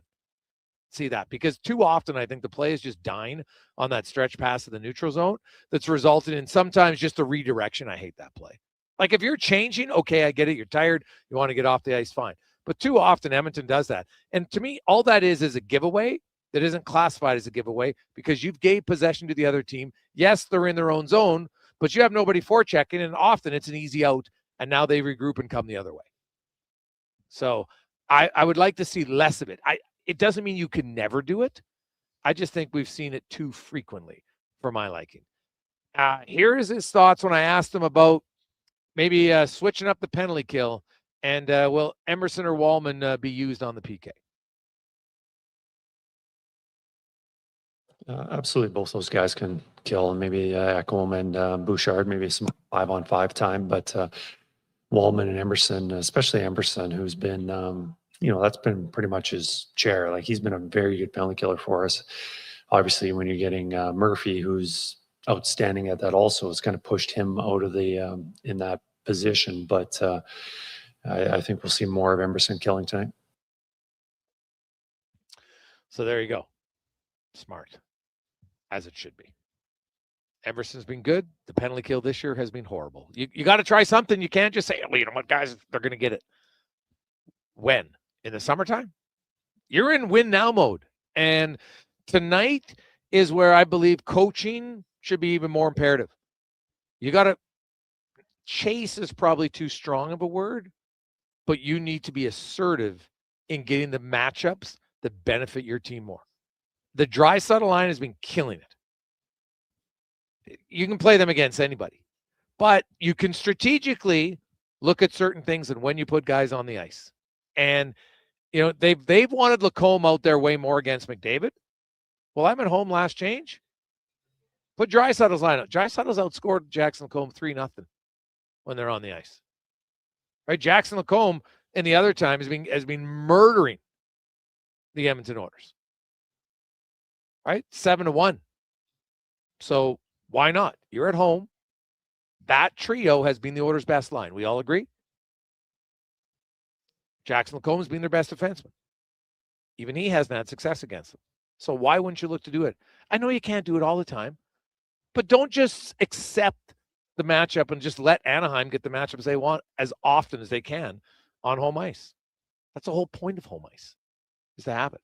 So 4:59. Let's take a quick break. When we come back, Mark Spector will join us. Also, we just got these in. This is from one of our sponsors in the station, Napa. So we're going to do a rapid-fire little auction if you want to go to the game tonight. You're probably going to get a great deal. Now, these are, Collins, what'd you say? There's are lower bowl seats, row 23 in the lower bowl where the Oilers attack twice. Nice. So, highest bid at $550, you'll get them. So 833-401-1440, 833-401-1440, text in your bid. And away you go. You'll be going to the game tonight. Pair of seats. Obviously not one. It's 2 tickets. So 833-401-1440. 1440 tonight. Let's get to the con man. Sports 1440 update brought to you by Northgate Chevrolet Buick GMC.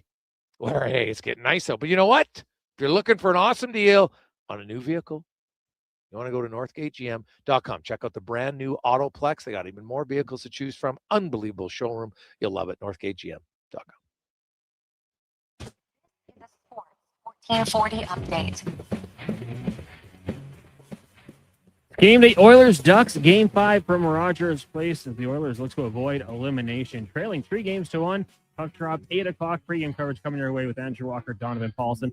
He'll also be joined by former NHLers Landon Ferraro and Tyson Barrie. We've also got the Stars and Wild meeting in Dallas. That series out at 2 games apiece, and at 5:30, Sabres trying to wrap up their series against the Bruins, leading 3-1. In the association, Boston taking on the Sixers, up 3-1 in their series. We've also got the Spurs trying to wrap up their series with the Trailblazers at 7:30 at 6. Hawks Knicks meeting from New York. That series tied at 2 games apiece. Major League Baseball tonight. The Jays in action, taking on the Red Sox. Trey Savage making his first start of the season for the Bluebirds. Right now, Cards up on the Pirates 1-0. Orioles have a 2-0 lead over the Astros, while the Rays and Guardians are scoreless. Later tonight, Twins get the Mariners. Yankees in Texas taking on the Rangers. Cubs and Padres. Athletics host the Royals, and the Marlins head to LA for a matchup with the Dodgers. CFL draft getting going shortly. The Elks currently selecting 3rd and have 4 selections in the first 21 picks. You can follow our social media platforms as Mackenzie McClendon will be down at Commonwealth covering all the action in the BCHL. It's Game 7 in Brooks as the Bandits host the Crusaders. Puck drop at 7 o'clock. Coming up in Hour 4 of the Jason Gregor Show, we'll be joined by Mark Spector of Rogers Sportsnet and hear the latest edition of Cam Tate's 2-Minute Warning. I'm Connor Halley. This has been a Sports 1440 update. Sports 1440 in West Edmonton Mall and Wetaskiwin. CKJR is a Stingray radio station. Download the free radio player app and listen wherever you go. Action Electrical's projects team takes the field, folks. Ready to execute the entire play for new commercial builds. Absolutely. They're masters of design, build, sketching strategy from initial blueprints to core electrical infrastructure. The team never misses on complex projects. Known for handling big league constructions and major renovations, ensuring flawless execution, hire the Action Electrical team to bring home a win for your project. Visit actionelectrical.net. 50. Right now at Papa John's, you order carry out, you get 50% off the pizza, loaded with the toppings you love. You want pepperoni? You got it. You want the works? Done. Always made with our fresh, never frozen dough. Half the price for the pizza you already love. When you come grab it, just use promo code CO50. Better ingredients, better pizza, Papa John's. 50% off regular menu price pizzas. Carry out only. Use promo code CO50. Participating locations, restrictions may apply. For over 50 years, The Brick has been proudly serving Canada.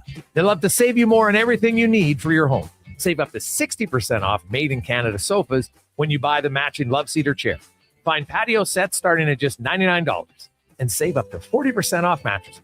Plus, take 5 years to pay with 0% interest on furniture and mattresses. Taxes and fees due at purchase, OAC. Visit a Brick near you for details. 50. The Brick, saving you more. Sleep is for the off-season. What off-season? Sports 1440 is live, loud, and locked. 40.ca, 24/7. Facebook, Oilers, X, Elks, Riverhawks, and Stingers, Oil Kings. Instagram. We got your best. Edmonton's home of sports. It's Sports 1440. Everything is going to be okay. If you're feeling the weight of too much debt, you have options.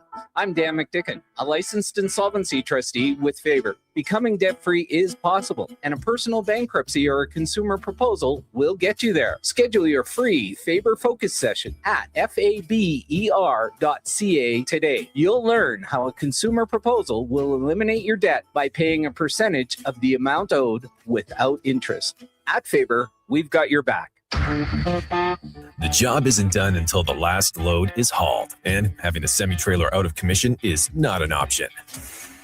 Whether replacing or adding to your convoy, Edmonton Trailer has a huge inventory of new and used semi-trailers, trusted by the gravel, logging, oil field, fluids, and freight industries. Find a trailer right for you online or at one of their 3 locations. For sales, service, parts, rental, and finance, when you're in it for the long haul, Edmonton Trailer.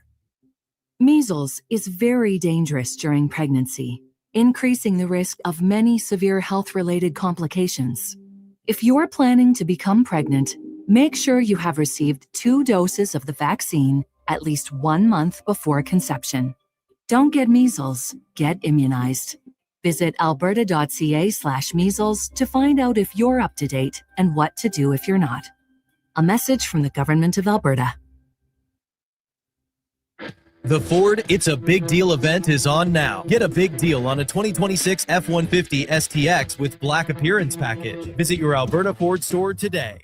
Tim's Smile Cookie is here. And with every bite, you'll help make a difference close to home. Because 100% is donated to over 600 local charities and community groups. Buy your Tim's Smile Cookies April 27th to May 3rd. At participating restaurants in Canada for a limited time.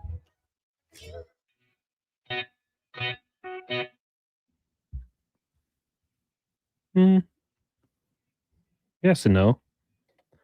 Portions of this hour brought to you by Cantork. We offer sale, rental, repair, and calibration of hydraulic, pneumatic, and battery-powered torque wrenches, stud tensioners, and flange maintenance equipment. Order today at cantork.com. The Jason Gregor Show, the best of Edmonton sports talk and beyond. This is Sports 1440. Presented by Playalberta.ca, Alberta's only regulated online gambling website.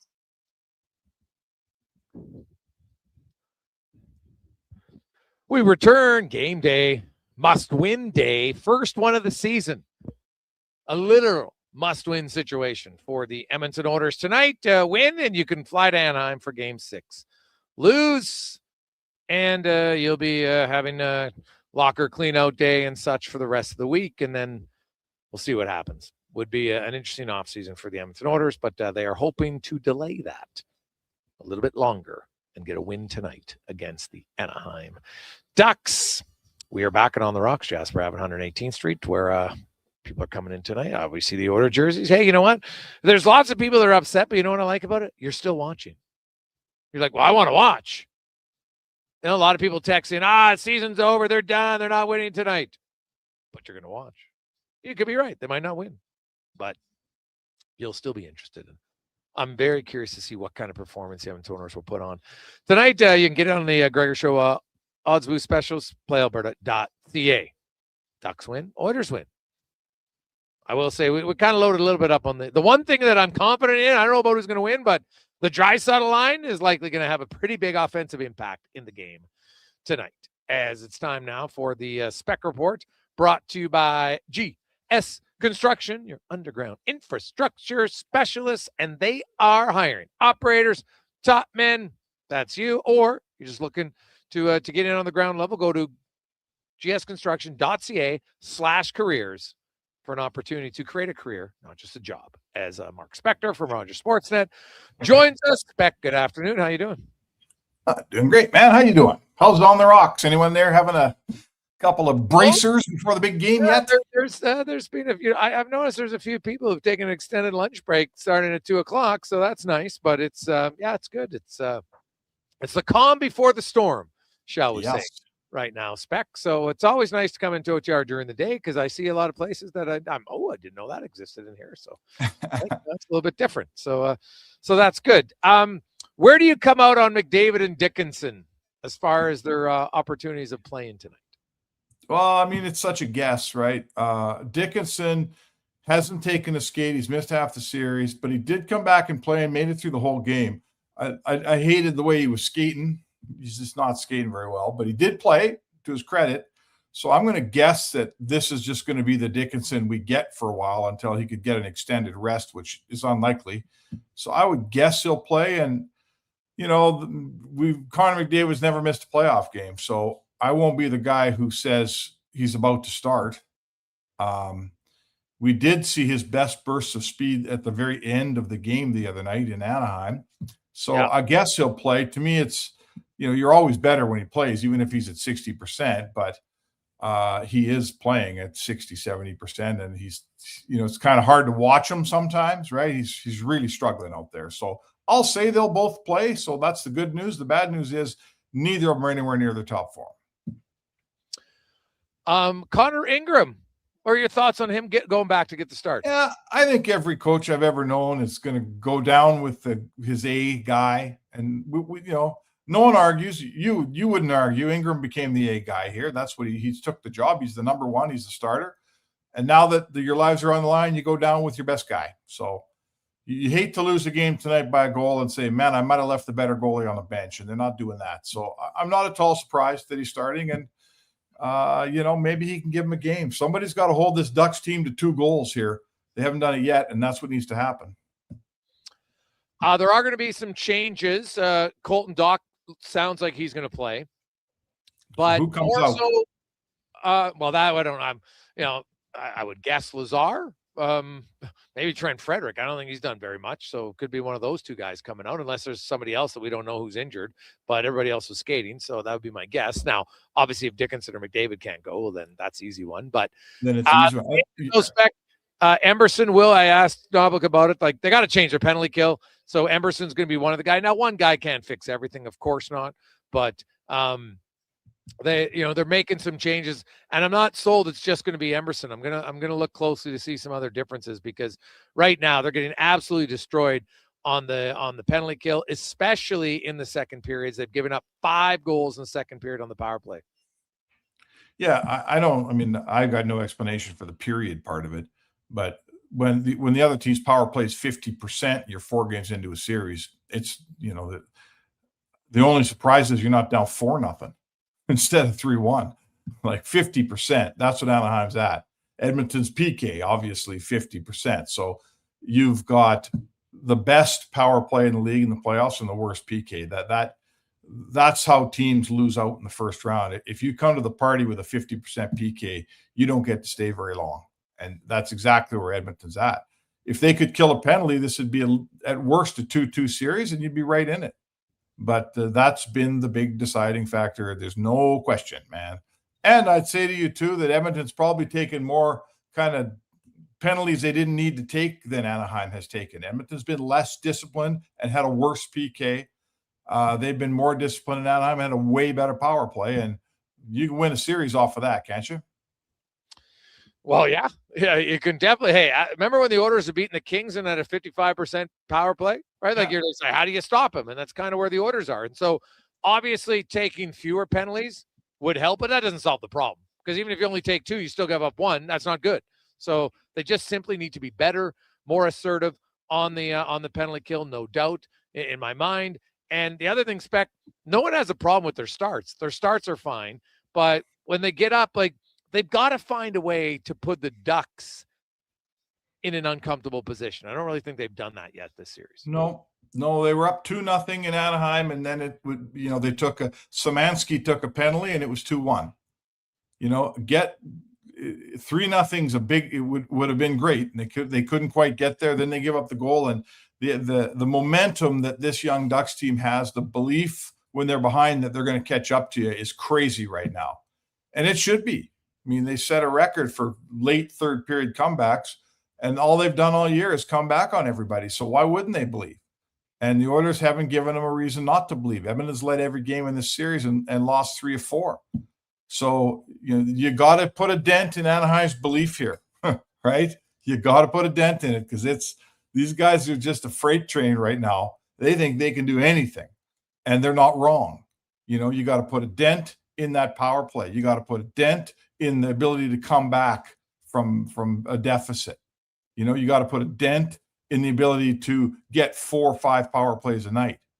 Edmonton has to make changes. Change has to come, because right now status quo is 3-1 Ducks, and the Oilers got to turn several things around in this series. And you're right, Jay. I've heard the LA Kings talking just like I'm talking now for 4 years. Yeah. And they're scratching their heads. Man, we can't let the Oilers do this. And I don't know how the Oilers are doing that to us. And guess where the shoe is right now? It's on the other foot. Yes, Mark Spector here on Gregor Show, Sports 1440, sports1440.ca. Now, a few other things, Spec. The Oilers, and just the ability for them, I think, to maintain offensive zone possession time. Haven't seen a lot of it so far in the series. And like outside of Draisaitl line, there hasn't been a ton of extended offensive zone time, like 30-second shifts, 40-second shift. The Ducks have been doing that to Edmonton. You think the Oilers can do it? And if so, How do you think they go about it? Like, to me, like, I just look at that fourth line of Anaheim's compared to Edmonton's fourth line. Like, there's not more skill in Anaheim's fourth line, but they've been more effective. They have been. They've the time of possession. If this was a football game, it wouldn't be close, you know. And I know that Anaheim's a volume shot team. They shoot a lot from everywhere, and it's working for them. Why would you change? But to get all those shots, you need to have the puck all the time. And Edmonton, you're right. As the games have gone on, Jay, Edmonton has become a team they're the team that's dumping it out and changing, and Anaheim's coming right back in at them. Dump it out and change, right back in on you. And that's another tide that has to start going the other way. It's just a matter of time till Anaheim brings it in on you and they don't leave your zone till the red light turns on. So, you're talking really about if you're saying to me that the Draisaitl lines had good zone time and they've cycled pucks and done a good job, which I'd agree, we're really talking about the McDavid line. Why haven't they been able to do it too? Right? Yeah, but even the fourth line, right? Like, every line can do it. You can't just expect your fourth line. Like, what else are they supposed to do? Chip the puck in, let them go out all the time? Like, it's something. No. They need some zone time for sure. They need some zone time. I don't have the support scoring for this team. It hasn't been bad. They've been getting some goals from around their lineup. They're getting 3-4 even strength goals a night. That's not bad, right? How many goals does Hyman have in this series? 1? Yeah. He has 1. I think Nugent Hopkins has 1, if I'm not mistaken, banged in a rebound. And McDavid, I believe, has 1 on the power play. So let's say that's your top line, wherever Nugent Hopkins plays. Sometimes he's up there. Sometimes it's Savoy. Savoy doesn't have any goals in this series, right? So, you got 2 or 3 goals from your top line. And really, that's probably a huge part of the difference here. That line is not cycling. That line is not keeping zone time. Listen, Connor McDavid just isn't Connor McDavid. Your best, like, that line does it by McDavid having the puck a lot and then other guys helping get the cycle going. And then McDavid's got it back. Someone's open, boom, pass, score. McDavid's unable to fulfill that area of his game right now. That's, I think, the biggest difference. He just can't. He's not skating around circles in the zone with the puck like he has for 10 years. He's not doing it in this series. And respect to the Ducks, it's not because the Ducks are so awesome. It's because he's injured. So they got to find a new way to score that line that isn't incumbent on Connor McDavid beating guys one-on-one, holding pucks for a long time, winning battles along the boards. He's not going to do that. So they got to figure out a new way to score, and they better hurry. Yeah. Yeah, you're right about that. Well, and the other thing is just playing better defensively. Like, you look at the third and fourth goals last game. Just chip the puck out. They didn't get it out. They stay in. And that's been the one thing about the Oilers that, they haven't found much consistency all year long. So maybe at the end of the day, we shouldn't be that shocked that they're not consistent defensively. Well, right? I mean, there's a couple things there. The whole year-long thing, it's true. We've really learned, that you can't flip a switch. And this team planned on flipping a switch. They flipped the switch after the Olympic break, and they were pretty good down the stretch. They're pretty good at the end of the year, Jay. No one minded their game, and they looked very ready to enter the playoffs. Then they got a bunch of injuries, and it's all off the table.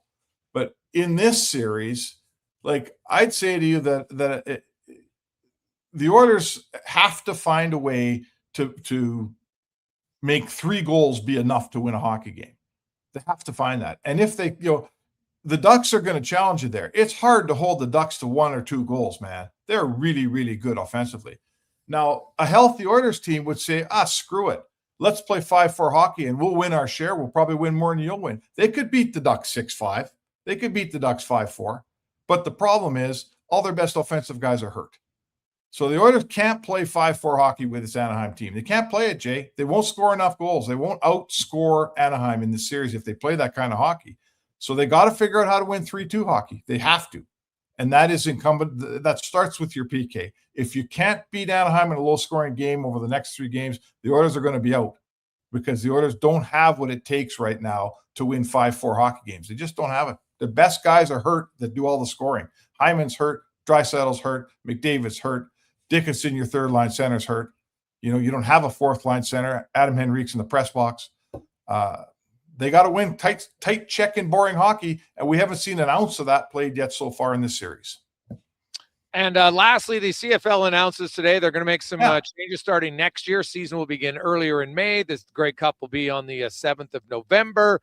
They're also going to add in another round of playoffs where the top two teams in the West will face each other, top two teams in the East, the winner. It's kind of like a curling bonspiel, right? 1 versus 2, page system, moves on, and the loser has to play again. And then 5 versus 8. What do you make of the changes in the CFL starting next year, not this year? It's starting next year, not this year. Okay, well, I learned something there. I thought it was starting right away. I mean, I like an earlier season. I want to hear what you think because you're more in tune to the CFL than I am. I like an earlier season. I don't care. People are saying, "Oh, it makes the regular season a waste of time." Who cares? I think, the regular season we enjoy watching. I like watching my CFL football every weekend, and then let's have more playoff games. I don't mind that. All in all, I think it's pretty cool. And I like the fact that Grey Cup's on November 7th, not November 23rd or 4th. What do you think?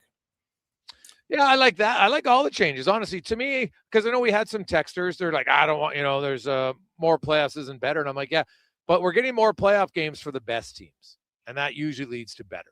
So I never loved that you only had to win one game to get to the championship. So I like this format better, to be honest. It feels a little bit more special. And you get an advantage, earn the playoffs and a bye. Is that different? Yes. I don't care. Different doesn't necessarily mean bad. And I like it. It's going to increase the excitement of the playoff. And the other thing, Spec, the Labor Day matchups now will be even later in the season, which makes them even more likely eventful for the playoff push. So I love that too. Yeah. All of that works. I mean, I think the CFL is the last league that can afford to be static. It needs change. We know what it is. It's struggling to stay relevant. So why wouldn't you throw some curveballs at the fan base, some changes, move your schedule up a little bit? I like all this stuff. They're trying to be, it's a little sort of kind of like the way baseball changed a bunch of their rules when they found that all young people weren't watching anymore. And it worked great for baseball. And the CFL, on the same vein, they got to hustle here. They need people in their seats. They need relevance in Canada. And I think that's what they're trying to gain. I admire the fact that they're trying all this stuff. Spec, we'll see you at the rink. Have a good one. All right, Jay. There you go. That's Mark Spector. The Spec Report brought to you by GS Construction. The Elks are on the clock at the CFL draft. We'll give you their pick likely when we return. Also, right now, a steal of a deal on we got a pair of seats, lower bowl for the game tonight. Only at 200 bones. It's all going to charity. So if you want in, great deal. 833-401-1440. You can get a bargain tonight. 833-401-1440. Top bid at $555 is going to get the tickets. 833-401-1440. You can get in, help the charity, and enjoy the game tonight. So top bid right now is Mike at 200, 833-401-1440. One app, ripple the action. Playalberta is proof that good things do come in threes. Whether you're into playing any of our exciting casino games, betting on your favorite professional sports teams from around the world, or buying into Canada's biggest lotteries, Playalberta is the province's only app to do it all. Download today and discover a new way to play. Must be 18 plus to play. If you gamble, use your game sense. 50-50-50. Right now at Papa John's, you order carry out, you get 50% off the pizza, loaded with the toppings you love. You want pepperoni? You got it. You want the works? Done. Always made with our fresh, never frozen dough. Half the price for the pizza you already love. When you come grab it, just use promo code CO50. Better ingredients, better pizza, Papa John's. 50% off regular menu price pizzas. Carry out only. Use promo code CO50. Participating locations, restrictions may apply. And here comes Action Electrical service team sprinting onto the scene. These are your first responders for any electrical emergency. That's right. With their fleet of service vans and specialized gear, they assess, they service, and maintain electrical lighting and automation systems. They're all about rapid response. Quick diagnostics and repairs to restore power and safety fast. Hire the Action Electrical team to bring home a win for your project. Visit actionelectrical.net. Who's that working on the underground utilities over there? All-Star Construction, that's who. What about the street lighting?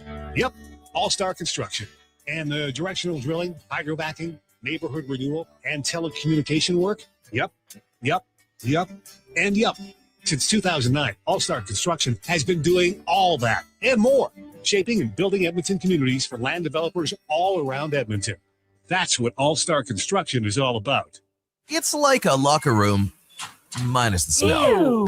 Kevin Carius brings the banter, the buzz, and the bold sports talk. Weekday mornings from 7 to 11 on Sports 1440, Edmonton's home for sports. Nothing beats getting a deal at McDonald's. Why? Because you get a deal now. And a deal later. Redeem an offer from the latest mailer or on the McDonald's app and dig into instant savings. Plus, you earn points towards Free McDonald's. Now that's what I call a double whammy of deals. Why does that keep happening? Deals sent right to your door. Check your mailbox for the latest McDonald's mailer loaded with delicious value. For a limited time at participating restaurants in Western Canada. Think a quality golf cart is out of your budget? Think again. At the Golf Cart People, we have a fantastic selection of fully inspected, pre-owned carts starting at just $4,500. Choose from gas, electric, or lithium-ion power to fit your lifestyle. And the best part, every used cart comes with a 1-year warranty for total peace of mind. Why wait? Get the cart you've always wanted today. Visit the Golf Cart People. Find out more at golfcartpeople.com. Are you overwhelmed by debt and getting nonstop calls from creditors? It can feel like there's no escape. Debt doesn't have to be a life sentence. A single call can turn things around. My name is Parveen Middleton. I'm a licensed insolvency trustee at BDO right here in Edmonton. I can help you become debt-free with a solution just for you. Let's put an end to those calls from creditors together. Call 1-833-BDO-TALK or visit bdodebt.ca to discover your debt-free future. Legacy Heating and Cooling is your supplier of maximum comfort, bringing you the cool AC you need. You just have to call Legacy. Call Legacy. For comfort at night when the hot air suffocates you. Call Legacy. Call Legacy. For comfort in your wallet with no payments or interest for 1 year. Call Legacy. Call Legacy. You deserve comfort. Cool off today with AC from Legacy Heating and Cooling.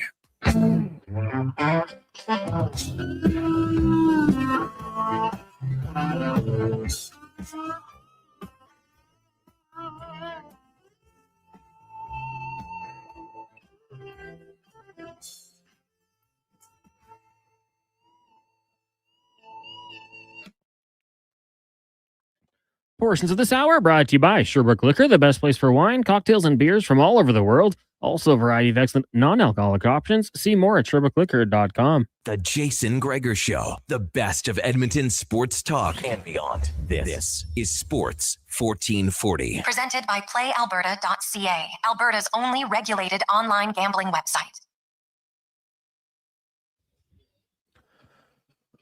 528. All right. Andrew came in at 250, Mike at 300, and now we are up to 400 with loops. 833-401-1440, 833-401-1440.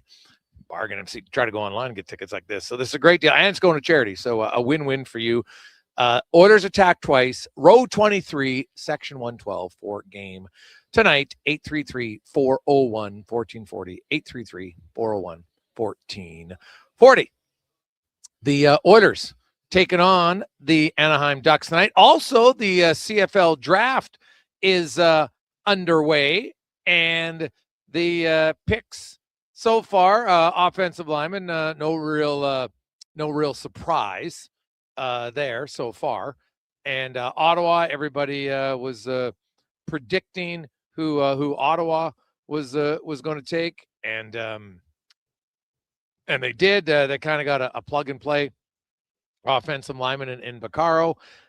Toronto then took Hennig, who I think, another offensive lineman who I think the Elks obviously had some interest in, and now the Elks are on the clock. No pick yet, right, Cons? Nothing as of yet, but we're watching. We'll keep you up to date as it happens.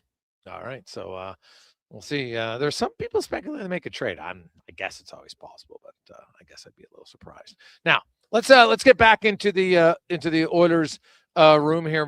Connor Murphy, who's had a pretty good playoffs, I think, for the Edmonton Oilers, has scored a goal. The pick is in, Cons. Who is it? It is Daryl Jabon, linebacker out of Rutgers. Oh. Invited to the Commanders mini camp, the 8th ranked player by the CFL scouting guru. Okay. All right. Bureau. That's the word. Yeah. Did you say guru? I did, I was like, who's the guru? Is that like the guru's friend? As soon as I said it, I'm like, that's not right. Bureau. I love it. Oh, we might have to use that word now. Oh, the bureau. I like it's conspiracy. Putting a spin on it a little bit. Yeah, why not? That was classic. Here's Connor Murphy on what he feels the Oilers need to do so they can play how they want, because I think it's fair to say through 4 games, the series has kind of gone a little bit more how Anaheim style of play. I think our skill takes over when we have possession more, and when we're able to play with our speed up the ice and then create in their zone and get teams on their heels. So we haven't been able to do that as much, whether it's their forecheck getting on us or whether we're disconnected coming up or not getting our forecheck going. There's been different cases for all of it, but if we can get on our toes and get our speed and skill working and then create pressure on them and make them play in their heels more, it'll be better. That would be key. What about the challenges of moving the puck when they got the stretch pass? The players are behind this. They're out of the zone too early. The stretch play. How could that benefit their team? Maybe do they have to change how they're playing? It's different cases. Sometimes that happens when guys are in the middle of a change or their team. What they do a lot is they flush our D out. They won't let you kind of set up and wait for your forwards to come and swing and give you support sometimes. So they give a lot of pressure. So that just kind of just preaches then that we have to stay a little more closer connected. There are times when you do want to have guys stretched out to get their D out of the zone to create space underneath to skate up the ice. So there's different situations that comes into play, but in general, you just want to be able to connect, whether you hit the stretch guy and bump it back or hit a guy low to come up with speed. And the Ducks have had a great ability to come back. 2 games in this series have been down 2-0. They actually scored 3 in a row. Edmonton did come back to win that one in game 1, but game 4, down 2-0, down 3-2. They came back both times, ended winning. Is there something the Oilers need to do different when they're leading? The one consistent thing I see is our penalty kill. We have been giving up goals. Feels like every game. So on our unit, it's part of me being on the penalty kill as well, to be able to shut teams down and not giving them that momentum when we do get penalties against us. The playoffs, that's such a big thing. Things are going to happen where we get calls against us, and we got to weather that and be able to turn it into momentum for us. So that's part of it. And then just playing connected defensively and checking to make sure that when we don't have our offensive shifts or when they are getting a little more speed at us, that we're able to create more stalls and turn things over and not allow them to give chances. So let's see what happens tonight. Looking at Leon Draisaitl quickly, how does he feel, experience? How does it come into play in an elimination game? Well, yeah, we've been in worse situations, certainly, but we also know the urgency that we need to bring and what's at stake. And that group looks good to me, and we're excited for tonight. Leon Draisaitl, the one thing he talked about was what's worked for his line in the series, in his view. I think we just bring different components to the table, and it matches really well. Obviously, we've played a lot of hockey together, and I love playing with them. To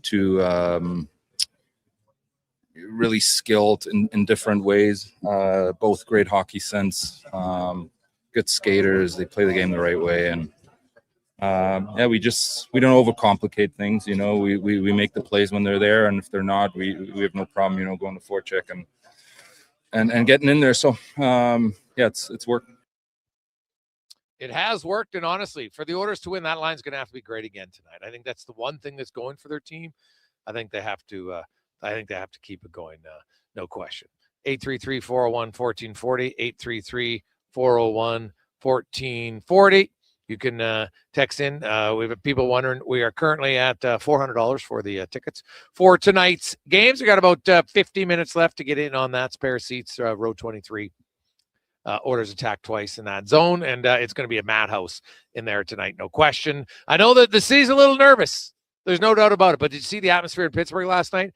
It's going to be no different than Edmonton. Like, fans feel it. Hey, if I'm cheering louder, maybe there's a chance my team can win. And I've always found on elimination games, the crowd gets even a little bit louder to see how it goes. We'll take a final break. We'll come back. We got Cam Tate. We'll update you on the CFL draft. NHL early game.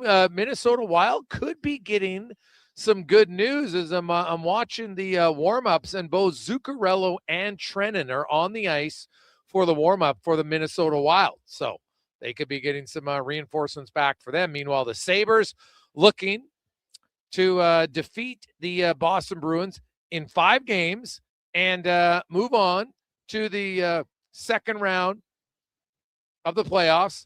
And, man, you look at it, what's going on in Buffalo. They're having loads of fun. Hey, I get it. You have a whole fan base. As I mentioned, if you're 25 years of age or younger, you've never really experienced your team in the playoffs. Because when you're 10, maybe you remembered it, maybe, right? But it's you probably forgot.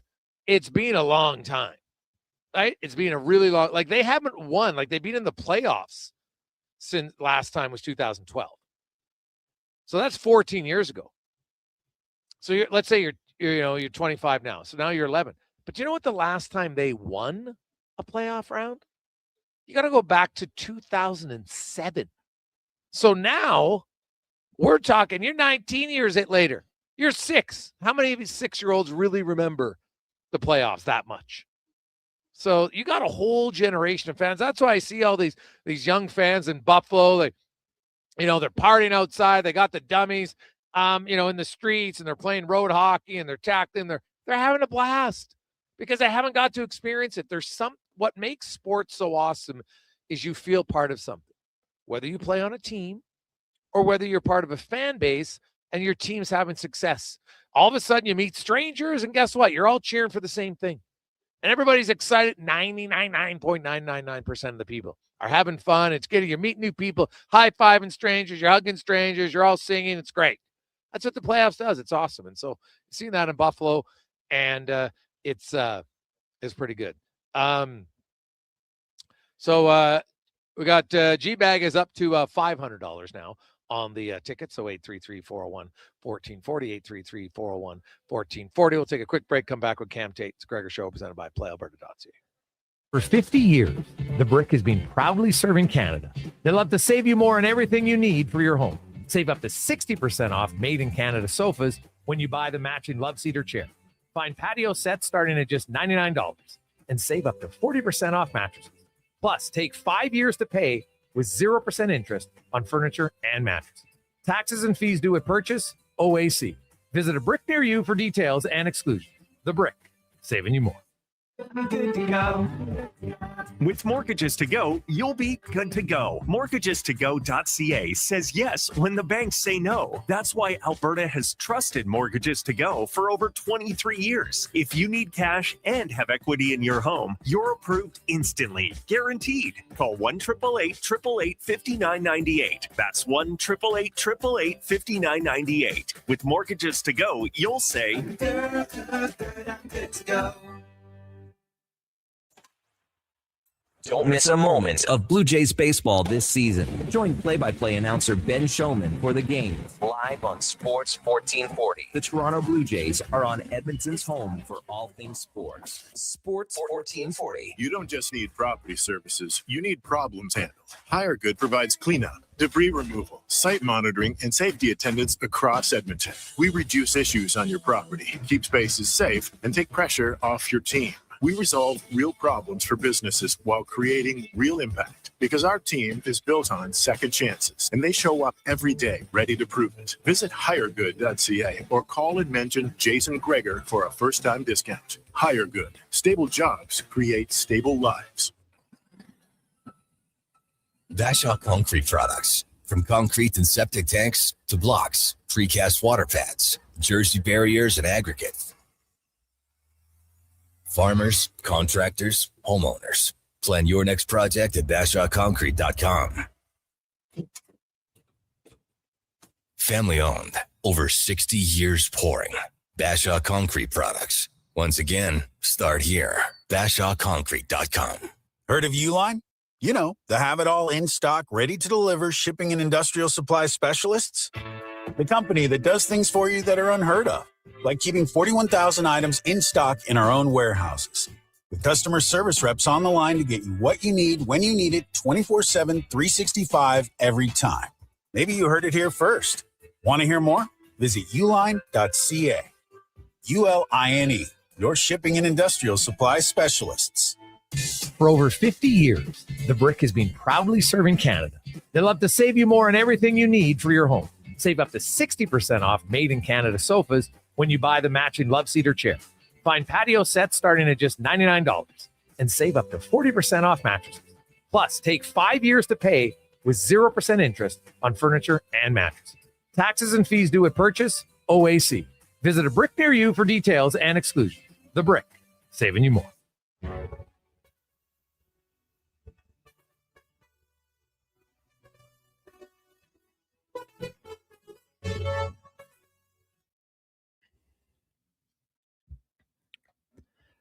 Portions of this hour brought to you by Crystal Glass, your clear choice for residential windows, locally manufactured and installed. Crystal Glass provides a beautiful product and incredible customer services for all of your residential needs. Call 310 Glass or visit crystalglass.ca for a quote. The Jason Gregor Show, the best of Edmonton sports talk and beyond. This is Sports 1440. Presented by Playalberta.ca, Alberta's only regulated online gambling website.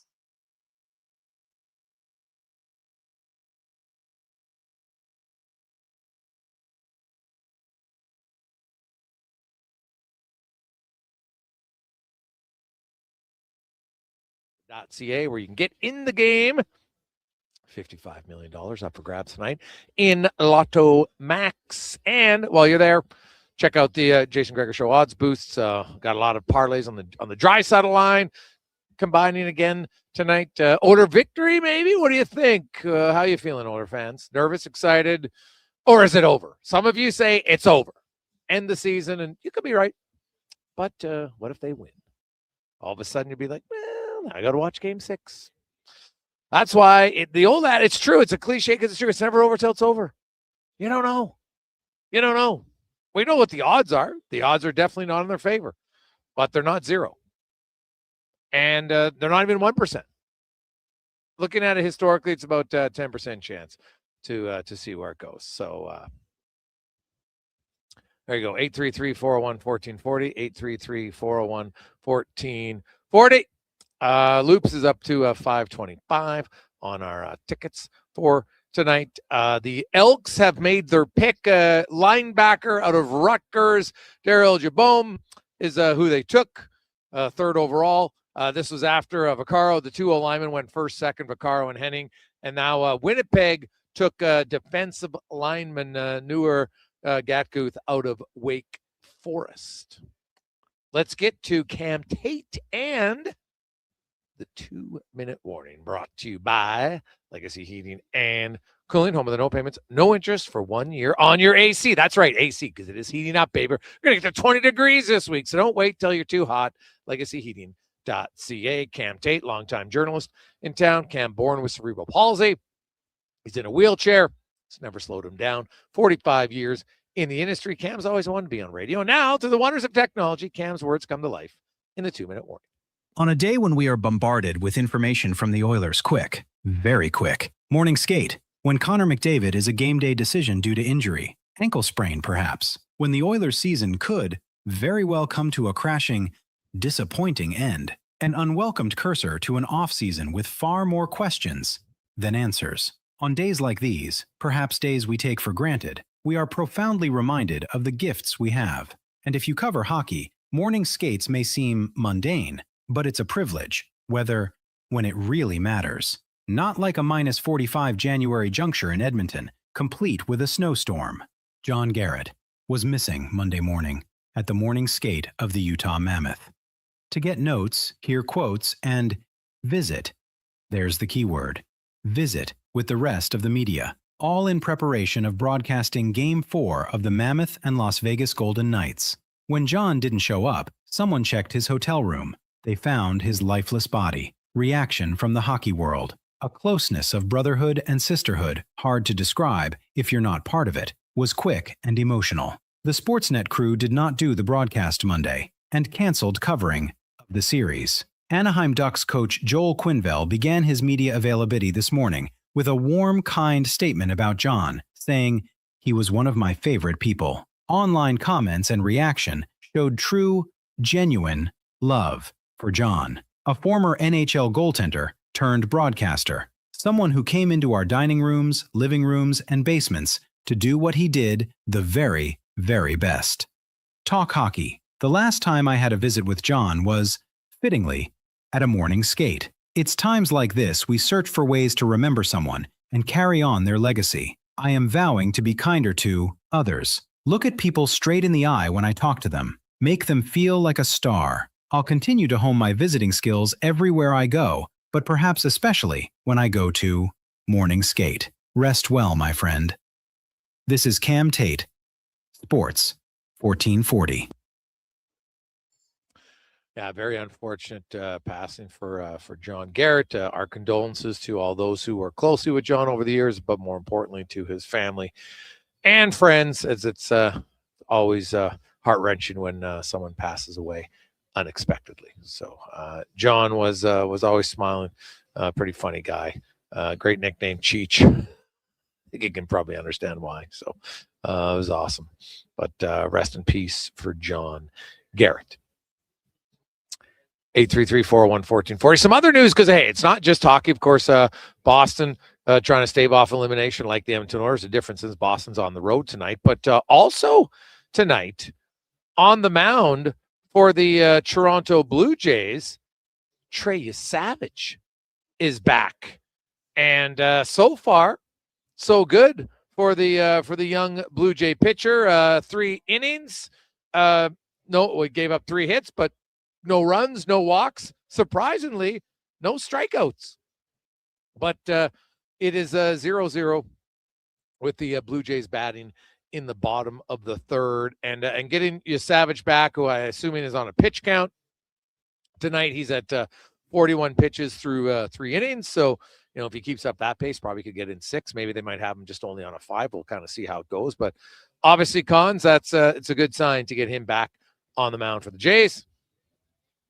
100%. Yeah. I mean, they need it too, right? We were talking about the reinforcements coming back, and for Savage, I don't know exactly what the expectations are, Gregor, for him this year. I'd be curious to see what you think. But no news is good news. I mean, as long as he gets through this outing without a setback, I think that's an encouraging sign. The bar is low for me. I just want him to continue to kind of build up that arm strength, the stamina, and a good start. 3 innings, no runs. I'll take it.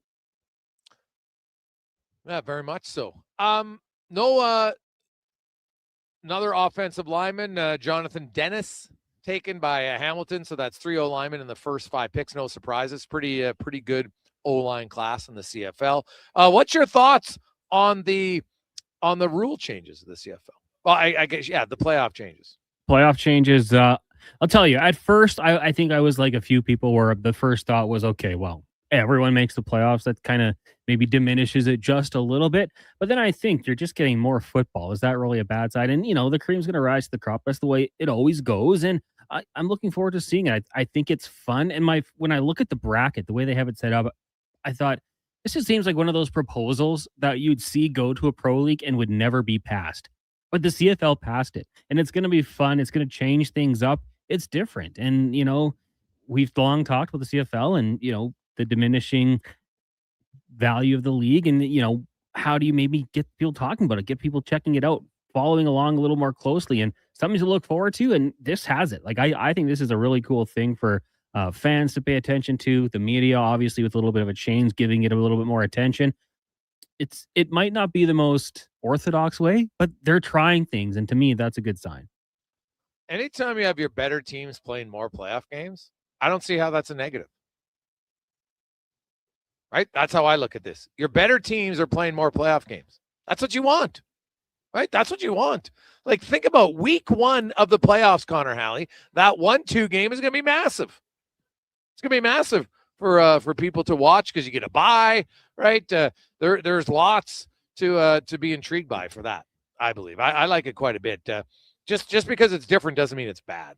And, there has been a lot of growth in certain areas of the CFL, and I think this will be a good one. People have been clamoring for an earlier start, so now I hope people, hey, they've started earlier.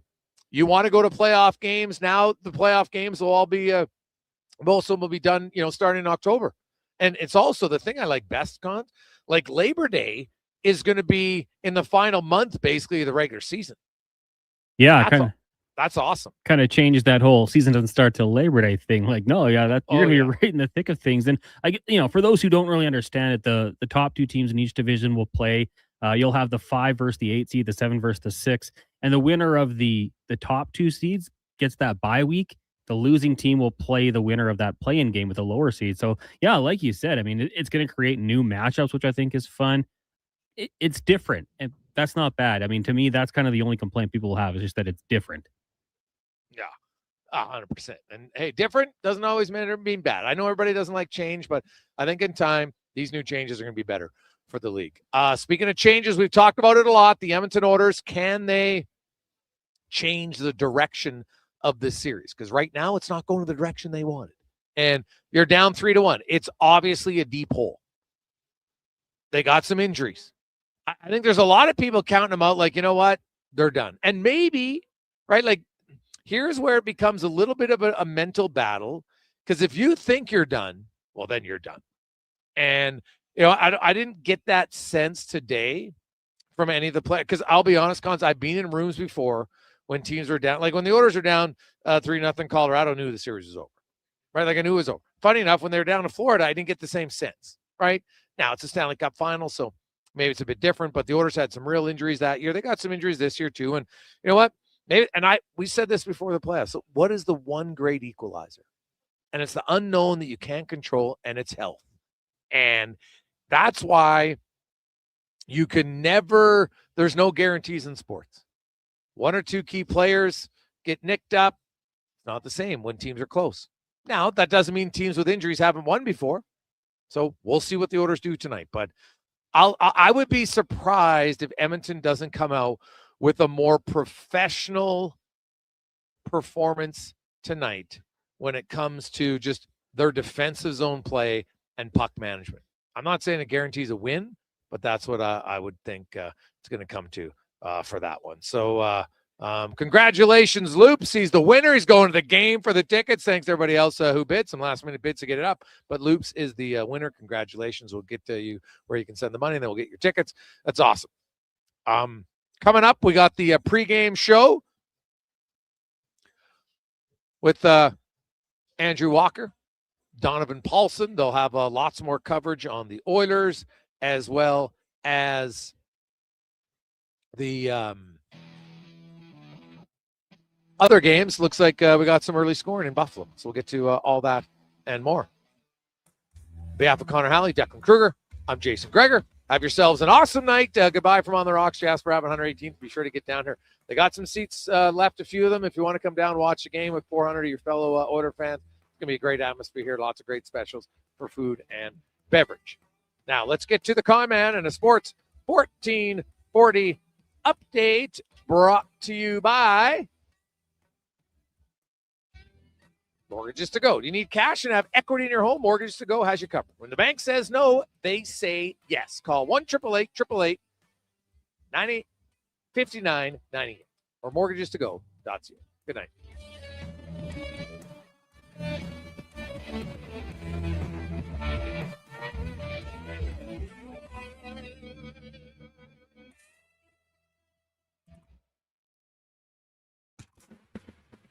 The Sports 1440 update.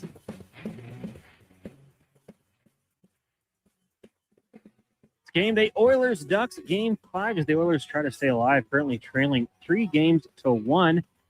Puck drop coming up just after 8 o'clock. Our pregame coverage with Andrew Walker, Donovan Paulson up next. They'll be joined by former NHLers Landon Ferraro and Tyson Barrie.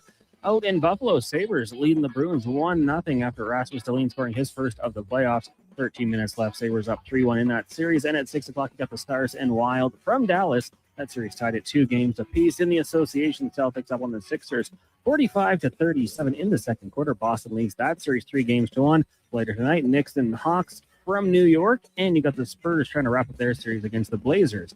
Major League Baseball, Jays lead the Boston Red Sox 2-0 heading into the fourth.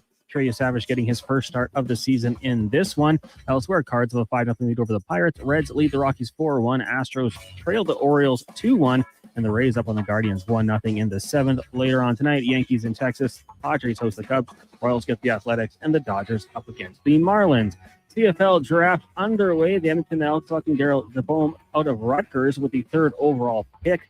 Linebacker. The first 2 picks were Giordano Vaccaro out of Purdue to Ottawa, and the Argos selecting offensive lineman Nicholas Henning out of Queens. Keep it locked on Sports 1440 social media platforms. Mackenzie McLennan on location down at Commonwealth. She'll keep you up to date on the Elks selections. That's going to do it for us here